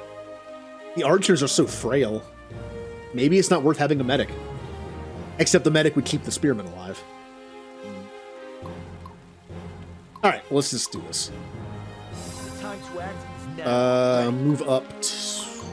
I can't reach up there. Well, crap. Time to end this. I can't. I can reach him with him. Okay. Attack, force surrender. Oh yeah, theirs is good. Never mind.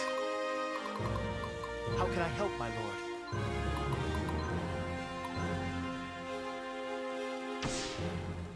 There, they did something. Jules, make them surrender. Surrender, please? We have 2 archers bleeding out over here. I don't want to fight. For my people. For my homeland. Still can't reach them. For Viridian. Can reach I you. must stay Can reach strong. you. Okay. Direct my blade. What are the chances? Chance none. I could target the leader, except the leader's in the back row, so I can't even hit him. So, normal attack it is. They're dead. This team is very powerful. 3 bulky people in the front, fire mage in the back. This team is really good. I should probably spread out the acolytes. Acolyte's probably bulkier than a spearman. Maybe I should put the acolyte on the on this team when I get the chance. Although it does protect them from cavalry. Cavalry are the biggest threat to an archer team because they have such good. They can just reach me so easily. The battle. All right, time for me to do something. Once again, the leader is in the back, so I can't hit them. So let's just beat them up.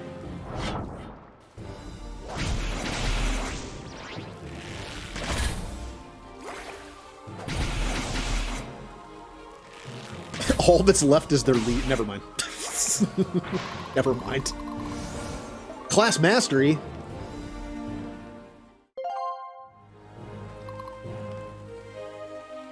We kind of destroyed them. School is in session. Leaders also. Yep.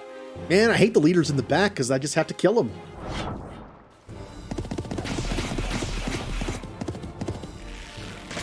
This team also very good.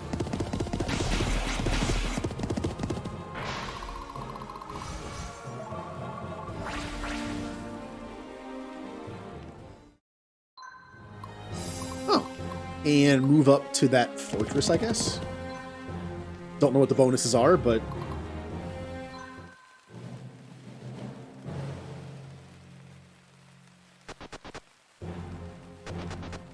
No, you NPCs stay back. This is my experience. No. I will kill you. If there's friendly fire, I will kill you.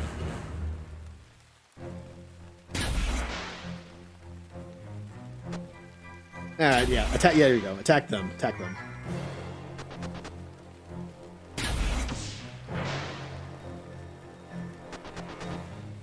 Taking all my experience. Oh! I can't even get in there to make them surrender. If Jules was closer, I could do a surrender from afar, I guess, but he's not close enough. Only thing I can do is they're not. Oh, they're actually like in fair.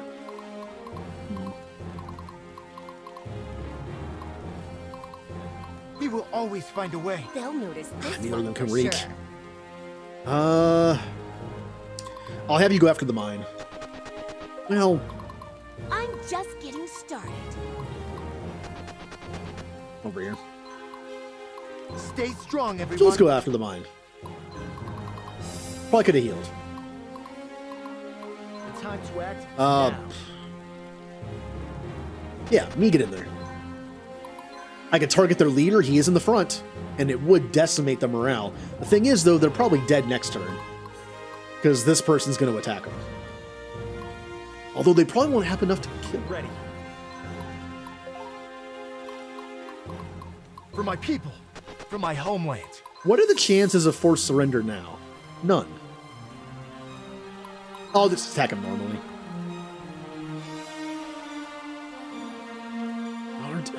If you do attack leader, do you kind of hold back on the rest of the squad? Because after the first volley, he's dead. Do I just attack the rest of the group, or do I stop, knowing that I can make them surrender afterwards? Well, let's find out. Target leader. Yeah, you still attack him. Okay.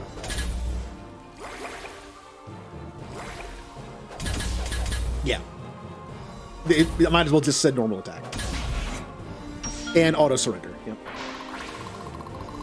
I'll take it.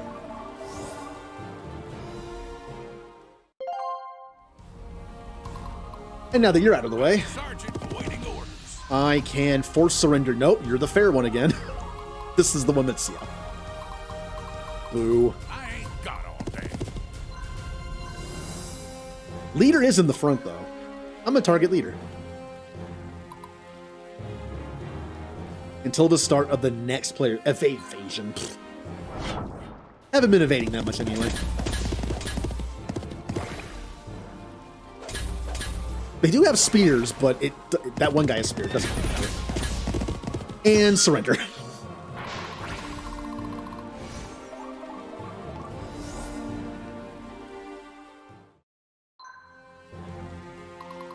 And I'm going to get you closer over here so you can start capturing places. You are way back here. It's kind of that typical Fire Emblem-like thing, or even XCOM does this too, where one of your people does something like off to the side of the map, and they're just kind of stuck there for the entire fight. They spend the entire fight trying to catch up. If at all possible, I should have sent a cavalry unit to do that, because it would have been faster to get back. Well, they're dead.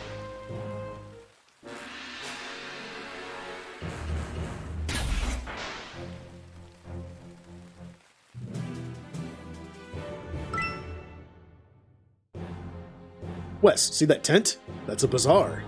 While our home base allows us to purchase equipment or hire mercenaries, the bazaar does the same, but will have high-quality, rarer choices. We should try to reach bazaars whenever we can. There might be a very lucky find waiting for us. And I'm guessing anybody can do it, so I'm going to have you do it, since you're closest. And I might as well heal... I guess I'll save it as a just in case. Alright. Time to end this. Gems.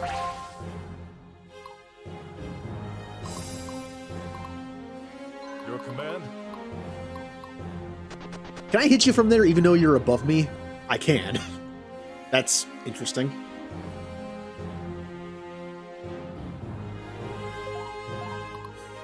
I must stay strong. I'm actually going to go this way so I can be closer to that, so we can save some time. And then you are going to come up here and whack them with your big sword.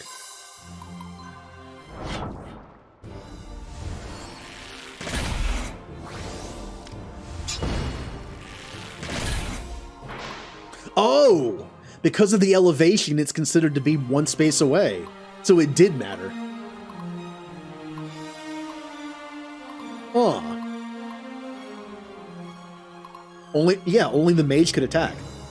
Also, I need to remember that the mage can actually do that. The mage actually is considered long range, so if I have a team with mages, I can also attack that way. Like, hit the back line, anyway. And also a situation like this where they're above me. Because mages can only attack from one space away, but can still hit the back line. This is one of those weird situations where, like, both work. I was able to trigger an attack, because mages aren't like archers. I'm pretty sure they can't attack from 2 spaces away. Huh. Well, at least I burned the front person a little bit. He still has to go. Oh, you're up here. Yeah. You got a plan? Yay! School is in session. Master Sergeant awaiting orders. Alright, it's just that one archer left.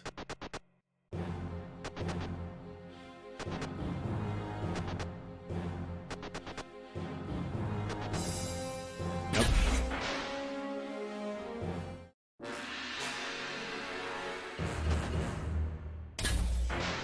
It did nothing. 1 HP went down, 1 HP went up because of the healer. That accomplished nothing. Another aspect of the game. It's like, maybe I'll do a little damage with this team to soften them up just a little bit. I have like 1 archer left. Except they'll hit 1 person for like little damage, and then if they have a healer, they'll heal a bunch. So, might not be worth. They'll notice this one for sure. Let's do some shopping. Okay. I see I should have saved my money a little bit here. Affinity Lightning. Change the unit's affinity to lightning. Stats will change retroactively. Minus HP, plus strength, plus skill, minus loyalty. Yeah. Unassuming. This would be great on certain people. Except if you have a front line, and you put this on someone in the back line, it's just going to affect, what, archers and mages? I feel like this trait's kind of weird with the system. Extra iron I should probably buy. Yeah, it's probably worth it. Warrior's Hubris. Unit gains resistance to magician and dragon attacks as strength increases. That's kind of fun. That'll be really cool for a tanky class. Gain even more resistance to magic and dragon attacks.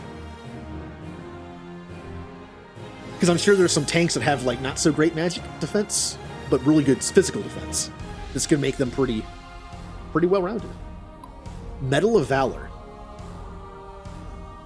Increase a unit's leadership by 3 up to 50, 2 up to 60, and 1 up to 70. So this is just a one-time use that'll give me 3 up to 50. It's cool, but I don't think it's worth 881 gold this early. Obsidian Arquebus? Minus 10 HP, plus 3 strength. Wow, what the... Squad deals 20% damage when attacking from wall to non-wall. So this is only good if you're on a wall. Otherwise, it's... Ugh. I don't like this. Arcane Barrier. At the start of battle, gain a barrier equal to 50% of magic. Okay, interesting. And Heartseeker. Archery attacks bypass wall and woods defenses. HP minus 50. Ouch. So enemies that are on walls and in the woods would have no defenses. But it's only archery, and we've already seen I'm not a huge fan of the archers so far, so I kind of don't want to buy any of these except maybe this. I kind of like this. Extra defense. Oh, I don't have enough gold to recruit the dragon. Look how I'm short by 18 gold. I can't afford dragon. The dragon would have been cool. Is it though? Are dragon good in this game? I'd imagine so. You have Arcane Vigor. Gain max HP based on a percentage of magic. And your magic is 20, so... probably not terrible. But what's everyone else? We have 3 uncommons and a rare here, so... We have John the Archer, pass. We have McLean, the Horsebow, which I think I like better than regular archers, and I can put him in a cavalry squad in the back line. And, hold on a second. McLean has Warrior Hubris. They would gain magic and dragon attacks resistance based on strength. That is great considering if they're a ranged attacker, they're probably in the back, and mages can hit them. Mercenary, of course, hit and run. Bonus hit and evasion when standing in open terrain or on offense. So just on offense, they get a bonus hit. That's really good. Kind of like that. We have Miriam, the Acolyte. I already have 2 of these. But they do have some stuff here. The unit is more likely to be targeted by enemies in battle. That's good. Reduces incoming spell damage 50% of armor. That's good. And wow. Very tanky. I kind of like this one too. I like both of these. How about Nico, the Cavalier? You have a leader ability. Archery units in this squad cost 2 less capacity. That would be fantastic for a archery-only squad. But as I've said, I don't like that. And, may I point out, this only works if they're the leader. They have 39 leadership. I know this can go up, but... Yeah, I think I'm good. I think I might buy these two. Great tank. Increased magic defense and overall increased physical defense from Guardian. And McLean has this where he has increased magic and dragon defense, which is great because he can be hit by magic from a distance. And hit and run gives him an extra attack when they're on the offense. This could be a great addition to my cavalry team. Yeah, there goes all my money. Do I have anything I can sell? I can sell one of I mean, well, I'm using them all. The only thing I can sell are these.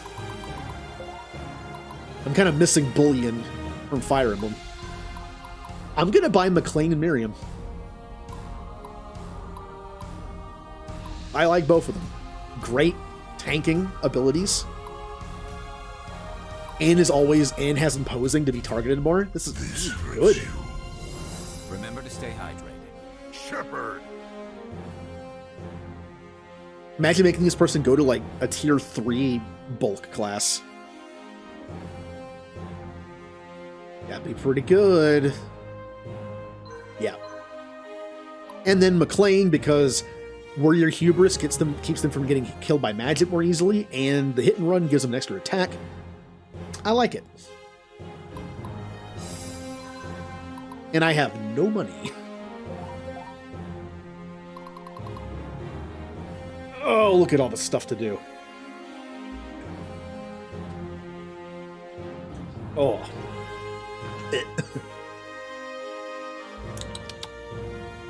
All right. Oh, also, I believe the Overwatch 2 Halloween event started today. So if anyone plays Overwatch, I've been playing it. I didn't play Overwatch for like 2 years. Been playing Overwatch 2. I've slowed down a bit playing it, but I've still been enjoying it. And I wanted it for PvE, which doesn't exist until next year. But the event is normally PvE, so I hope it is. I don't know what the event is, but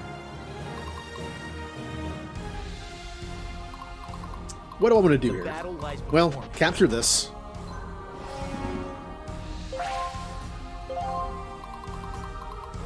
And you prepare to strike. Wait, you probably have long range, don't you? 2 crossbow users, which means they go through my armor. Which means my bulky team here is less bulky now. Go ahead and heal up that person. How many turns do I have? I have 2 more turns. We need to get into position quickly. I ain't got all day. I'm just going to attack right now. I could do target leader and make them surrender. I could do it. Except it would give me negative evasion the next turn. I think I'm going to do this. The leader's probably also the most dangerous person on the team, so it benefits me killing them anyway. Are they a sentinel?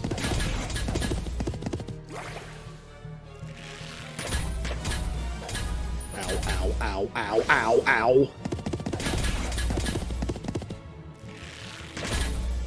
Ow, ow, ow, ow, ow.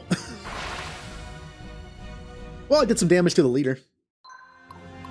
And I can move out of the way. Next turn, I'll be able to go in and attack and then move out of the way and then bring in Zelos' team to do some major damage. Also, I should probably bring mine in because I have an assassin. I might be able to pick off that healer. Oh, there's still this guy left. Oh no, I missed him. Oh no, I forgot about him. No, I only have 2 turns to finish. Not a big deal. Like I said, I'm not too worried about how many turns it takes.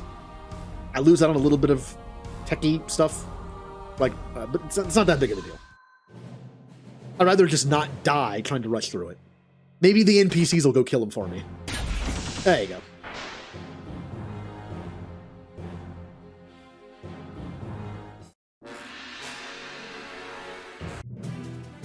Yep, you're not doing anything. Did you heal up at all? You did not. Okay. So, this is the final turn. Next turn might also count towards it, because it'll say 7 out of 7. So I think I have 2 turns to do this. Ready. Unfortunately... Oh, I can barely reach. Okay. This team's damage output is so much better, but this team might be able to assassinate that healer. So which one do I attack with? For my people. For my homeland. Also, look at my movement now. Is it still 6? It feels like it's a lot more than it used to be. It's 7. Yeah. But I should only have 6. I wonder what's giving me, like, the extra bonus. The battle lies before me. Here's what I'm gonna do. I'm gonna heal up person in front. Then I'm going to go in and attack. I'm going to target leader again just to make sure he dies at the beginning of the turn. Yeah, just to make sure. They'll probably surrender now. No, don't. I was going to say, don't stop murdering. They're going to, no, stop murdering. They're going to surrender. I wonder what dictates how many turns there are. Because sometimes you see more turns than other times. And then... surrender. Wait, chance none? You can't make the group surrender even though they have shattered. Alright. Well, I mean, I tried.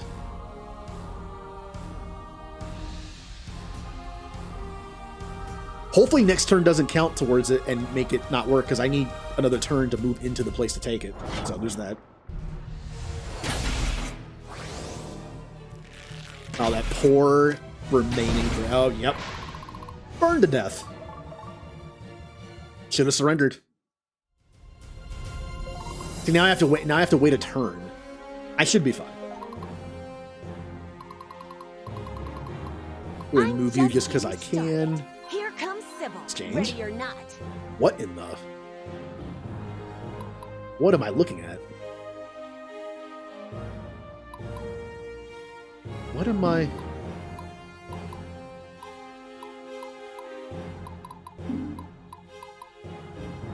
Sell iron or gems.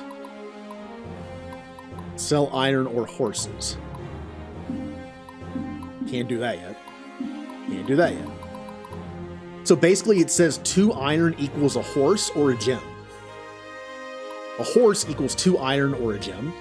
And a gem equals 2 iron or a horse. Okay. Interesting.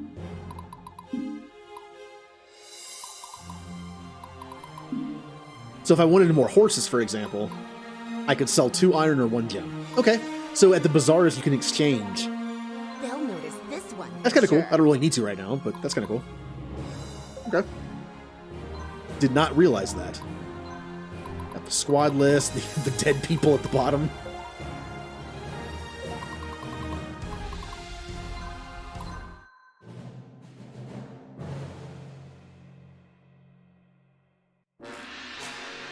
There's no one left alive, game. Yep, 7 out of 7. This should count as finishing time.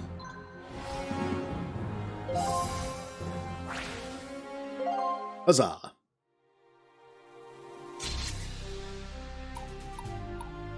Perfect. Look at all those surrenders. I got almost 1,000 gold for those surrenders. See, that's why surrenders are worth it. And I got some silver, I got some stars as well.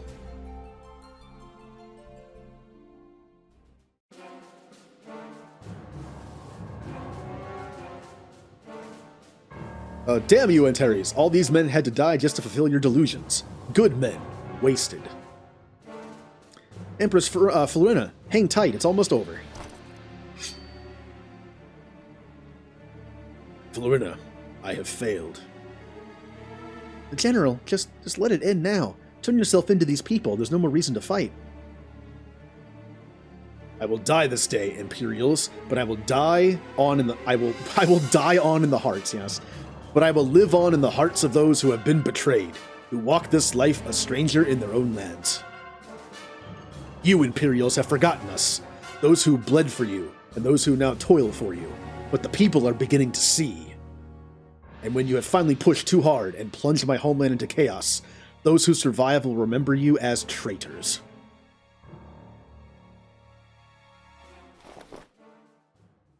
What are you doing? No! Yep. Holy Danar, take me.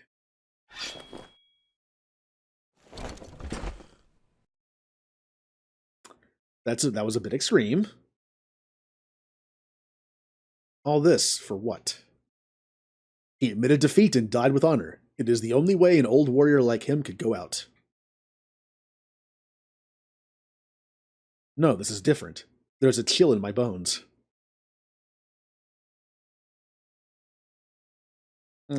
All this sentiment over a relic of the past, it escapes me. Of course it does.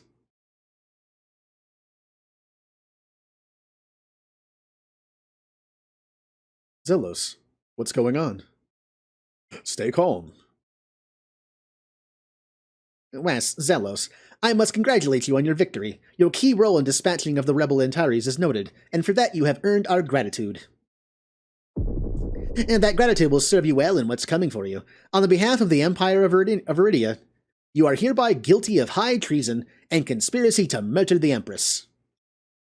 Yes, we've heard of your plans for treachery, Wes, and so too will all the world. Uh-huh. Betrayal. That's not at all what... Is this some kind of joke? And troops, you may fire when ready. Numbing poison. They are to be kept alive.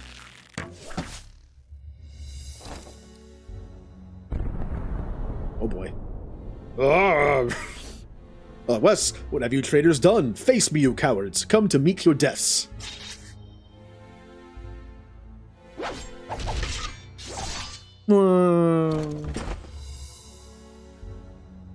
Imbeciles. We discussed this. Don't cross blades with that one. Shoot him now. Ugh. Is that all you've got? I guess not. Never mind. I'm good.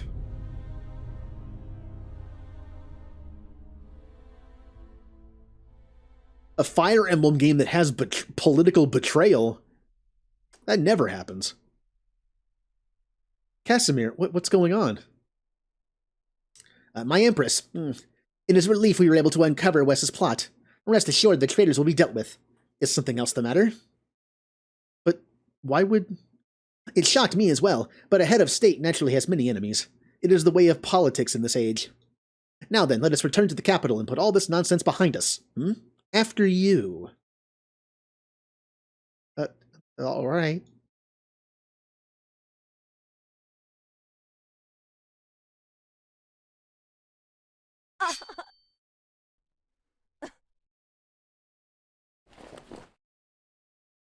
Boy, didn't see that coming.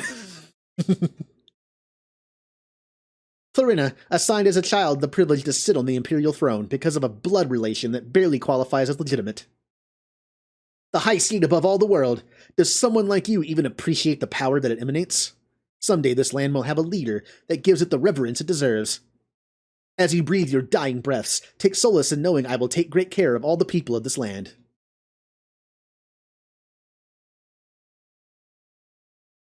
Ah, what a jerk. So, he killed the Empress and blamed us for it. Huh. Betrayal. Alright, Kreia. Prime Minister Casimir has Wes and Zelos taken alive just before assassinating Empress Florina. Using his position, he blames the murder on the Denari Temple's meddling. Unimpeded by a sitting head of state, and newly bolstered by the victory over Antares, Casimir strengthens his position as Prime Minister for all Viridia. But neither the throne nor the Empire's strongest noble houses are under his control. Before too long, the great dukes of the Empire, Terranor of the Duchy of Rumorg,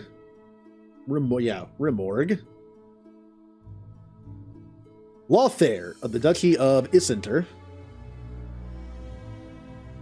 and Jaromir or Yaromir, we'll say Jaromir, of the Duchy of Embor,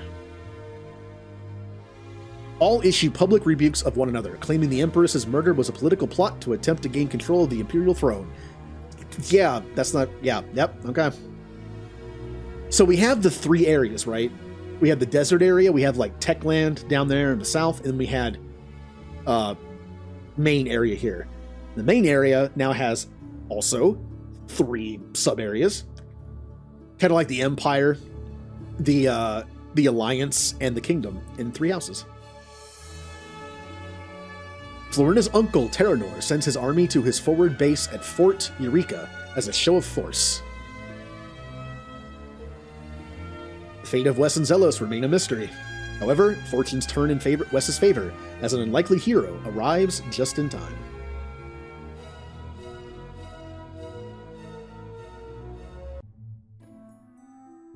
"7 years ago, Imperial Academy.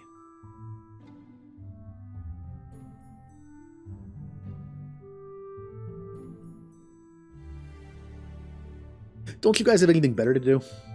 Man, where'd you get that uniform? You been stealing from the armory, street urchin? What should we do with the thief? Probably gonna go cry. Probably gonna go cry into the Master Sergeant again. I'm watching you, street urchin. If I had my way, kids like you would be sent home. Yeah, go home. I hear the back alleys are comfy this time of year. Good one.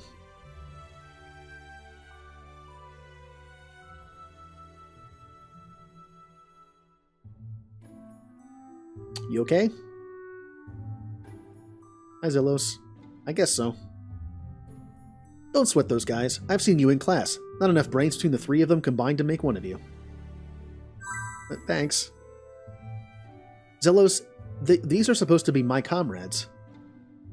They are. When it comes down to it, we're all going to bleed for each other. They're testing you. You gotta fight back. Doesn't matter who. You always gotta show the world you're not to be messed with. You can take these guys no problem. If I help you, they never leave you alone. Just trust me on this one. Even if you get roughed up, it'll pay off in the end.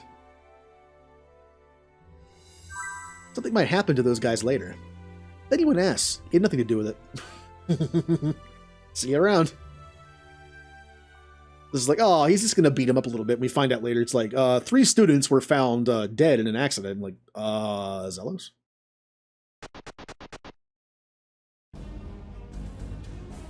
Stefan. Or Stefan. We'll say Stefan. Stefan or Kel. It's times like these I ask myself, what went wrong? How the likes of Stefan ended up against these devil worshippers, running the risk of bringing harm to this beautiful face voluntarily.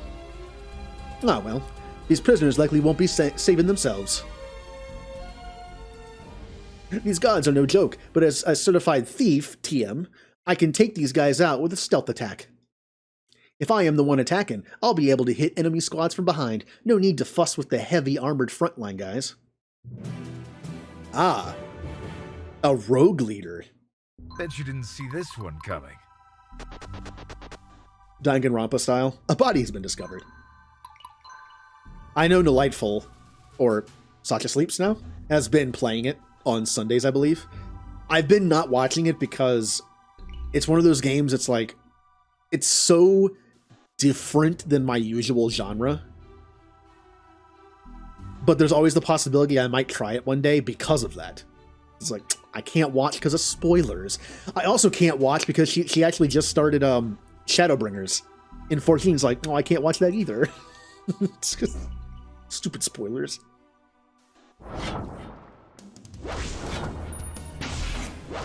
Yeah. Like when Jay first played Three Houses on his stream, I didn't watch it that much because I didn't want spoilers. But just so I could actually watch his stream, I went out and bought the game and then binged it past where he was. So I was able to watch it again. It's like, that'll solve the problem, right? Why do I have green hair now? Why do I have green hair now? What's happening? They dyed my hair green. I love this part. How dare they? Getting real thirsty here. Oh, sorry. Did you need something?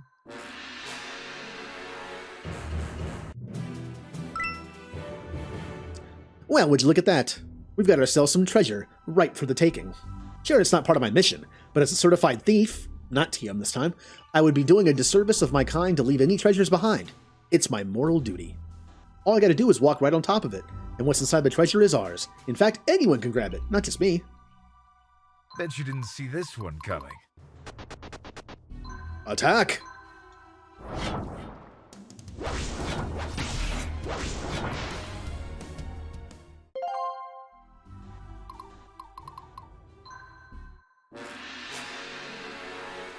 I, of course, will be getting that treasure. Now, is there a mission? There is. 11. I love this part. Oh, it actually won't let me go that way. Getting real thirsty here. All right.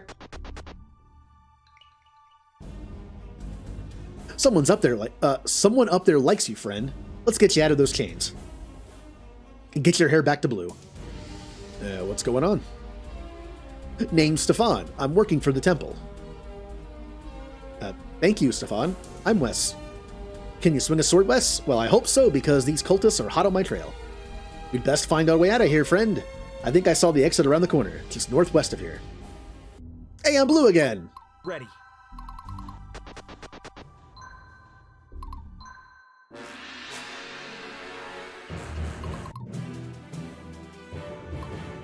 For my people. All right, so you get in there and fight.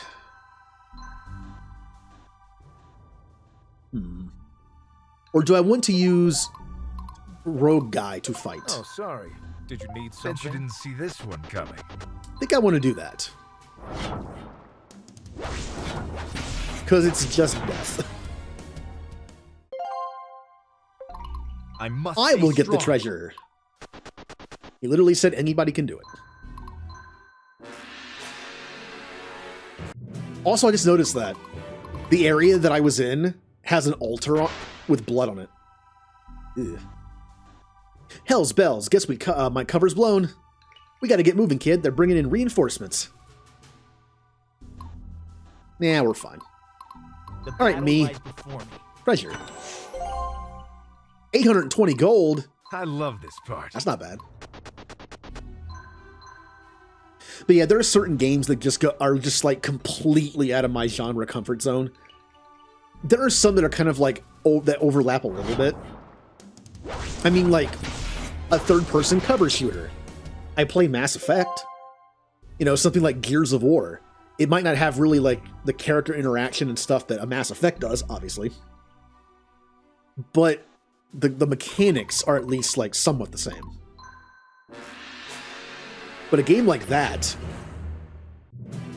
it's like almost it has a story. It's kind of a story-based thing, which I guess is a bit of an overlap. But the time to act. Even just the style of it. Getting real thirsty here. Kill him. I am the hero. Backstab. Well, he's the dashing rogue. Can you reach me? You can. Ow.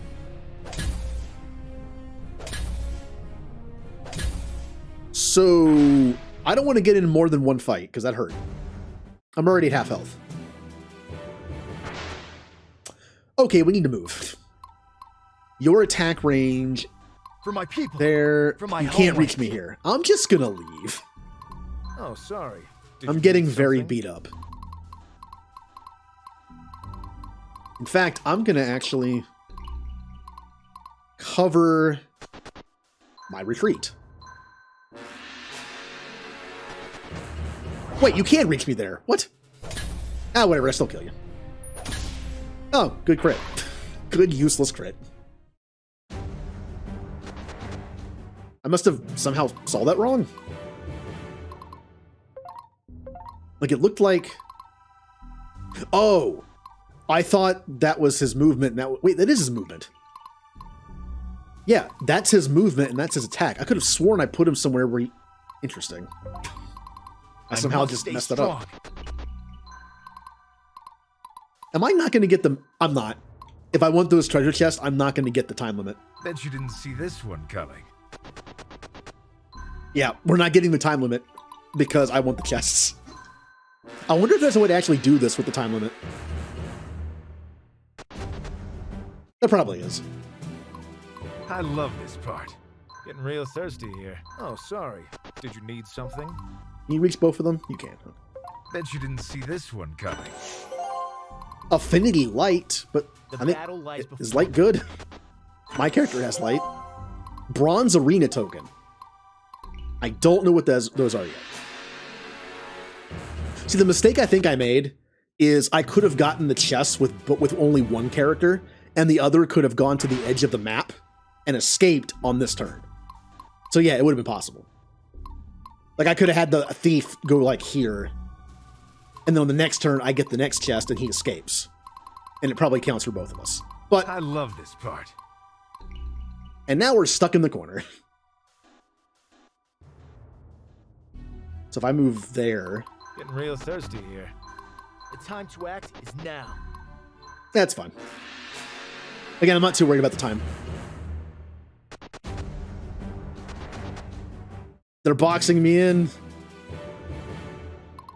Oh, sorry. Did you need something?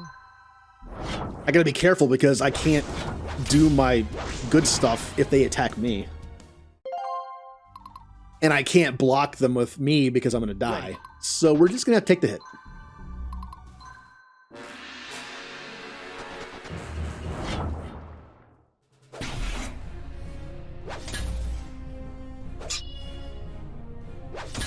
Yeah. I gained it. He either gained a trait or he found the item for the trait. Okay, we need to run. Bet you didn't see this one coming. Oh. Oh. Yeah, I could have just gone in here and triggered it, and we would have been fine for the time. Oh well. Whoa. Stefan, how do you plan on getting by the blonde with the giant hammer? Nah, that's Diana. Our ticket out of here. She's my partner in crime. Diana, as in the leader of the Temple Paladins? Never thought I'd see her in the flesh. Why in the world would such a figure be here?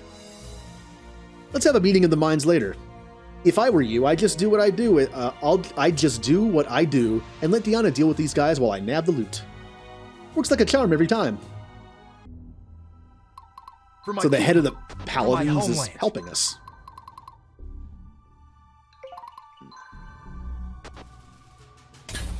And this is where she murders all of them. And she's going to do that. I mean, look at her. Big giant hammer. Like, they're all dead.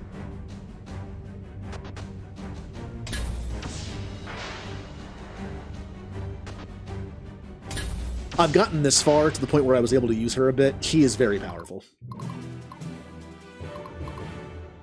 I love this part. Are you one of the prisoners here? Yes, I was. This is fortunate. We did not expect this. You must come with me. Guess I'm in no position to argue. Yeah, morale is just like good, shattered, dead. Dead's not a morale. I must stay strong. I mean, it kind of is. Where am I needed? I just leave.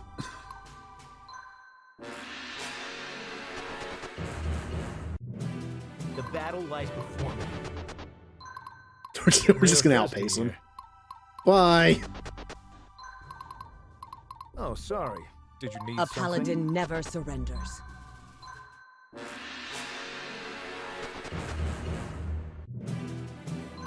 The thing is, even if I miss the turn by a couple turns, I still get stuff. Ooh, that's bad.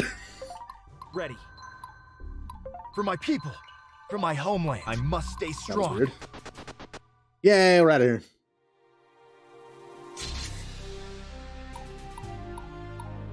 Yeah, not great on the turns. Rank A. Yeah, I think if I take any longer on the turns by a certain amount, it goes down to B and then C. I would get less. A is fine. If I can go over by a full 5 and still get A, that's good. That's good for me. Granham Abbey is just over these mountains. It is a Donnery Temple outpost. We will be safe there. Please keep moving. If the cold does not take us, enemy patrols will. Am I the only prisoner you found alive? Sorry, friend. Wrong person. Let's stop for a second. Like, sorry, friend, you're it. Zelos. He was with me before they took me. Fought to save my life. Our enemy is clever and elusive. It is possible that your friend was taken elsewhere. What enemy? Yeah. Long story, friend. You'd best be heading through, though. Asking for a bit of trust here. Of course.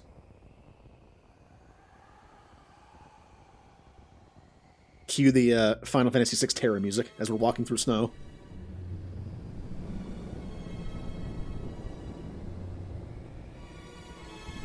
Welcome to Gronheim Abbey. The temple has maintained a presence here for generations. Right. Only these temple folk are crazy enough to want to live here, I suppose. Gotta admire their grit. Let us speak in the chapel. I don't wish for the pilgrims to hear anything.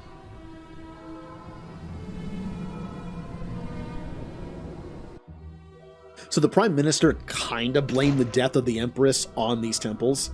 So that's probably not good for them. So we kind of have like our enemy of our enemy thing. They framed us for conspiring to kill her, and they blamed the temples, like, meddling in the fact that she died. So it is a miracle that we found when we did. Who are my captors? The followers of Xanatus, my mortal enemy, scourge to all the innocent people of our world. Xanatus? Yep, that one. Some call him the devil, the bringer of death, dark god, what have you. Turns out he's got quite the following here amongst us mortals, a cult of sorts. They might have taken you away, never to be seen again, had we been just a tad slower. Have you heard of the battle between the dark god Xanatus and Donar? No. In a time long before living memory, the world was covered in despair. The dark god Xanatus was summoned into our world, and the human race endured unspeakable tyranny and hardship under his rule. Sauron? Seeking, or who was before Sauron? I need to watch that show. I don't remember his name. Starts with M, I believe. Seeking to liberate their people, 5 warriors led by the legendary hero Donar rose up in rebellion. Legendary heroes of light, Donar became the symbol of hope, and for the first time people believed that Xanatus could be defeated, and they could be free. On the brink of defeat against overwhelming odds, the 5 heroes received the boon of the heavens. With this new power, they pushed back the demonic forces of Xanatus, and Donar plunged his blade into the heart of the dark god himself, sending him to the void. With the defeat of Xanatus followed the collapse of his empire. The human survivors, guided by faith, planted the seeds of civilization as we know it today, and prospered for centuries.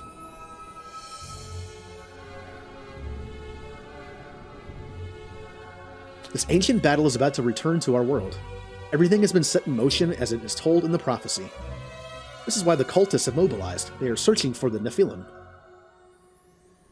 Nephilim? You mean the giants in the children's fairy tales? The 5 heroes who defeated Xanatus so long ago ascended to the heavens to watch over us as the gods. Their spirits have seen fit to return to our world, be reborn into 5 mortals, 5 Nephilim. We of the temple have no doubt, war is coming, and Xanatus is marshalling his forces against us. So we need to find reborn gods. Got it. How much you want to bet they're all going to be on our team? Morgoth, that's the name. Come on, Diana. Are you going to tell him, or do I have to? We did just witness you in battle. What? Are you supposed to be one of these Nephilim or something? Yeah, probably. Prophecy is not so easily interpreted. The Temple Grandmaster Oxley believes I bear the characteristics of a Nephilim due to my lineage. But you were the only survivor we found here. They know something about you. That's what makes you part of the prophecy. That makes you part of the prophecy. Ooh, am I one too? That's... Let me guess. I am the reborn version of the main guy. That's... Come on. There's nothing special about me. I'm just on the wrong side of Casimir's scheming. You expect me to just listen and believe. You need not simply believe. You want to know a twist? You know what would be a really cool twist? If you collected all 5 of these people, but you thought you were one of them. So it's like, we need to find the other 4. You're one. We need to find 3 more and we can join together and fight them. And it turns out you're not one of them. You find like the 5th one who was an enemy the whole time. That turns to the, like, there was like, think about the elements in this game. Fire, ice, lightning, dark, and light. We're probably the light one, because our affinity's light. But what if there was a twist where we thought we were one, right? But then we get her, we get 3 others, and it's like, yay, we have our whole group. And then you find out like one of the enemy generals is also one of them, and he's like the dark one, and you get him to join your team, and you find out you're not, like, you're just nothing. Like, you're just like this really strong person for some reason, and it's like, okay. Yeah, or like what if instead you find all 5, and then you end up being either nothing, or you're the reincarnation of like some evil that is somehow good now. Or an even bigger twist. What if the evil that's coming now is like a reincarnation of the good, of like the most powerful light god, and got corrupted somehow because it's kind of like the archdemon, right? You land the killing blow, and you become evil, and then we're like a reincarnation of the evil god. Now we're good. So it's like this weird cycle. You need not simply believe. Look. Space. This is a runic pattern designed to channel certain energies. This more humane version is used by the temple. And mine? Every prisoner had this inscription. Evidence of cult experimentation. To fail their test is to die. Yet as you live and breathe, you stand before us.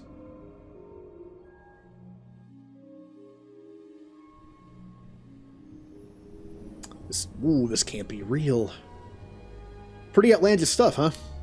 I try not to question it. Makes things nice and easy. Alright, Han Solo. What exactly would you have me do? It is normal to resist your fate. I cannot force you to do anything. All I ask is that you put your trust in us and all the Denari Temple, your newest ally. You are now known to the followers of Xanatus. They will be coming for you. I have a small army here in Granam Abbey. If you would join us, we are planning to return home to our main temple at Lamelin. Well, you saved my life. I owe you the benefit of the doubt. I'm a space god, yeah! But only so far as your home temple. Zelos could still be out there. He would be looking for me, so I can't just leave him behind. So is Zelos going to show up brainwashed as an enemy? Again, I'm guessing like JRPG tropes at this point. He's going to show up as like a brainwashed enemy we have to fight, and then we get him on our side, and he's one of them too. My friend, if you and I are truly Nephilim, I will never leave your side, and no one will stand in our way. It is the fate of Nephilim to reunite as one, else may be lost. All may be lost. No friend of yours will go unsaved. No enemy of yours will go unpunished. Of this you have my word and my honor. Hard to argue with that. Come, I requested that a force of temple warriors be assembled for us. Let us meet them. Do they have good leadership? So I can make a team out of them? Sister Dahlia, I hope we meet your expectations, and we have more than enough supplies to make it home safely. Safely home. Read it backwards. Means the same thing. Wow. Of course, Abigail. Thank you, sister. You are to serve our new friend Wes during our journey. Sister? So pleased to meet you, Wes. Yes, I am a priestess of the Sisterhood of Mercy. You look so familiar. Do you have a brother? Well, yes, I certainly do. Yep, you're a mirror image of my friend, Jules. Only a sibling of his could be so... sunny.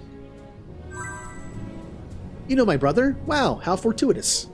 If you are a friend of my brother, then you are surely a friend of mine, dear Wes. If you will have me, of course.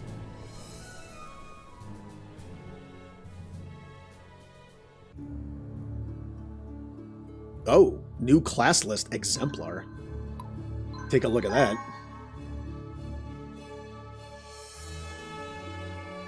The cunning adventurer Stefan, and the mighty paladin Diana as Wes's new allies. Wes sets out from Graham Abbey, bound for the Donari Monastery at Lemelin. There he hopes to gain the answers he seeks. Wes will have to reach Port Genos, from which he can sail directly to Lemelin. But now Wes faces the followers of Xenatus, who seem to have far-reaching powers and influence.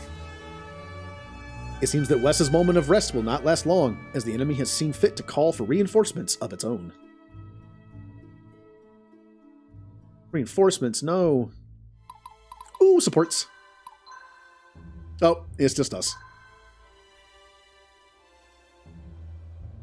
Stefan, a moment. Wes, of course, although I warn you, I am nursing my third glass of brandy, so I preemptively strike from the record any incriminating statements. What can I do for you, friend? You are working with the temple as a spy, I understand. Yep. You see, the blonde and I are in cahoots, as they say. You mean Diana? Yes, that's the one. You know, the one that's got a big old, muscle where Donar usually puts a sense of humor. Ah, what am I saying? She's a big goofball if you let her relax a bit. Want to get her on her good side in a flash? Food. Even mentioning it makes her eyes sparkle with glee. Noted. So you're risking your life on the temple's behalf. Are you a devotee? Well, let me bring you back 2 or 3 years. Got tired of the junk peddling. Purse cutting, you know, small-time stuff. Got involved with the Tide Reavers, real bad fellas. Let me tell you, being that much of an outlaw is the thrill of a lifetime. That is until you get involved with, you know, their primary cargo, slaves. Crazy. So what happened? They were shipping slaves to the fungus plantations of Graendon. Great, that sounds bad. A common source of income for those dogs. I, however, was able to help myself to the captain's jewel chest while they were dealing with a policing action by the Viridians. Almost slipped away, but then I saw her. That towering titaness of terror. She came out of the Imperial ships barreling around, smashing those pirates like they were gnats. I tell you, you would not believe it if you didn't see it. How'd you end up crossing paths with her? Well, you see, she caught me. But no worries, the slippery toad avoided jail, as usual. Oh, snuck away, huh? Yep. Well, no. You see, Diana and I made an agreement. She needed masters of espionage to investigate those cultists, so I did some dirty work and she kept me nice and legal. Turns out, we're a hell of a team. Plus, I found me a new family in the temple, folks. Real bleeding nice, I tell you. Glad That's to have quite you a on story. the team. Ooh.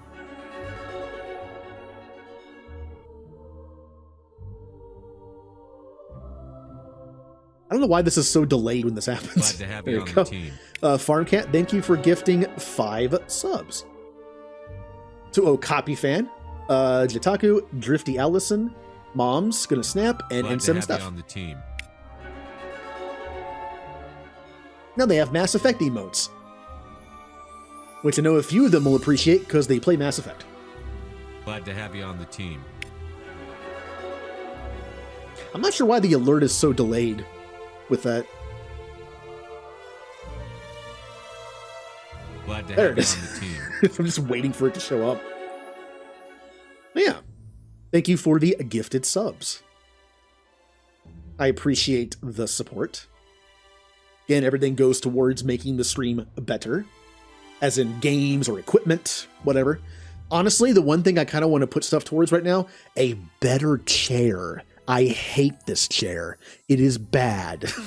It is a terrible chair. This thing is worse than the $50 chair I got at Walmart that I was using before. Yeah. Also, Moms plays stuff like, I don't know if they've played Mass Effect, but I know they played Dragon Age and they've played KOTOR.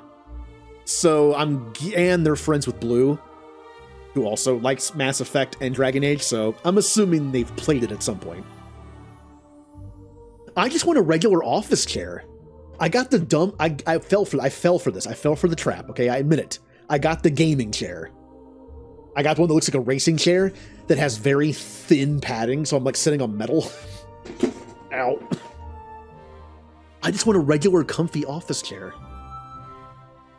I would like a chair that gives me better back support, but those are expensive. I will take just a nice, cushy office chair.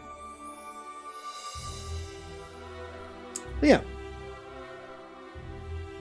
I was also thinking about, like, if I ever go back to using a webcam. Use this. Oh. Chair fund. Wow. You know, I was kind of joking, like, 6 months ago about a no, what was it? It wasn't a chair fund. What was I joking about? I was joking about something for, Blender Fund, that's what it was, which I ended up getting. But yeah, thank you for the $50 donation. And yes, towards Chair Fund. Secret Labs. That's probably better than what I have. I've seen some of the Secret Lab chairs. I've seen some of the Overwatch ones. They do have that game design. But they also seem to be more, like, bulkier and have more to them. Unlike this one. This one is very thin. From the side, it is very thin looking. You know how thin, like, one of those lawn chairs are? Remember the lawn chairs that have, like, the see-through plastic, like, noodles? It's for a better way to describe it. That are, like, strapped across it, and then when you undo it from its, like, skinny form, like, tall form, it makes that sound where it's, like, almost like a roller coaster. Like the clinking of the gears. It's almost that thin. Like, the back of this thing is very thin. But yeah, Chair Fund. Yeah, this one is neither. Unless my back is shaped like some form of alien creature, this chair is not comfortable. It has an extremely flat back. Our spines are not flat. The back of the chair is completely flat. It has that little pillow at the bottom that you can move around and put, like, in the small of your back, but it's too big for me. Either I don't use it, or I do, and it's just like, either way, it feels awkward. But yeah, I got a chair from Walmart once, years ago. It was a chair before my last chair before this one. It was actually really nice. It was like $100. And it was, for a Walmart chair, this thing was nice. Now, it only lasted a couple years. Again, Walmart chair. Like, the padding got so beat down, I was literally sitting on metal. If you put your hand on, like, the middle of the seat part, the cushion, the lack of cushion, you could feel the metal plate underneath. But for those couple years, it was a comfy chair. Also, something I like to do. I like to put my legs up. Like right now, I have my left leg curled up under my right leg. Or sometimes I'll do the thing where I bring one of my legs up to my chest and kind of have it in a bent position. I just like to sit that way. And this chair there isn't enough front support to it to be able to do that comfortably. The chair that I got at Walmart a couple years ago had that. So, yeah. I might look up some chairs. Butt support is necessary. Yeah, this chair doesn't have that. It feels like I'm sitting on the floor. And my floor is a thin carpet on concrete. So, this stream not sponsored by whatever brand chair this is. Look, it was on sale, okay? This chair was like $90. Webcam? No, I stopped using it because I just got uncomfortable with it. I find it way more comfortable just to be able to sit back and relax and not have to worry about it. Also, the lighting. I have cheap ring lights. Because they're cheap ring lights, they don't disperse light correctly. So I have to turn them up to max to be able to get enough lighting on the webcam.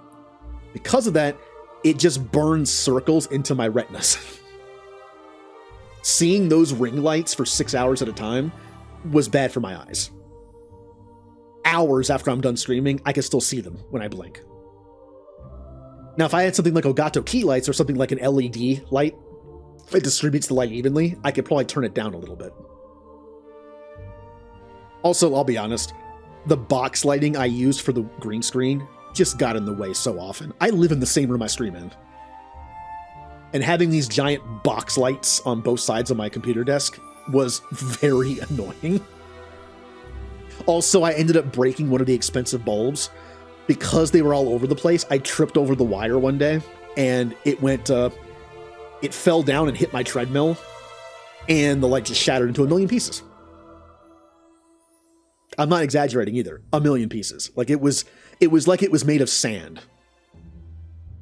So I got some tape, and just like I used tape and just like got every single little piece off the ground. I don't feel like having it in my feet. Yeah, that didn't help either. The light would also give me a headache. Now, I don't have to use a green screen, but I prefer to, because the way my layout is, the webcam, because of the angle I sit at of my screens, the webcam is perfect with a green screen to go right where that avatar of me is. I don't cover any of the game. If I weren't to use a green screen, I wouldn't be able to do that as effectively. I could use a mask to probably cut out the part of the game, the corner, but also the stuff behind me is boring. I don't have a cool gamer setup. I have some cool stuff I'd like to put on display behind me. I have an N7 helmet that came with the special edition of Legendary Edition. I have some Mass Effect plushies. What else do I have back here? I have a replica Omniblade it's plastic and it lights up a little bit. Got that. Got some other stuff back there. But the people who have that stuff in the background of their webcam, there is a wall behind them. My room is my bedroom. So what's behind me? My bed. So I can't have a shelf in the middle of the floor. Yeah, I did wear that for a bit. It's very bulky, but because it has so much headroom, it didn't fog up my glasses, which is nice. It also didn't affect my voice that much. Main problem wearing a helmet, I have to be able to talk into a mic. All right, let's get through this cutscene real quick so we can mess with our team. But yeah, I appreciate the donation. Again, everything goes towards the stream, so maybe that'll make my back happier eventually. It's quite a story. And now you're here, chasing prophecies with me. It's gonna be one hell of a ride, friend. Hey, I think you're all right. I mean that. Oh, he's doing the drunk thing. You know what, man? Look, I've never been drunk. You can tell from how I do this, but it's just like, yeah, you're all right. Don't let me ever tell you you're not. Yeah. I have never been drunk in my life. Especially if you can secure me another spot of brandy.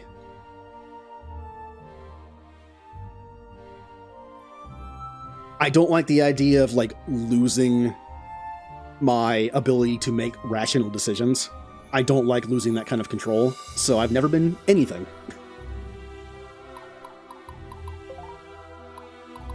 Oh, we have 5 text to spend. Ooh.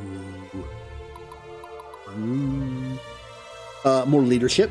Like I said, this game throws enough leaders at you where you really don't need NPC leaders, like non-story named character leaders. So I can wait on that. Expand the mercenary pool, having more people you can hire. All support classes gain 20 HP. Let's take a look at what's after that. We haven't really taken a look at what's after these. Dragon Trainer. Familiarity with Dracology. has given our Drakelings, dragons, and dragon riders 24% faster class mastery gain from combat and a slightly increased chance to appear as mercenaries. So all this does is increase how fast they level up and increases the chance of them appearing as mercenaries. All units gain class mastery 15% faster. Honestly, I kind of like that. It is a blanket. Everyone levels up faster. Their class faster. I appreciate that. And I'd have to get this to get it, which I also kind of want, so. Advanced breeding techniques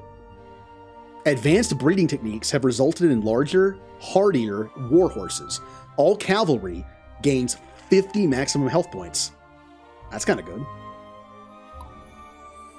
Acolytes, Paladins, Valkyries, Exemplars, and Titan receive an additional bonus to magic resistance based on a portion of their armor. Also good. Medics, Priestesses, Templars, Hospitallars, which is a weird word, take 25% less damage with Paladin, Valkyrie, Exemplar, or Titan in the same squad. That's kind of cool. Magician and Dragon Breath attacks ignore 25% of the armor at the target's resistance. Okay. Status effects for Magician and Dragon Breath attacks have an increased chance to be inflicted. If you use those, good. Spells that have a charge-up turn can now be cast on the first turn of battle when on offense. Does that mean they can attack twice? Or does that mean it's just an initial attack, then they can't do it the next turn? I mean, that's a benefit. Obviously, the faster you kill things, the less damage you take. If all this does is flip it between charge and then shoot, or then shoot and then charge, I think it's still worth it. Cost 3, though. All Magician and Support classes are now of the normal unit type rather than slow, and Magician attacks decay in power more slowly when used consecutively. So Magicians and Support classes give a slow effect, so if they're in your party, there's a chance it might knock you down from like normal movement to slow. So if you could have an army of mages, and it would be normal, not slow. And the last one up here is unlocks the Dragon Rider class, the ultimate unit type, allowing us to control dragon flight ability to take to the skies. That's how you get a flying one, I guess. Then there's interesting ones where they're in the middle, where you can only unlock if you master 2 of them. The two like the 2 trees. We'll look at that after this. Easier for cavalry squads to achieve a charge attack, 6 instead of 7. Plus 3 weapon power for each unit of a different type added to the squad. We already got these. What's next? Cavalry squads now deal significant morale damage when attacking with a charge attack. Okay. That is limited to only charge attack, though. It's not going to work on every instance, every map, so... Whole arm units now grant bonus attack and defense versus melee to any adjacent unit. Now grant bonus attack and defense versus melee. Okay, so if a pole arm is good against cavalry, I guess everyone gets it? But only adjacent. And the fact is, I'm probably going to put polearm units next to each other for the adjacent bonuses. So, I don't know how useful that is. We now have the ability to use the aggressive and cautious action types. That's probably worth it. With this, you will do 25... With aggressive, you'll do 25% more damage, but take 15% more damage. It also persists on the enemy's turn. So not only will you do 25% more damage and take 15% more damage in the attack that you do, but you will also do it when they attack you defending. Caution is the opposite. You take 25% less damage, but you do 15% less damage. That would be good if you're surrounded. There is no defense in this game. There's no defend option. But if you do cautious, every enemy that attacks you after that will do 25% less damage. That could save you, potentially. It's also just another option for attacking, which is useful. And I can get it whenever this tier unlocks, because I already got this. Squad gain a morale bonus when within 3 tiles of a base, village, or town owned by your faction. On hard, this could probably be good. Sometimes you see these kind of bonuses and you think like, on a hard difficulty, probably useful. Normal, maybe later. +1 arrows fired from 3 to 4 by archery units at 2 or more range. So it just increases damage of archers. Okay. Dragoons are now light cavalry move types. That is great. Dragoons are people with guns on horseback. Making them light means the entire group will still be considered light cavalry. It's good. More speed.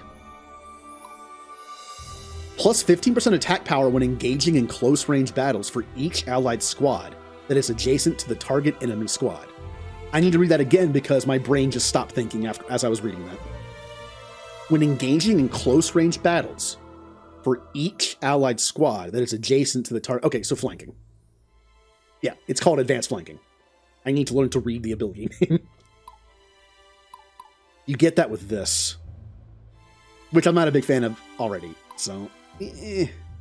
This involves correct placement of my troops, something I'm not great at. This one I actually liked, so what's this? Improves effect of most special tactics. Huh. Maybe it makes, like, target leader and surrender better? That's good. So the morale next to a base gives me villages, towns, castles, and bases held by our faction now provide healing to our squad within 3 tiles. Also probably great on hard. All archery classes are now of the light unit type, a massive advantage to mobility and ambushes. I'm guessing some archery classes weren't considered light, like maybe warbow. Are the gun classes considered archery? Because that would also be good. New conscripts start with mastery of all available tier 1 classes. Start with +3 levels and with full loyalty. Okay. So anyone you recruit has all base tier 1 classes done. They start +3 levels and have full loyalty, meaning no more mercenary +2. That's nice, except it feels like you get it pretty late for recruiting.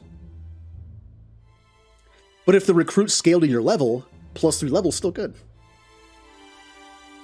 And it would save you time having to, like, buy someone good, but then you have to get a bunch of classes unlocked. Dragoon and crossbow. Well, Dragoon had its own thing, I guess. The light cavalry thing. Crossbow, maybe. Crossbows would be heavier. I don't know. I don't know what they're considered. So what is the middle one? All squads in the army gain +10 capacity limit. That is really good. That is basically an extra unit. I know the more units you add, the more it costs, but once you get, like, bonuses when people are more loyal to you and the number goes down, that's probably the equivalent of 1 extra person. That's pretty good.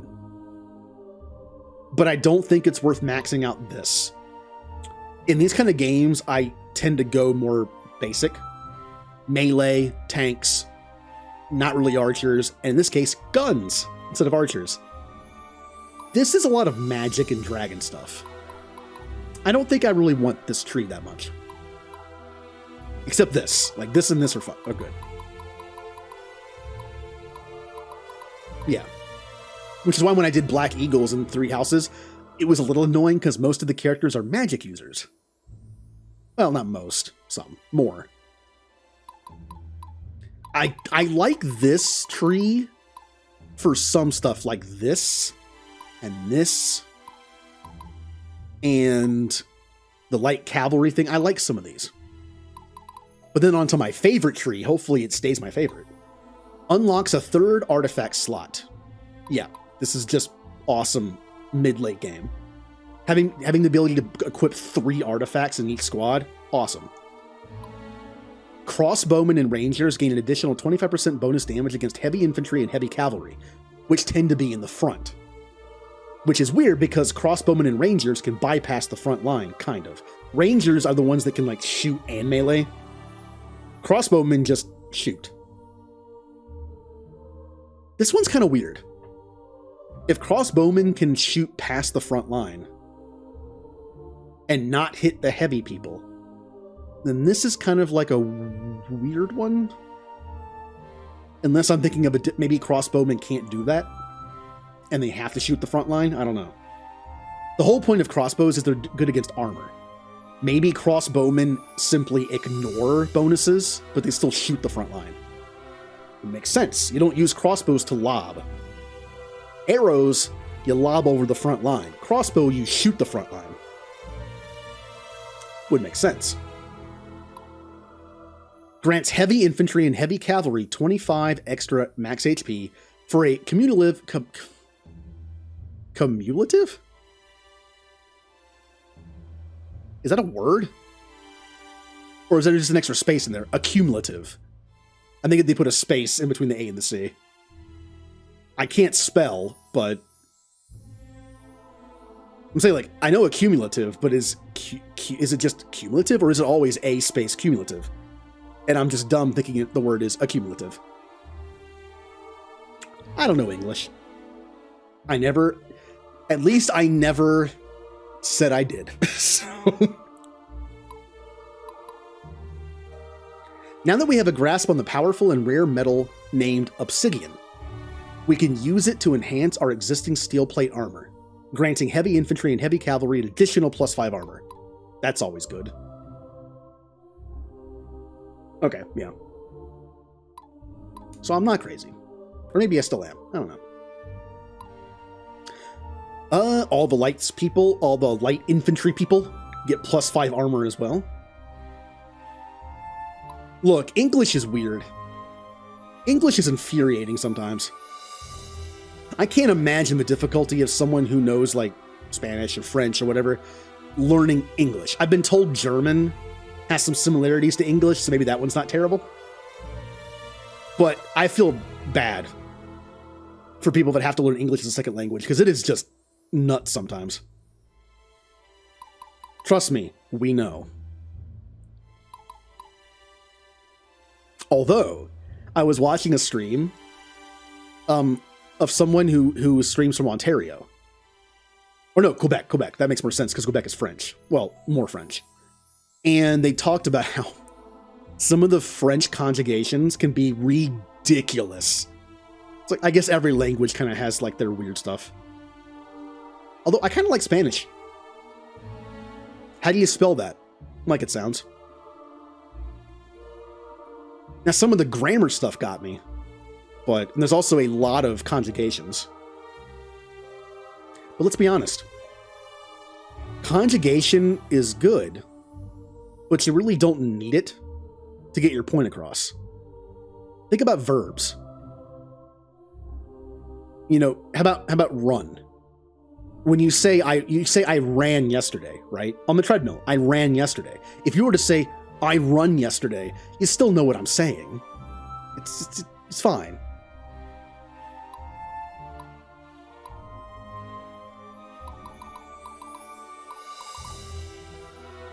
Alright, all artifacts cost 1 less capacity.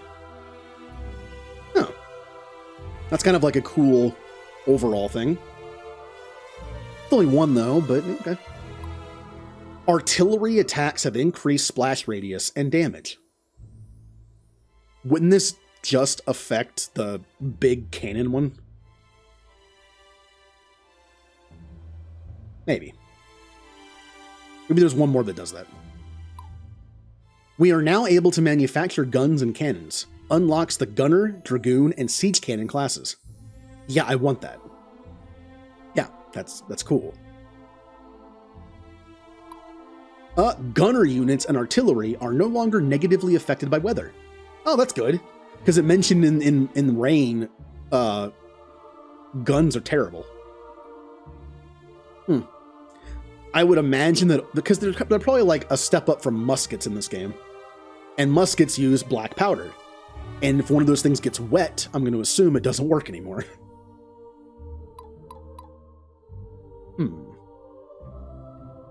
Wait. Why does this one have 2? What is this one? Why is there an extra one in here? This is confusing. Oh, is it supposed to like carry over? Where I have to max out Academy of War and crafting to get this one? I think that's what it's trying to show me. Yeah. I mean, I honestly can't think of a better way to do it, because it is awkward. Mimikcutie, hello. Hey, do you know if the new Overwatch event started tonight? I think it did. What do we have in here? And this is, we are now able to maintain high energy blast furnaces, allowing for far more efficient processing of materials. -1 iron and obsidian cost for all units? That's really good. There are units in this game that cost like more than 1 obsidian. To have -1 obsidian means, I mean, if you have 2 units that cost 2 obsidian, have this, you can have 3 of them now. That's good. What's the middle thing here? Advanced firearm techniques grant our gunner and dragoon an additional... What? They get to shoot twice? This is also good. So it looks like I'm going to be focusing on these two trees. On this one, really the only thing I want are these two.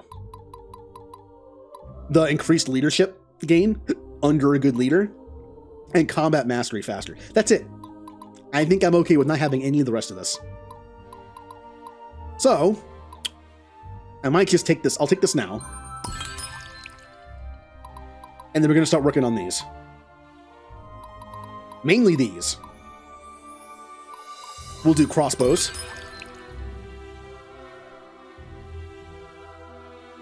What, just the name of it? Academy of War.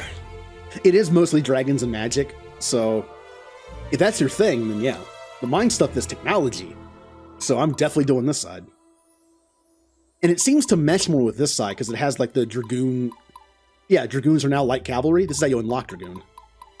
Without this is useless. I'm sure there's other overlap though. Oh, also we unlocked tier 2. I can get 1 tier 2 and 1 tier 1. Well, what tier 2 do I want? I could do aggressive and cautious. I could do... I really don't like using archers that much, to be honest. I'm going to have to take these eventually to take these.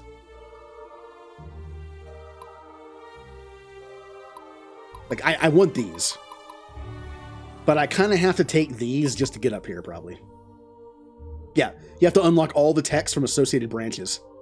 So I have to unlock all of this for that. But it's good. My focus is here, though.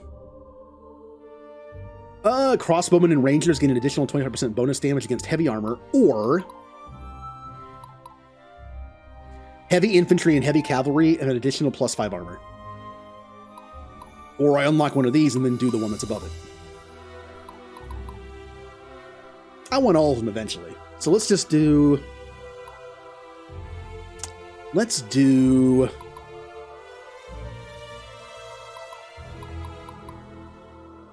I'm going to wait on this one. It's a 25% increase to damage for 2 classes that I barely have. Crossbowman I have access to now, but Ranger I don't have yet, so you can wait on that. How about just a straight up increase to armor for heavy infantry and cavalry? They're the ones on the front. Let's do that. Well, it mentions you have to unlock all of them. So in order to get this, you have to have all of these in the tree. In order to get this, you have to have both of those. So this means everything in this tree and this tree to get this one.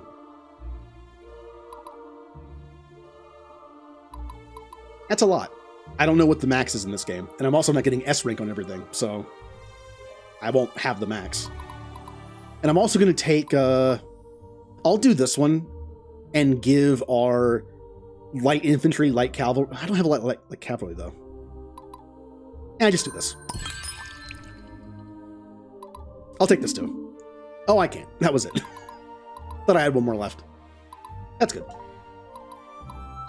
Marketplace. Oh, you can exchange here, too. Oh, hey. I have one of these. What do I use it for? I could just... I'm not sure what these are for. Oh, hello, stuff. Hello, stuff. Affinity Water. Plus HP, minus strength, minus skill, plus magic. Good for mages. Assassin's Heart. Critical damage increased by 50%. Ooh. Just straight up gems. I should probably buy these whenever I see them. Yeah. Mastercraft Lamellar Plated Armor. Or IMR. Plated armor from the new extinct Caledori civilization that occupy what is now known as Western Sayuna. It gives you plus 18 HP. And plus 3 strength, plus 4 cap. Minus 25% damage taken from swords. That's interesting. Okay. Concentration. Unit could no longer critical hit, but deals 15%. Oh, I actually like this. I actually kind of like the consistency of this. And I'm sure it'd be better on not a rogue. Dragon Slayer. Plus 2 strength, plus 2 cap, plus 50% damage to dragons. And here's the thing that gives you leadership. How about my recruits? Anything good? We have Reza the Scout. I've been meaning to make a scout troop so I could get around the field, and this person has 40 leadership already. Ooh, they got some good stuff in here. Hold on. Hit and run. Bonus hit and evasion when standing in open terrain and or on offense. And then Warrior Zebras. Resistance to magician and dragon attacks based on strength. That's not bad. It's not bad at all. How about Omri? Ooh, a soldier. I don't have a soldier yet. No one has high enough strength, I don't think, that can level up with it for it. And you have imposing, which you're more likely to be targeted, which is good because you're heavy. And Guardian. Yeah, well on defense. That's not bad. I kind of want to get both of them. Should I buy both of them, or should I just say, you know what? I can make my current people into these eventually. And maybe save my money for later. I've been spending my money a lot. Maybe I should save my money in case something really good comes up. I should probably buy... I really want to make sure... I really want to see if these traits are a one-time use, or can I move them around like an item. I kind of like this one. I think I'm good for now. I think I'm okay with what I have. Now here comes the fun part. Oh. We're missing some people. I'm a little limited in what I have right now. Oh no. I only have 3 leaders right now, don't I?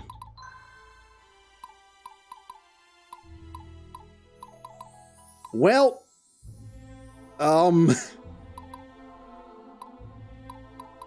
we might have to make a group with some of our higher leadership people, like Miriam and Victoria.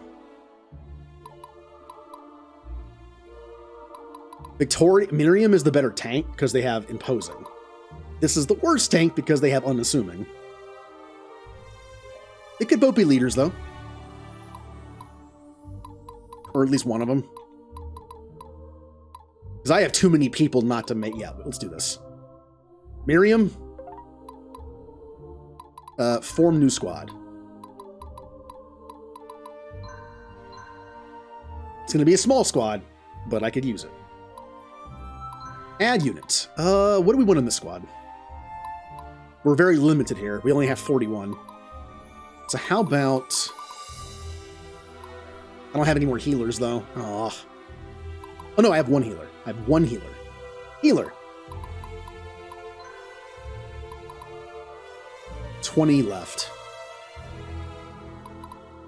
How about... You could be a leader too because you have 40. That's not... 40's not bad. I'm going to go ahead and put this regular fighter in the front to be like a second tank. And I'm going to put one more unit to do some damage. How about a light infantry? Kind of in the back there. All right, let's get you here, here. That's okay. This is fine. It's a small group. They're there to just kind of do some stuff.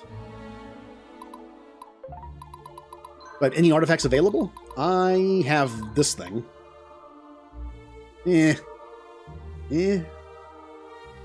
Sure. Yeah, we have 3 melee users. That's good. And let's make one more squad. Technically, I could use the archer. They have 39. That's not terrible. Scout's only 36, and they're the only cavalry unit I have, so... 38.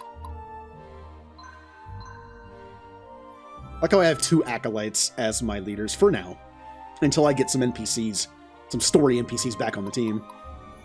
So, what's this group going to be? I could throw the scout on there, but I feel like it's kind of useless, since I can't use it as cavalry. Yeah, it's still infantry because, yeah. But it would let it level up some.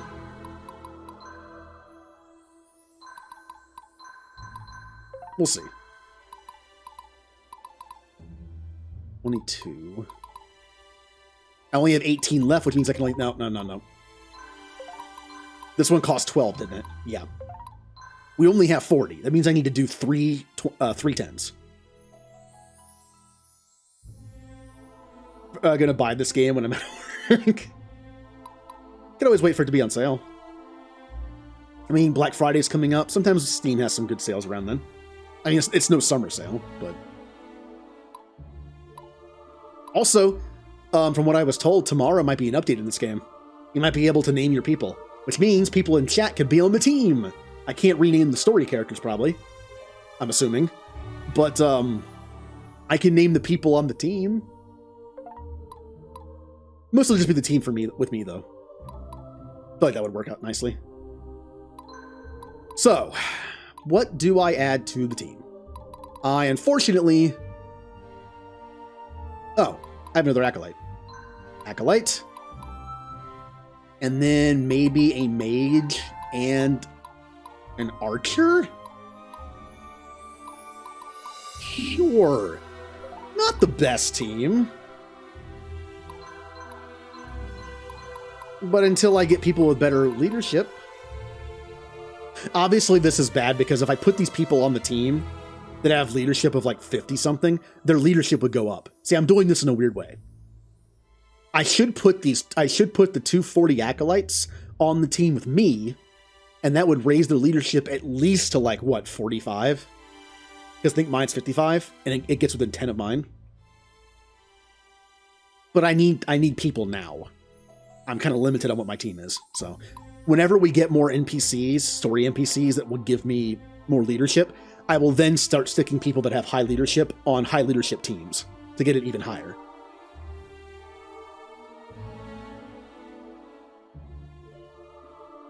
See, I like them, but that's never really been my style. That's why I love the Blue Lions mostly.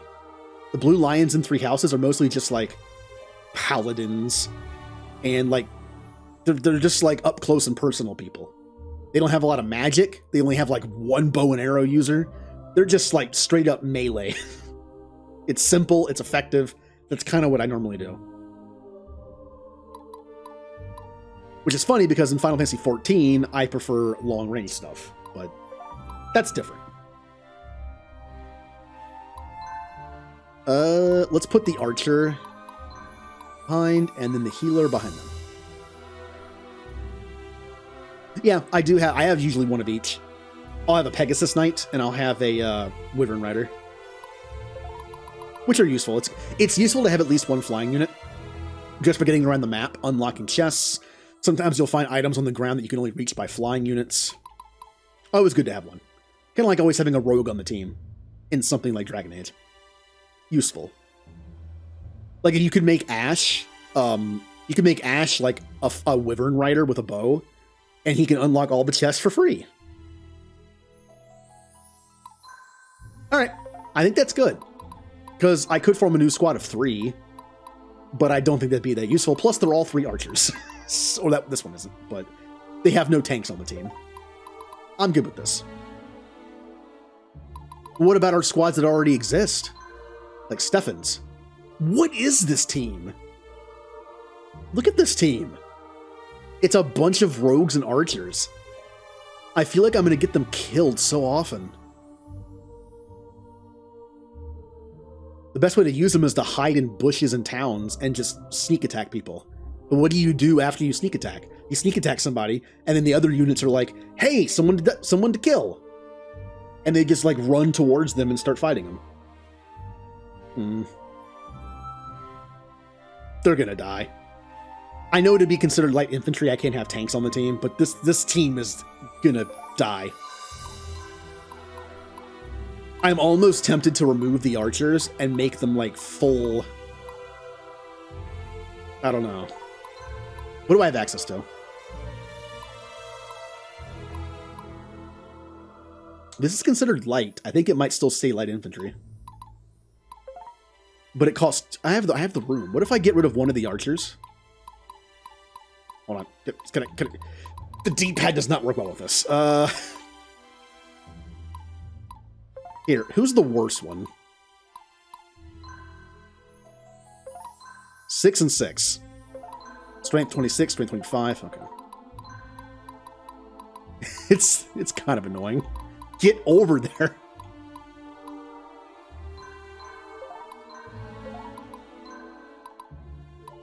Is this still considered light infantry? It is. Cool. So this horse is very sneaky. They're going to hide in the bushes with the rest of us and be very sneaky. That's one to get an experience. Then we have this amazing team. You have 2 healers. If these other groups if this group had more capacity, I would pick one of those. I would put one of those healers on this team. Maybe I should. What if I do this?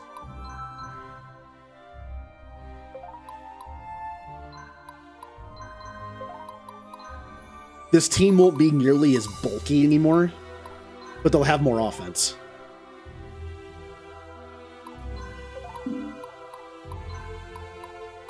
Yeah.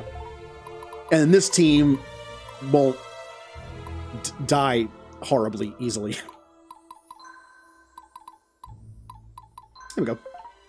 That's not bad. I kind of like this. And a lot of them have no artifacts. I guess they're still on my other teams that don't exist right now. I don't have any more to give, so... Well, also there's level ups to consider. Oh, wow. Oh, look at all these options. If you unlock Max the Mercenary class, you get an ability that allows you to not use a number count for any weapon spellbook. Really? I don't know if... I like Fire Emblem 3 Houses, but I don't know a lot of that stuff. I don't know the classes very well. Like Final Fantasy Tactics, I know the classes fairly well. 3 Houses, not so much. What do we want? So we have enough spearmen on the team. I'm thinking soldier. I'm thinking soldier. Right? We want someone bulky. And who's the bulkiest person in here? Now, I almost want to put some skirmishers on the other team instead of the rogues, because they're probably a little bulkier, but...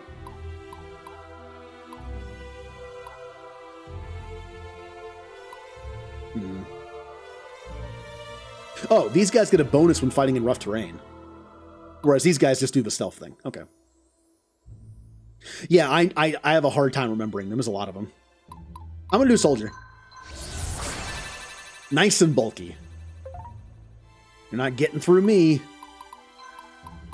Who should I turn this person into?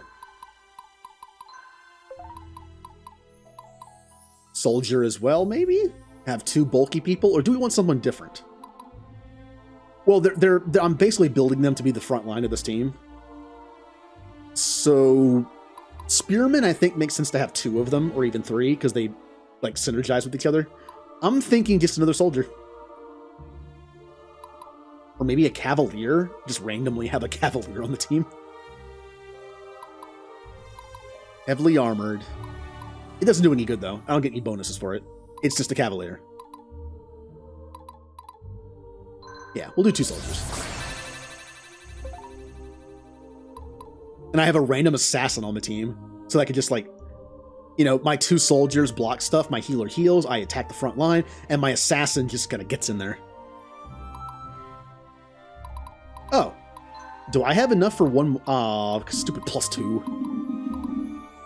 Oh well, 2 more loyalty, or 2 more leadership, and I can put another person on the team. I just don't, like, the way with cavalry is, I believe the bonuses to cavalry is, like, you can charge, and you have good movement. But if you only have 1 cavalry unit on the team, it doesn't do anything. You can't charge, and you can't have good movement, because you're still considered infantry. In that case, it might be worse than the soldier, because the soldier's probably bulkier. But if you're making a team of mounted, then yeah. Cavalier, I think, is just like mounted soldier, with probably a little bit less bulk. Like, I only did this to level them up more. I easily could have just put, like, if I ever make a Cavalier team, like a mounted team, that scout's going on there. Unless I make my own scout team. Although this team can move pretty easily as well.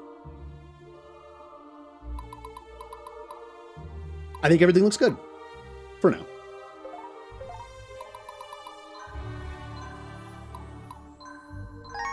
Yeah. Oh yeah, also that new class we had.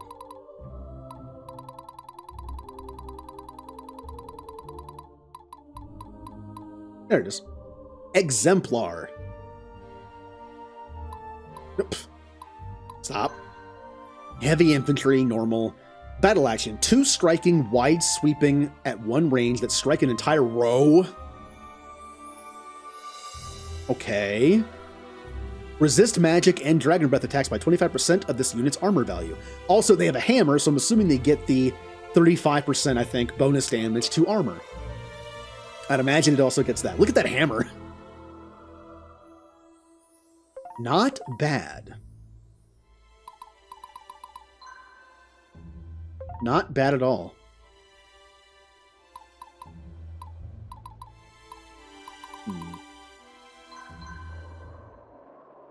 Divine Hammer of the Denari. Oh, I see those assassins. Well, rogues. Tide Reavers. Oh, it's the Tide Reavers. The Mark is hiding out at Granheim Abbey, and there's a mountain of gold waiting to reward his bounty. I don't care if you burn the place to ashes. I want Wes's pretty little blue head.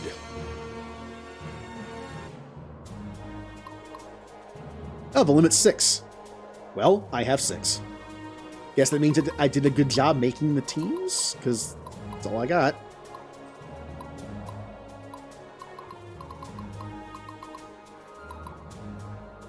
And this is fun.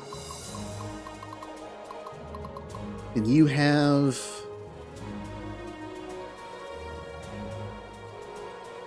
I didn't mess with Abigail's team, did I? Whoops. Oh well. She has 2 acolytes. She's the healer. And is that a... What is that? Yeah, sword fighter. So 2 nice and bulky people. A sword fighter for little damage. And healing. Okay, that's fine. She probably had more... Yeah, no, she only had 47 capacity. Yeah, we're good.